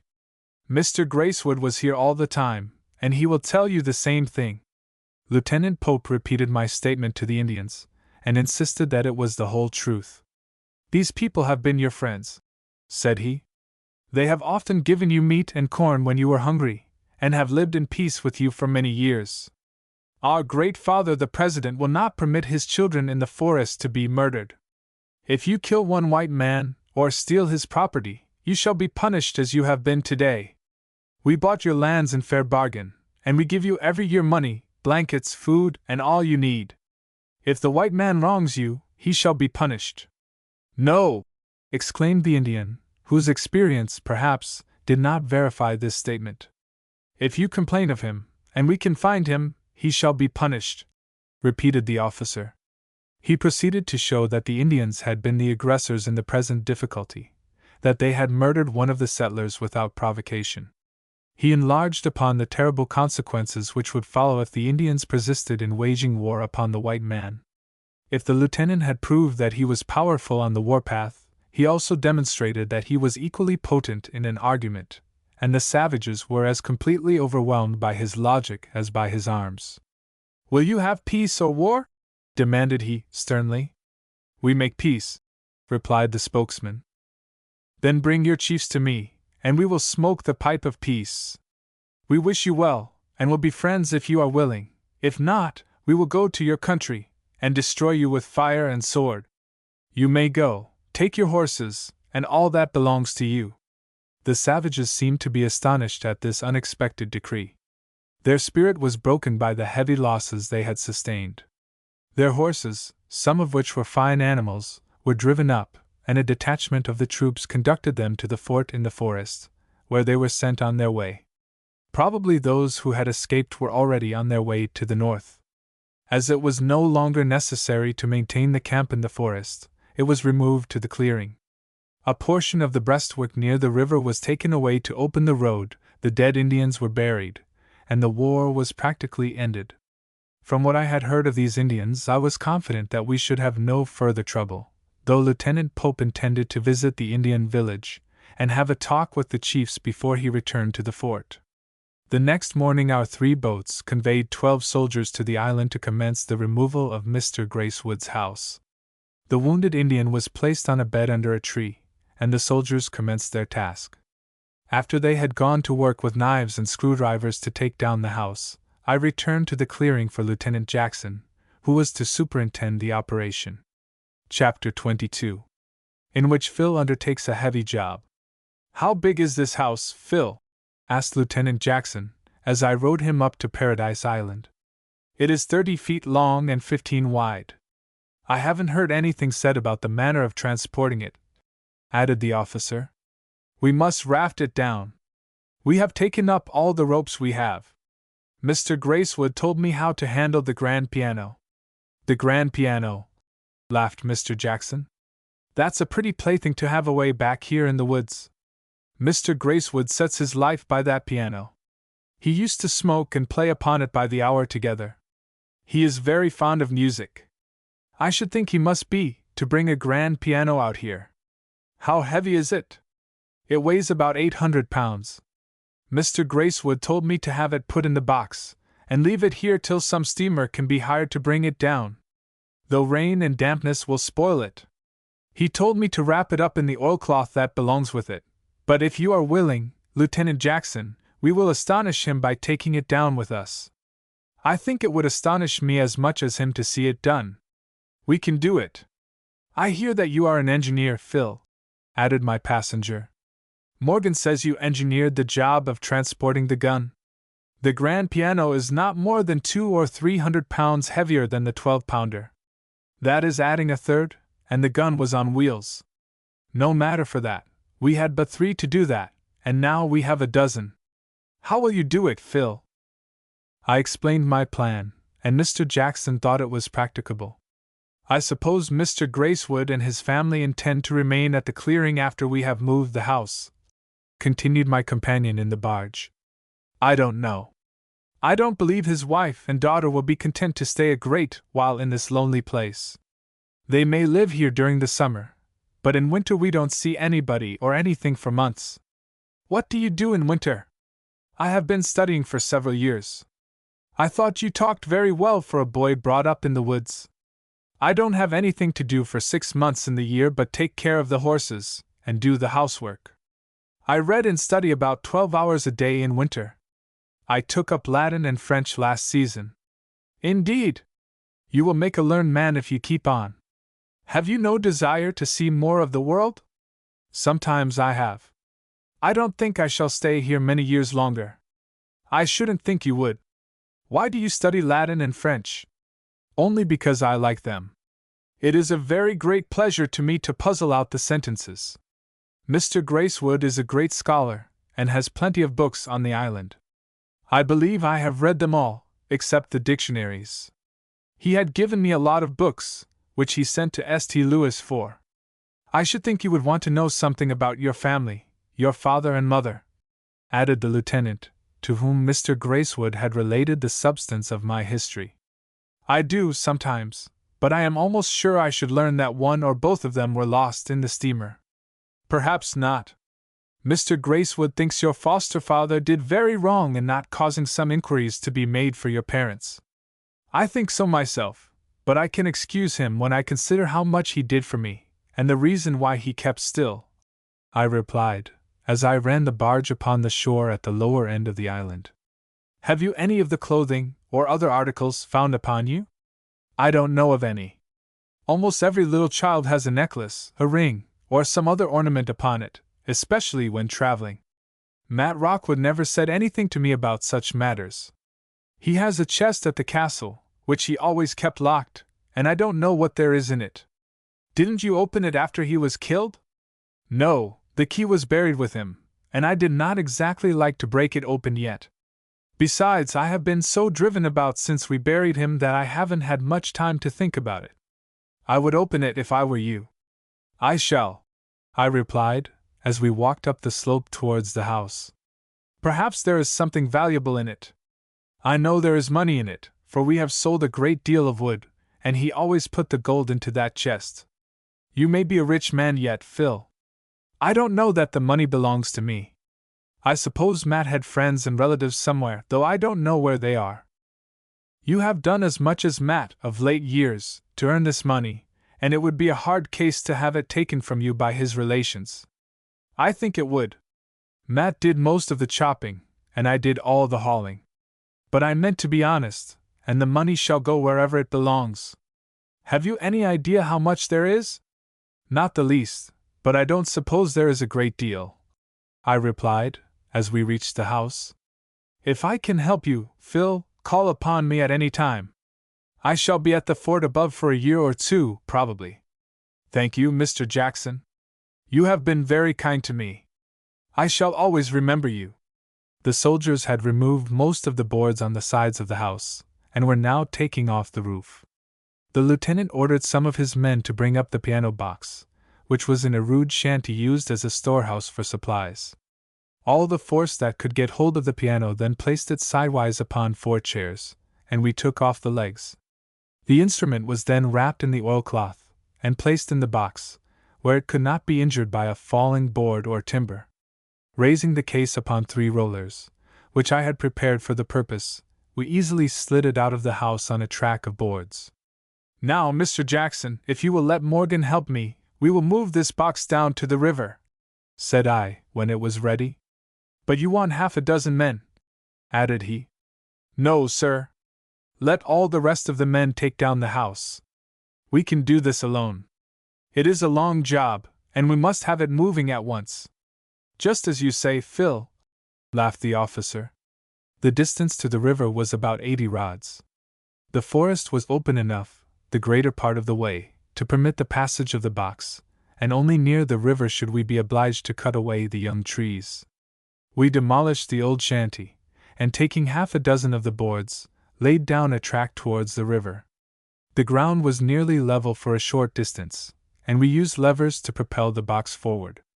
As fast as one roller ran out in the rear, we placed it forward, and thus managed to keep both ends of the box up all the time. "Why couldn't we move the house without taking it to pieces, Phil?" said the lieutenant, laughing, as he watched the operation. "We could, sir, if the trees were not in the way. It would be more work to cut a track through the woods wide enough for the house than to take it to pieces and put it together." "Do you really think you could move the house, without taking it to pieces, if the trees were not in the way?"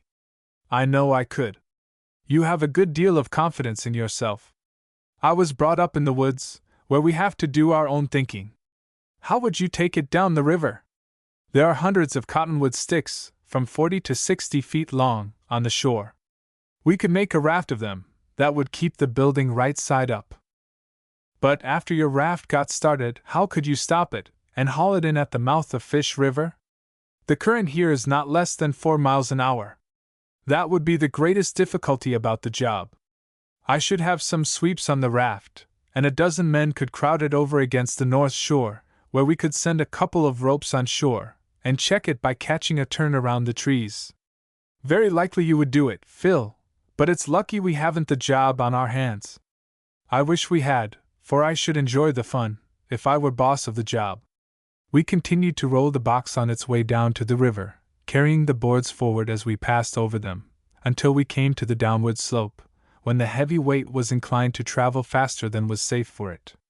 But I had a rope on the case, for I had already provided for the emergency. Making it fast to the rear end of the box, I passed it round a tree, and while Morgan eased it down the slope, I shifted the rollers. When the whole length of the line had been run out, we changed it to another tree. As the descent increased, we found that the rope canted the box, so that it was in danger of running off the board track. Morgan cut down a tree about 30 foot high, and trimmed off its branches. We placed the stick across the track behind the box, and above 2 trees. Passing the rope around this timber, we had our purchase in the right place. When we shifted the cross stick down the hill, the box was held by a couple of props. In this manner we descended the slope. It was dinner time then, and we halted in our triumphant progress to refresh ourselves with boiled bacon and johnny cake. After dinner we resumed our labor. Taking the axes, we cleared a road through the young wood near the river. We had occasionally been obliged to use the shovels to level off the ground, and the axes to remove a stump or a small tree. Our course had been rather devious also, in order to obtain the smoothest path. A couple of hours more enabled us to reach the river. We placed the box near a convenient place to embark it. We then prepared a dozen logs for the foundation of the great raft we were to make of the lumber, and returned to the house. I found the soldiers growling at the idea of lugging all the boards and timbers down to the river. "Don't do it," said I to Mr. Jackson. "They must do it, or leave them here." "No, sir, I think not. There is not a board nor a timber here that is more than 12 feet long. We can make 3 or 4 piles of the boards, and roll them down to the river, as we did the grand piano." "Bully for you, Phil," said a lazy soldier, in a low tone. "You may try it, Phil," replied Mr. Jackson. Morgan and I made a pile of boards 8 feet long, 3 feet wide, and 3 feet high. We were careful to break joints in laying up the pile, and it was a compact mass when finished. We started it for the river on the rollers. Chapter 23, in which Phil's reconstruction plan is fully set forth. In moving the pile of lumber to the river, we followed the path chosen for the piano box, and as the road was all ready, there was no delay. Morgan superintended its progress, having 3 men to assist him. Another pile was immediately made at the site of the house, and started on its way with 4 men to handle it. A third and a fourth were piled up, and by the time the last was ready, the first had arrived at its destination. Slowly as the masses of lumber were moved, the transportation was effected much sooner, and certainly with less labor, than the building could have been carried down by the soldiers. As soon as the last pile had been started, the lieutenant and myself went down to the water. We had placed the dozen logs, intended for the foundation of the raft, in the right place, where there was water enough to float the structure after it was built, and the heavy piano had been placed near it. When the second pile of lumber arrived, the officer ordered the men who had come with it to prepare the timbers. They were placed about a foot apart, and secured by nailing boards across them. By the time the foundation was completed, the rest of the lumber was on the spot, and all our force were ready for the work. The frame of the house was laid upon the logs, and then the boards were placed upon them, alternate layers crossing each other, so as to bind the whole firmly together. The raft, when completed, was 24 feet long, and 15 wide. The most difficult task was yet to be performed, the loading of the grand piano. We found it necessary to remove the raft to a place where the bank was more shelving, so that the shore side of the structure would rest on the ground, because the weight of the piano on one side would cant it over so that we could not work. For skids we laid down a couple of smooth, water-soaked sticks of timber, sliding the piano box upon them down to the raft. As soon as the heavy body was on the raft, the side which floated settled down before the box had reached the middle of the platform. The raft was gradually pried off the shore with levers, and as it came to a level, the box was moved farther upon it, till it had been placed in the center. Then the structure floated in all its parts, and I was glad to see that its equilibrium had been correctly calculated. The piano was not a heavy load for the raft, for it floated well out of water, and had buoyancy enough to sustain the weight of a dozen men. "What shall we do with that wounded Indian, Phil?" asked Mr. Jackson, when we had completed the loading of the box. "He will starve to death in time, if we leave him here." "We must take him with us, of course," I replied. "There are a great many things at the house to bring down." The lieutenant sent his men back, and we followed them. The wheelbarrow was loaded with small articles, and each took all he could carry. They were sent down to the raft, and directed to return. While they were absent, we talked with the wounded Indian, who had been observing all our movements with apparent interest. Though he was in a high fever, and must have suffered severely from his injuries, he exhibited no signs of pain in our presence. I told him that we would take good care of him till he was well, and that we must convey him to the clearing, where the surgeon of the troops would attend to him. "No, hang me, kill me?" he said with a smile. "No, that is not the way the Christians serve their enemies," added Mr. Jackson. "We feed them, and cure them if they are sick or wounded." "Why did you attack us, and murder one of us?" I asked. "We have been friends." "Indian come back and say white man kill chief." "Must kill white man then." It was the ancient philosophy of the Indians, that one injury must be repaid by another, but he entirely ignored the fact that the savages had been the aggressors. I told him of the battle of the day before, that his people had been routed with severe loss, and that they had fled to their reservation. "Smoke pipe now, no fight again, peace always," said he. "I hope so," I added. "Me no fight. Me white man friend. Hunt for white man, work for white man, fight for white man, good friend always." I think he was grateful for the favor extended to him. When the soldiers came back from the raft, 4 of them were directed to convey the camp bedstead on which the Indian lay to the river, and the rest carried down the remainder of Mr. Gracewood's goods. We walked down to the lower end of the island with the bearers of the bedstead. It was placed on the raft, and the other articles were stowed so as to preserve the balance of the structure. "We are ready for a start," said Morgan. "But we ought to have a steamboat to tow the thing down." "I think we have men enough to handle it," I replied. "It is almost night, and we must hurry up, though it will not take us long after we get started." 2 of our boats were bateaux, and the other was Mr. Gracewood's barge.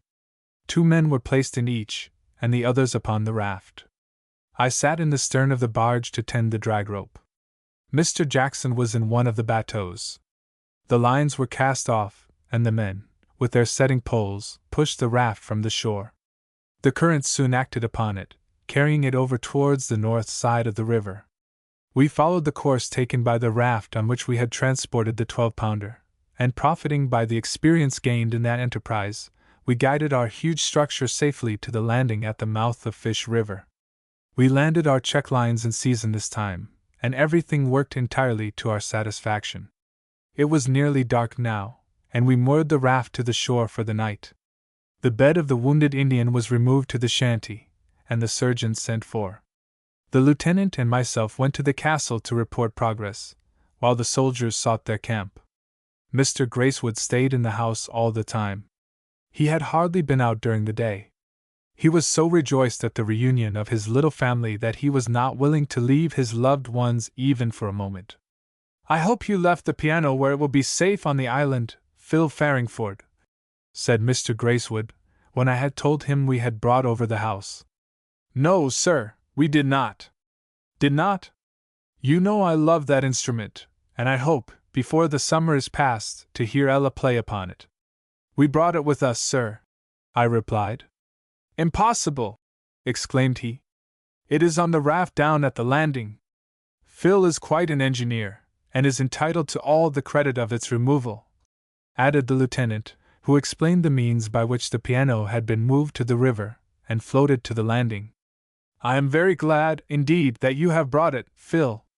We shall be happy here this summer now," said Mr. Gracewood. "Then you intend to stay here this summer?" "We have concluded to remain as long as Mrs. Gracewood and Ella can be contented." "I am afraid that will not be long," I added, glancing at Ella, who was seated on Matt's chest. "I am sure I shall be very happy here among such good friends," she replied, and I could not help realizing how delighted I should be while she was at the clearing. "I will help you carry on your farm, Phil," continued Mr. Gracewood. "We shall do well, I know." I felt that paradise had been transported from the island to the clearing, while, as we ate our supper, Ella told what a beautiful place it was. It was so much pleasanter than the boundless prairies which covered the greater portion of the country. It seemed as if civilization had been transplanted to my field and forest as I looked upon Mrs. Gracewood and her daughter. But I was sad when I thought that the time must come, sooner or later, when they would leave me, and I should be more desolate and lonely than ever before. I slept in the barn again that night, but I hoped Mr. Gracewood's house would be ready for the accommodation of his family by the next evening, and that we should hear the melodious tones of the grand piano by the following day, which would be Sunday.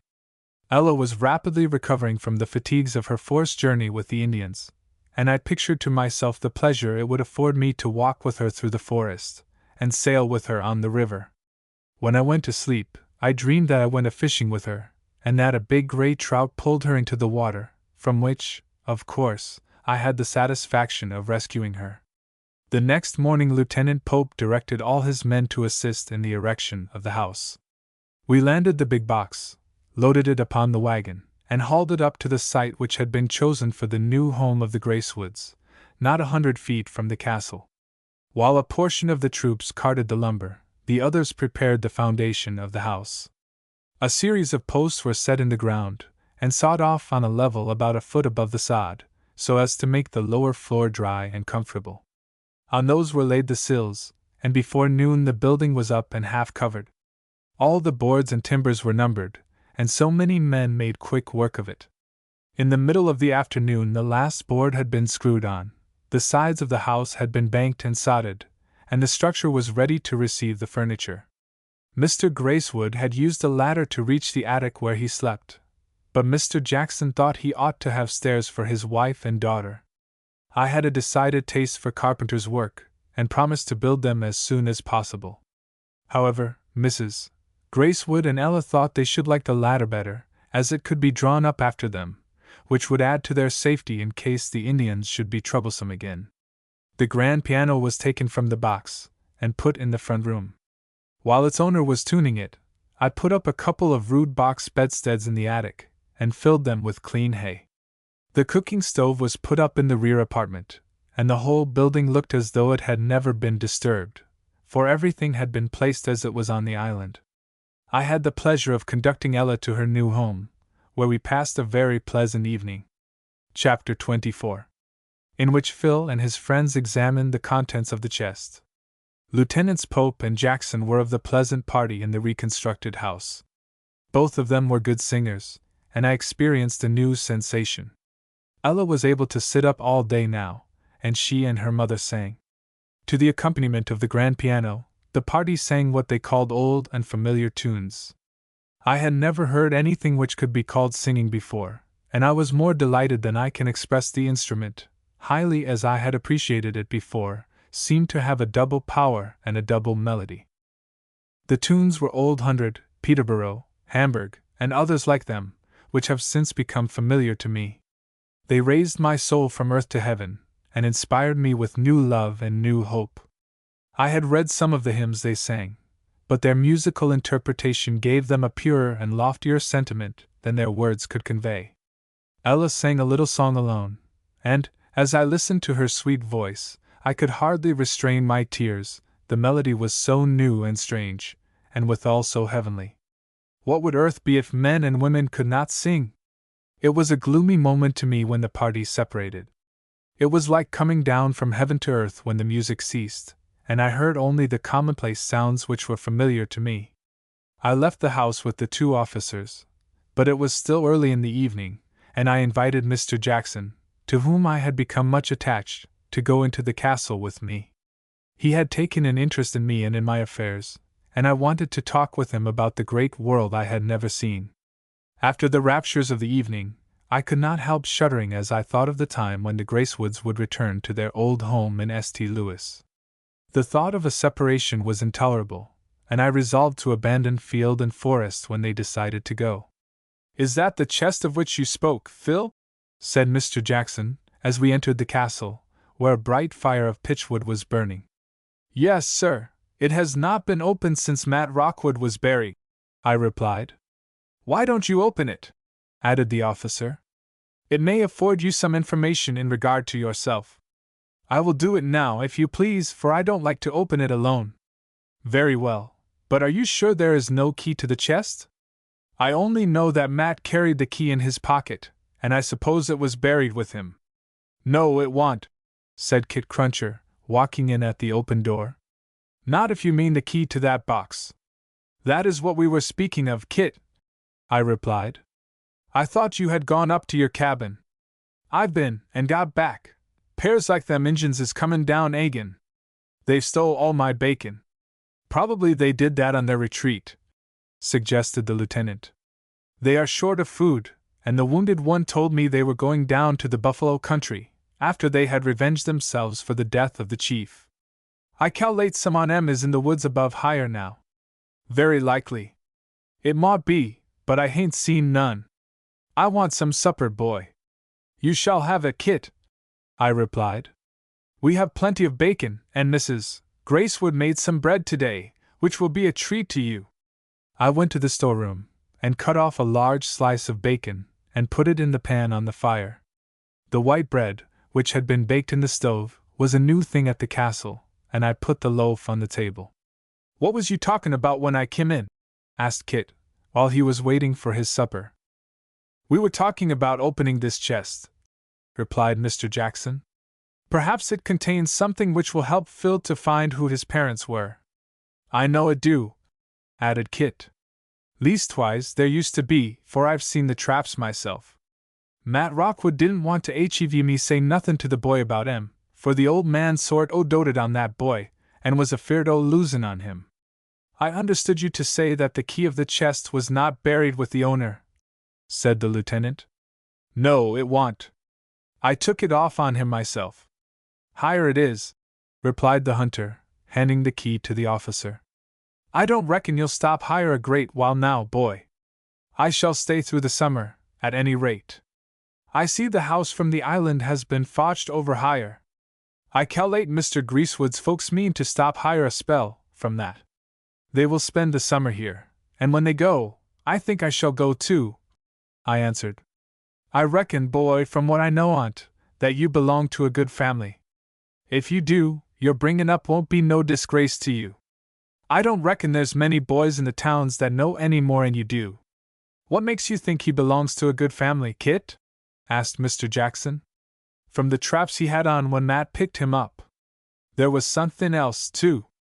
What I was going to say, boy, was this: I'm gettin' old, and can't run through the woods as I used to. 20 mile a day rather wears on me. I don't reckon I shall do much more trappin', and when you go, boy, I'll buy your place at a fair price. You needn't buy it, Kit. You can take it. I wish you would come down and live with me now. Do you wish so, boy? I do, with all my heart. I shouldn't have been alive now if you hadn't stood up against the Indians when they came. Don't say nothin', boy, I'll come right off. But when you leave, I'll buy the place, for Matt owned it just as much as any man could own a piece of ground. I cal'late he took out the government papers for it. You shall have it all, Kit, and be welcome to it, so far as I am concerned, I persisted. Had Matt any heirs? He had a brother, replied Kit. I don't reckon he'll come up higher. Your supper is ready, Kit, I added, putting the frying pan on a block upon the table, according to our usual custom, though I did not do it while the ladies were my guests. You can open the box, boy, said Kit, as he sat down at the table, and helped himself out of the pan. Mr. Jackson unlocked the chest, and raised the lid. It contained a very great variety of articles, including a tolerably good suit of clothes, which I had never seen upon the person of the old man. I took these out, and discovered a little dress, musty and mildewed. It was made of fine material, and was elaborately ornamented. There was a complete suit, and also a heavy plaid shawl. You was tied up in that blanket when Matt picked you up, said Kit. Look in the till, in the end of the box. I opened the till, and found there a locket, attached to a string of beads. There was also a pair of coral bracelets, which the lieutenant said had been used to loop up the sleeves of the child's dress at the shoulders. On them were the initials P. F., which were certainly the first letters of my present name, but I concluded that Matt had made the name to suit the initials. Mr. Jackson opened the locket, and found it contained a miniature of a lady. He passed it to me, and I gazed at it with a thrill of emotion. Was it my mother who looked out upon me from the porcelain? Did she perish in the terrible steamboat calamity from which I had been so providentially saved? I carried the locket to the fire, where I could examine more minutely the features of the person. It was the portrait of a lady not more than 25 years of age. If she was not handsome, there was something inexpressibly attractive to me in the gentle look of love and tenderness which she seemed to bestow upon me. Do you think this is my mother, Mr. Jackson? I asked. Of course I know nothing about it, but I should suppose it was. Whose portrait but a mother's would a little child be likely to wear? It mought be, and it mought not be, boy, added Kit. It must be, I exclaimed, so tenderly impressed by the picture that I was not willing to believe anything else, and I felt that my instinct was guiding me aright. Let us see what else there is in the chest, said the lieutenant. We may find something that will give us further light on the subject. I placed the miniature on the table, and returned to the chest. Mr. Jackson took from it an old time-stained newspaper. He threw it upon the floor, as a matter of no consequence, but I picked it up, for I remembered what I had heard Matt say about a newspaper. But it contained only a brief paragraph, and alluded to another and fuller account of the calamity contained in a previous issue.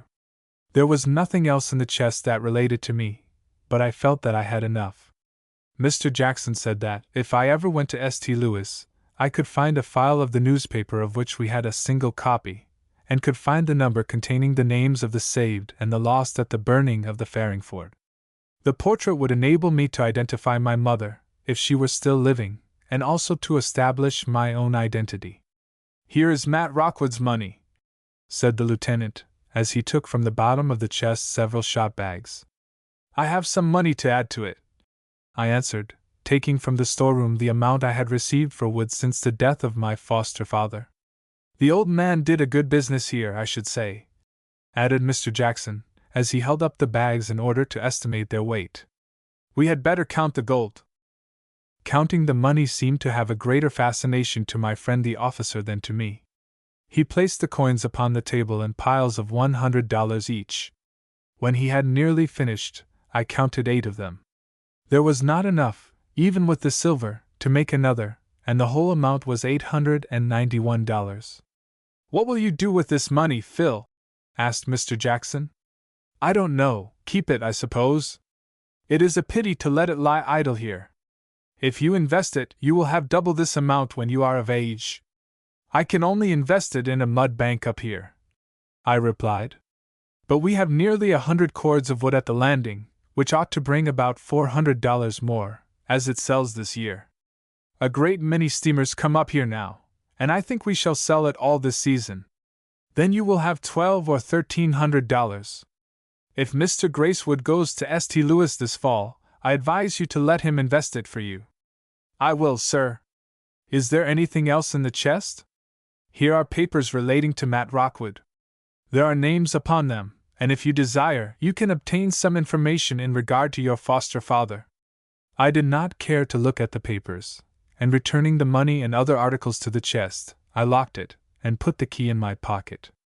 Mr. Jackson went to his tent, and Kit and I slept together in the castle.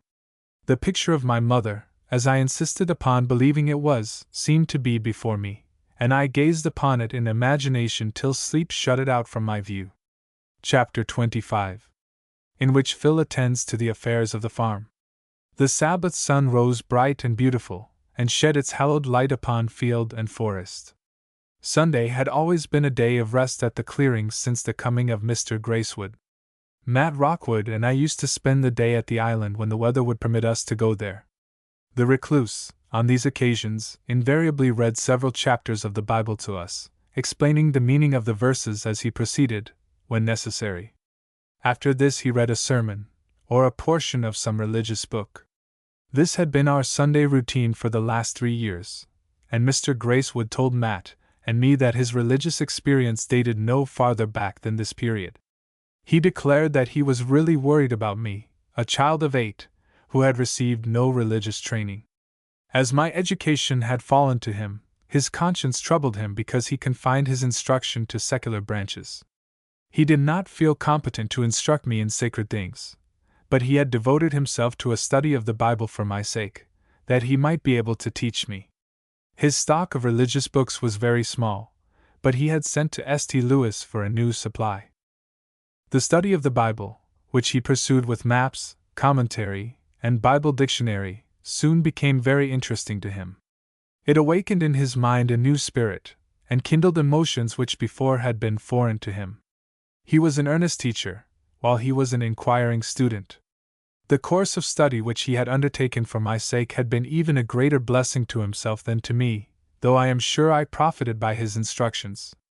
After we had studied together for a year, a prayer was added to our Sunday exercises. Mr. Gracewood told us that he prayed morning and evening, and begged us to do the same. Sometimes Kit Cruncher came down and joined our little class. On these occasions, which were always very pleasant to me, the grand piano gave forth its deepest and most solemn tones. Mr. Gracewood played only sacred music on the Sabbath, and he performed the pieces with so much interest and feeling that we were always moved by them. He never sang, declaring that his voice was not adapted to singing. With this knowledge of Mr. Gracewood's religious views and feelings, I was not surprised when Ella told me, after breakfast, that her father would have a service at his house in the forenoon and in the afternoon. All the soldiers were invited, and all of them came. The familiar hymn, "The Morning Light is Breaking," was sung first, and was followed by a prayer, and the reading of a chapter from the New Testament. The beautiful hymn, "When all thy mercies, O my God, my rising soul surveys, transported with the view I'm lost, in wonder, love, and praise," was then sung. Many of the soldiers joined, and I was almost carried away by the strange effect, at once so melodious and so inspiring. The words of the hymn had a peculiar fitness for the occasion, after we had been spared from the vengeance of the savages. Mr. Gracewood read each verse before it was sung, so as to recall the words to the audience. After the singing, he read a sermon appropriate to the circumstances of the family. At the end of it he spoke of Matt Rockwood, and paid a very pleasant tribute to his memory. In the afternoon we attended another service. That Sunday was a holy day to me, and the singing had opened a new avenue of inspiration to me. In the evening Ella told me about her Sunday school in St. Louis, and I listened to her description with intense interest. I wished that I could attend one, hear the children sing, and receive the instructions of kind teachers. I was astonished when she told me that many young people did not go to the Sunday school, though all were invited to do so. I could not understand how any were willing to forego such a blessed privilege. Early on Monday morning the troops marched for the Indian country at the north of us. I loaned them the wagon and horses to convey their baggage, and Kit Cruncher went as guide. I saw the column disappear in the forest. By this time Ella was able to walk about on the farm, and I derived great pleasure from the excursions I made with her about the clearing. I pulled up Little Fish River with her in the barge, and showed her where the battle with the Indians had occurred. We landed, examined the breastwork, and visited the mound which marked the burial place of the savages who had fallen in the affray. Later in the week I rode up to Fish Rapids, and showed her how to catch a trout. She tried her hand, and soon hooked a 2-pounder, which would have realized my dream about her, if I had not taken the line in my own hands. We caught half a dozen, and returned to the clearing. This kind of life was delightful to my fair young companion, and with her, it was equally so to me. She seemed to have inherited something of her father's fondness for the sports of the wilderness and the prairie. On Saturday the troops arrived from their march to the Indian region. Lieutenant Pope had met some of the principal chiefs, had listened to their grievances, for they always have some, and had promised to redress them. They had smoked the pipe of peace together, and the big Indians had assured him that they would keep their word. After the severe lesson which had been administered, they were, doubtless, glad enough to make peace on these easy terms. During the rest of my stay at the castle, they gave us no trouble. Though they came down occasionally to the landing, they were always peaceable and friendly. We took care of the wounded Indian at the shanty till he was able to return to his people, and he left us filled with gratitude. 3 months after, he brought us in his canoe, down Crooked River, 3 antelopes, which he had shot in the region above us, for much of the best game had abandoned the vicinity of our settlement. The soldiers remained a week at the landing, waiting for a steamer to convey them up to the fort. At the end of that time they departed. I had several long talks with Lieutenant Jackson, who gave me much good advice in regard to the future course he thought I ought to pursue, and when he left I felt that I had parted with a true friend. To the steamer which conveyed the soldiers up the river, I sold 20 cords of wood, and added $80 to the gold in the chest. Mrs. Gracewood insisted that Kit and myself should take our meals at the house, instead of keeping up a separate mess. Her husband had purchased a supply of tableware of the steamer which had just left, and we found ourselves quite civilized. The old hunter was rather embarrassed and awkward, for he had always been in the habit of eating his bacon out of the pan in which it had been cooked. But he soon accustomed himself to the new order of things, though it was impossible for him to be very graceful at the table, or anywhere else. As the season advanced we plowed and planted the field. With Mr. Gracewood, who insisted upon doing his full share of the labor, and Kit to help me, the task was not so hard as it had been. We planted a large piece of ground with corn, potatoes, and vegetables, and by the middle of June, everything was up, and looked finely. The rich soil and the southern slope were favorable to our crops, and we had abundant promises of a rich harvest. During the preceding year there had been an immense emigration from the eastern states. Kansas and Nebraska were in rapid progress of settlement, and during the season which followed the events I have described, the wave of civilization had almost touched the castle. We were not out of the reach nor out of the influence of this tide of emigration. Twice as many steamboats went up the river, carrying emigrants and goods on their way to Oregon. In July I had sold all my wood, and after haying we went to work in the forest to obtain a new supply. By September the hot sun of our southern slope had rendered it fit for steamboat use. In the meantime, we managed to obtain a supply of dry wood sufficient to meet the demand, by obtaining a double-handed saw, and cutting up the logs and driftwood brought down by the rivers. During the season we sold wood to the amount of $700, which was equally divided between Kit and me, for Mr. Gracewood refused his share. We all worked hard, but we were very happy. Mrs.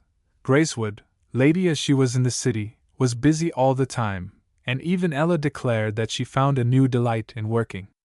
I ought to say that, after our corn and potatoes were planted, all the rest of the work in the field was done with the horses.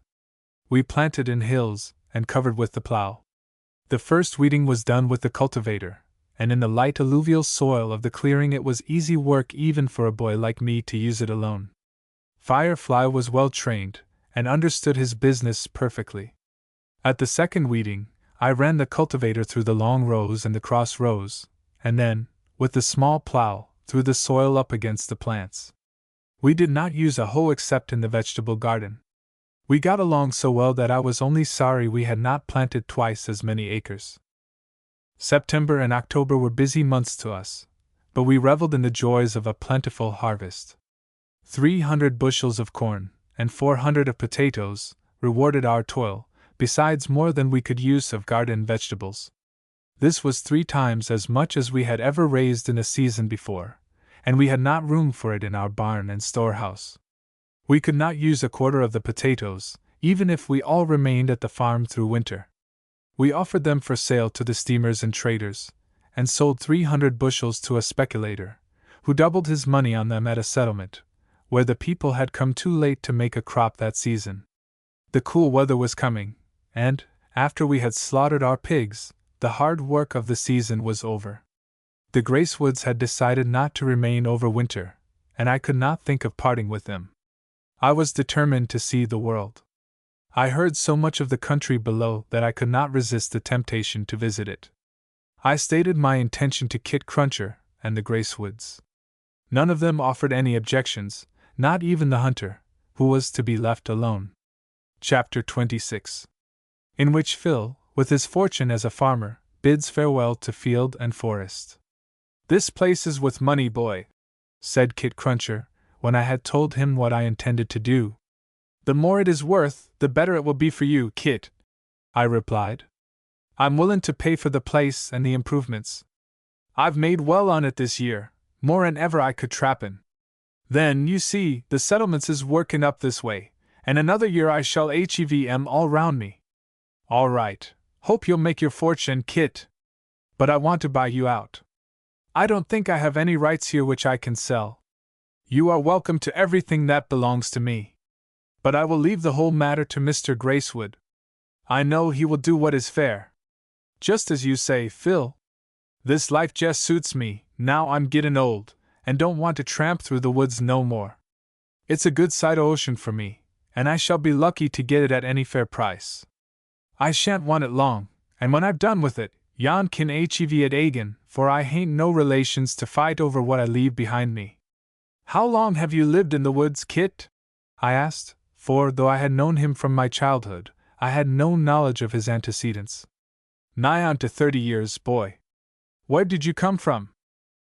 "I was born and raised down in Kaintuck. My father died when I was young, and I took to the river for a livin'. I worked a choppin', a flat boatin', and firin' on a steamboat. I was down in Louisiana one time, on a plantation, when the owner's cub, and he wore wuss nor any bar's cub I ever see, tied up a black woman who had been sick, because she didn't do all her stent. He wanted me to lick her. I told him I wouldn't do it, nohow. This made him mad, and he struck me. I knocked him down with my fist quicker'n you could wink. He got up, and kim at me with a knife. I hit him with a heavy stick on the head. He dropped, and didn't move no more." "Did yon kill him?" I asked, deeply interested in the narrative. "I dunno, I don't reckon I did. But I feared I had, but whether I had or not, it would have been all the same with me. It mought have cost me my life if they'd cotched me, and I left. I traveled across the country till I came to the Arxo River, and there I went to work again firin' on a steamer. When I got money enough I bought my rifle and traps and went into the woods. I tramped all over the prairies, and in the end I fotched up here. Have you always lived alone? Alus, I had no affection for them pesky half-breeds, nor them French Canucks nuther. They are thick enough all along the river, and I alus kep away from 'em. I reckon I got more buffler hides nor any on 'em, but the critters is druv off now. I sold a good many skins of all sorts, and as I never drunk no liquor, I've got the money now. I fotched it down with me t'other day. Shall you ever return to Kentucky? I don't reckon I shall, but I mought. What became of your mother? She died long afore I kim off. Now, boy, I can live just as I want to here, and I'll buy your farm. We will talk with Mr. Gracewood about it. I will do whatever he says is right.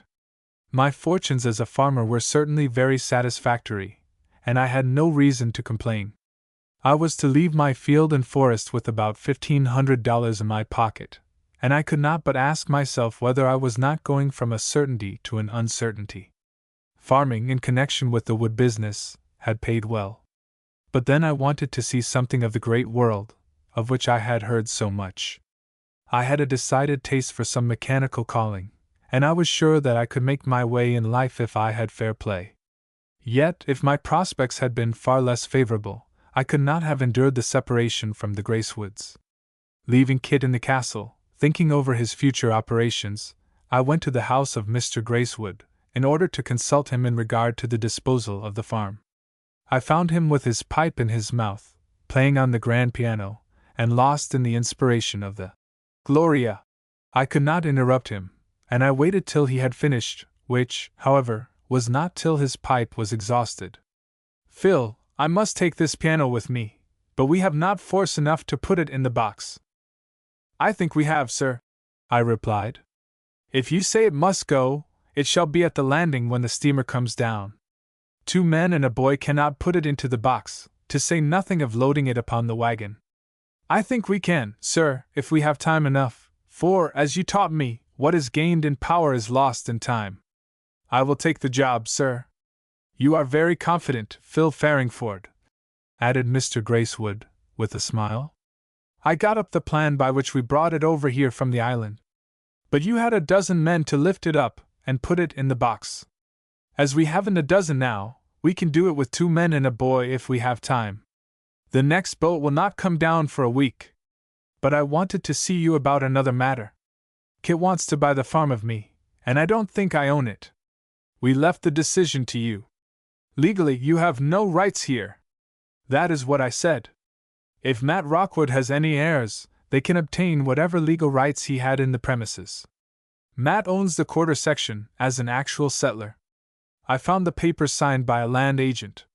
Then his heirs, if he has any, can claim it, as well as all his property.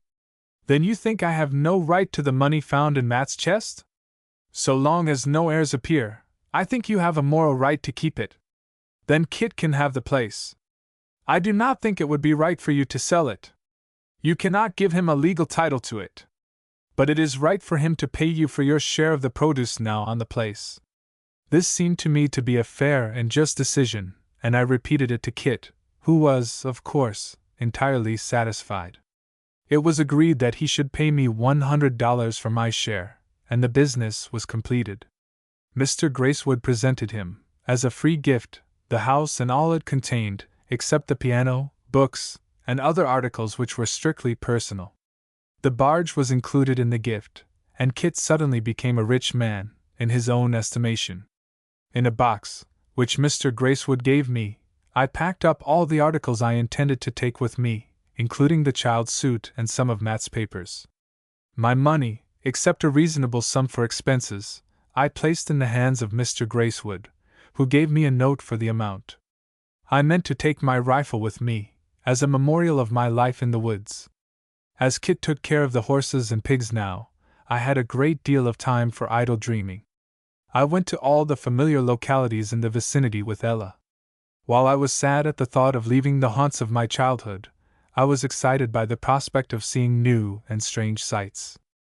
A new life seemed to be opening upon me, and the indefinite wonders of the civilized world flitted wildly through my mind. Well, Phil Farringford, if we are going to move the piano, it is about time to begin, said Mr. Gracewood, one morning. I am all ready, sir. I do not yet see how it is to be done, but I will leave the job to you. We shall be obliged to take down a part of the house, one end and a portion of the floor. That can very easily be done. I sawed 4 cottonwood sticks so that they would just reach from the ground to the timbers of the attic floor. We placed them in position to support the frame above, which was to bear the weight of the piano during the process of loading it upon the wagon. I then placed a couple of hewn sticks across the attic floor, after removing the boards. 2 stout ropes were then passed around the piano and over these sticks, drawn tight. The piano case was protected from chafing by a couple of blankets. Kit and I then went into the attic, and with a lot of wedges I had made, proceeded to raise the 2 hewn timbers, over which the rope passed. We drove the wedges between the sticks and the timbers of the frame. As fast as we gained an inch, we put a board under, upon which we drove another series of wedges. The process was slow, but it was sure, and in time the piano below hung suspended clear of the floor. That's all very good, so far, Phil Farringford, laughed Mr. Gracewood. Is it clear of the floor, sir? I asked. Yes, all clear. Then we will take off the legs. When this task was accomplished, we took up the floor and joists under the instrument, and removed the sill on the end of the house.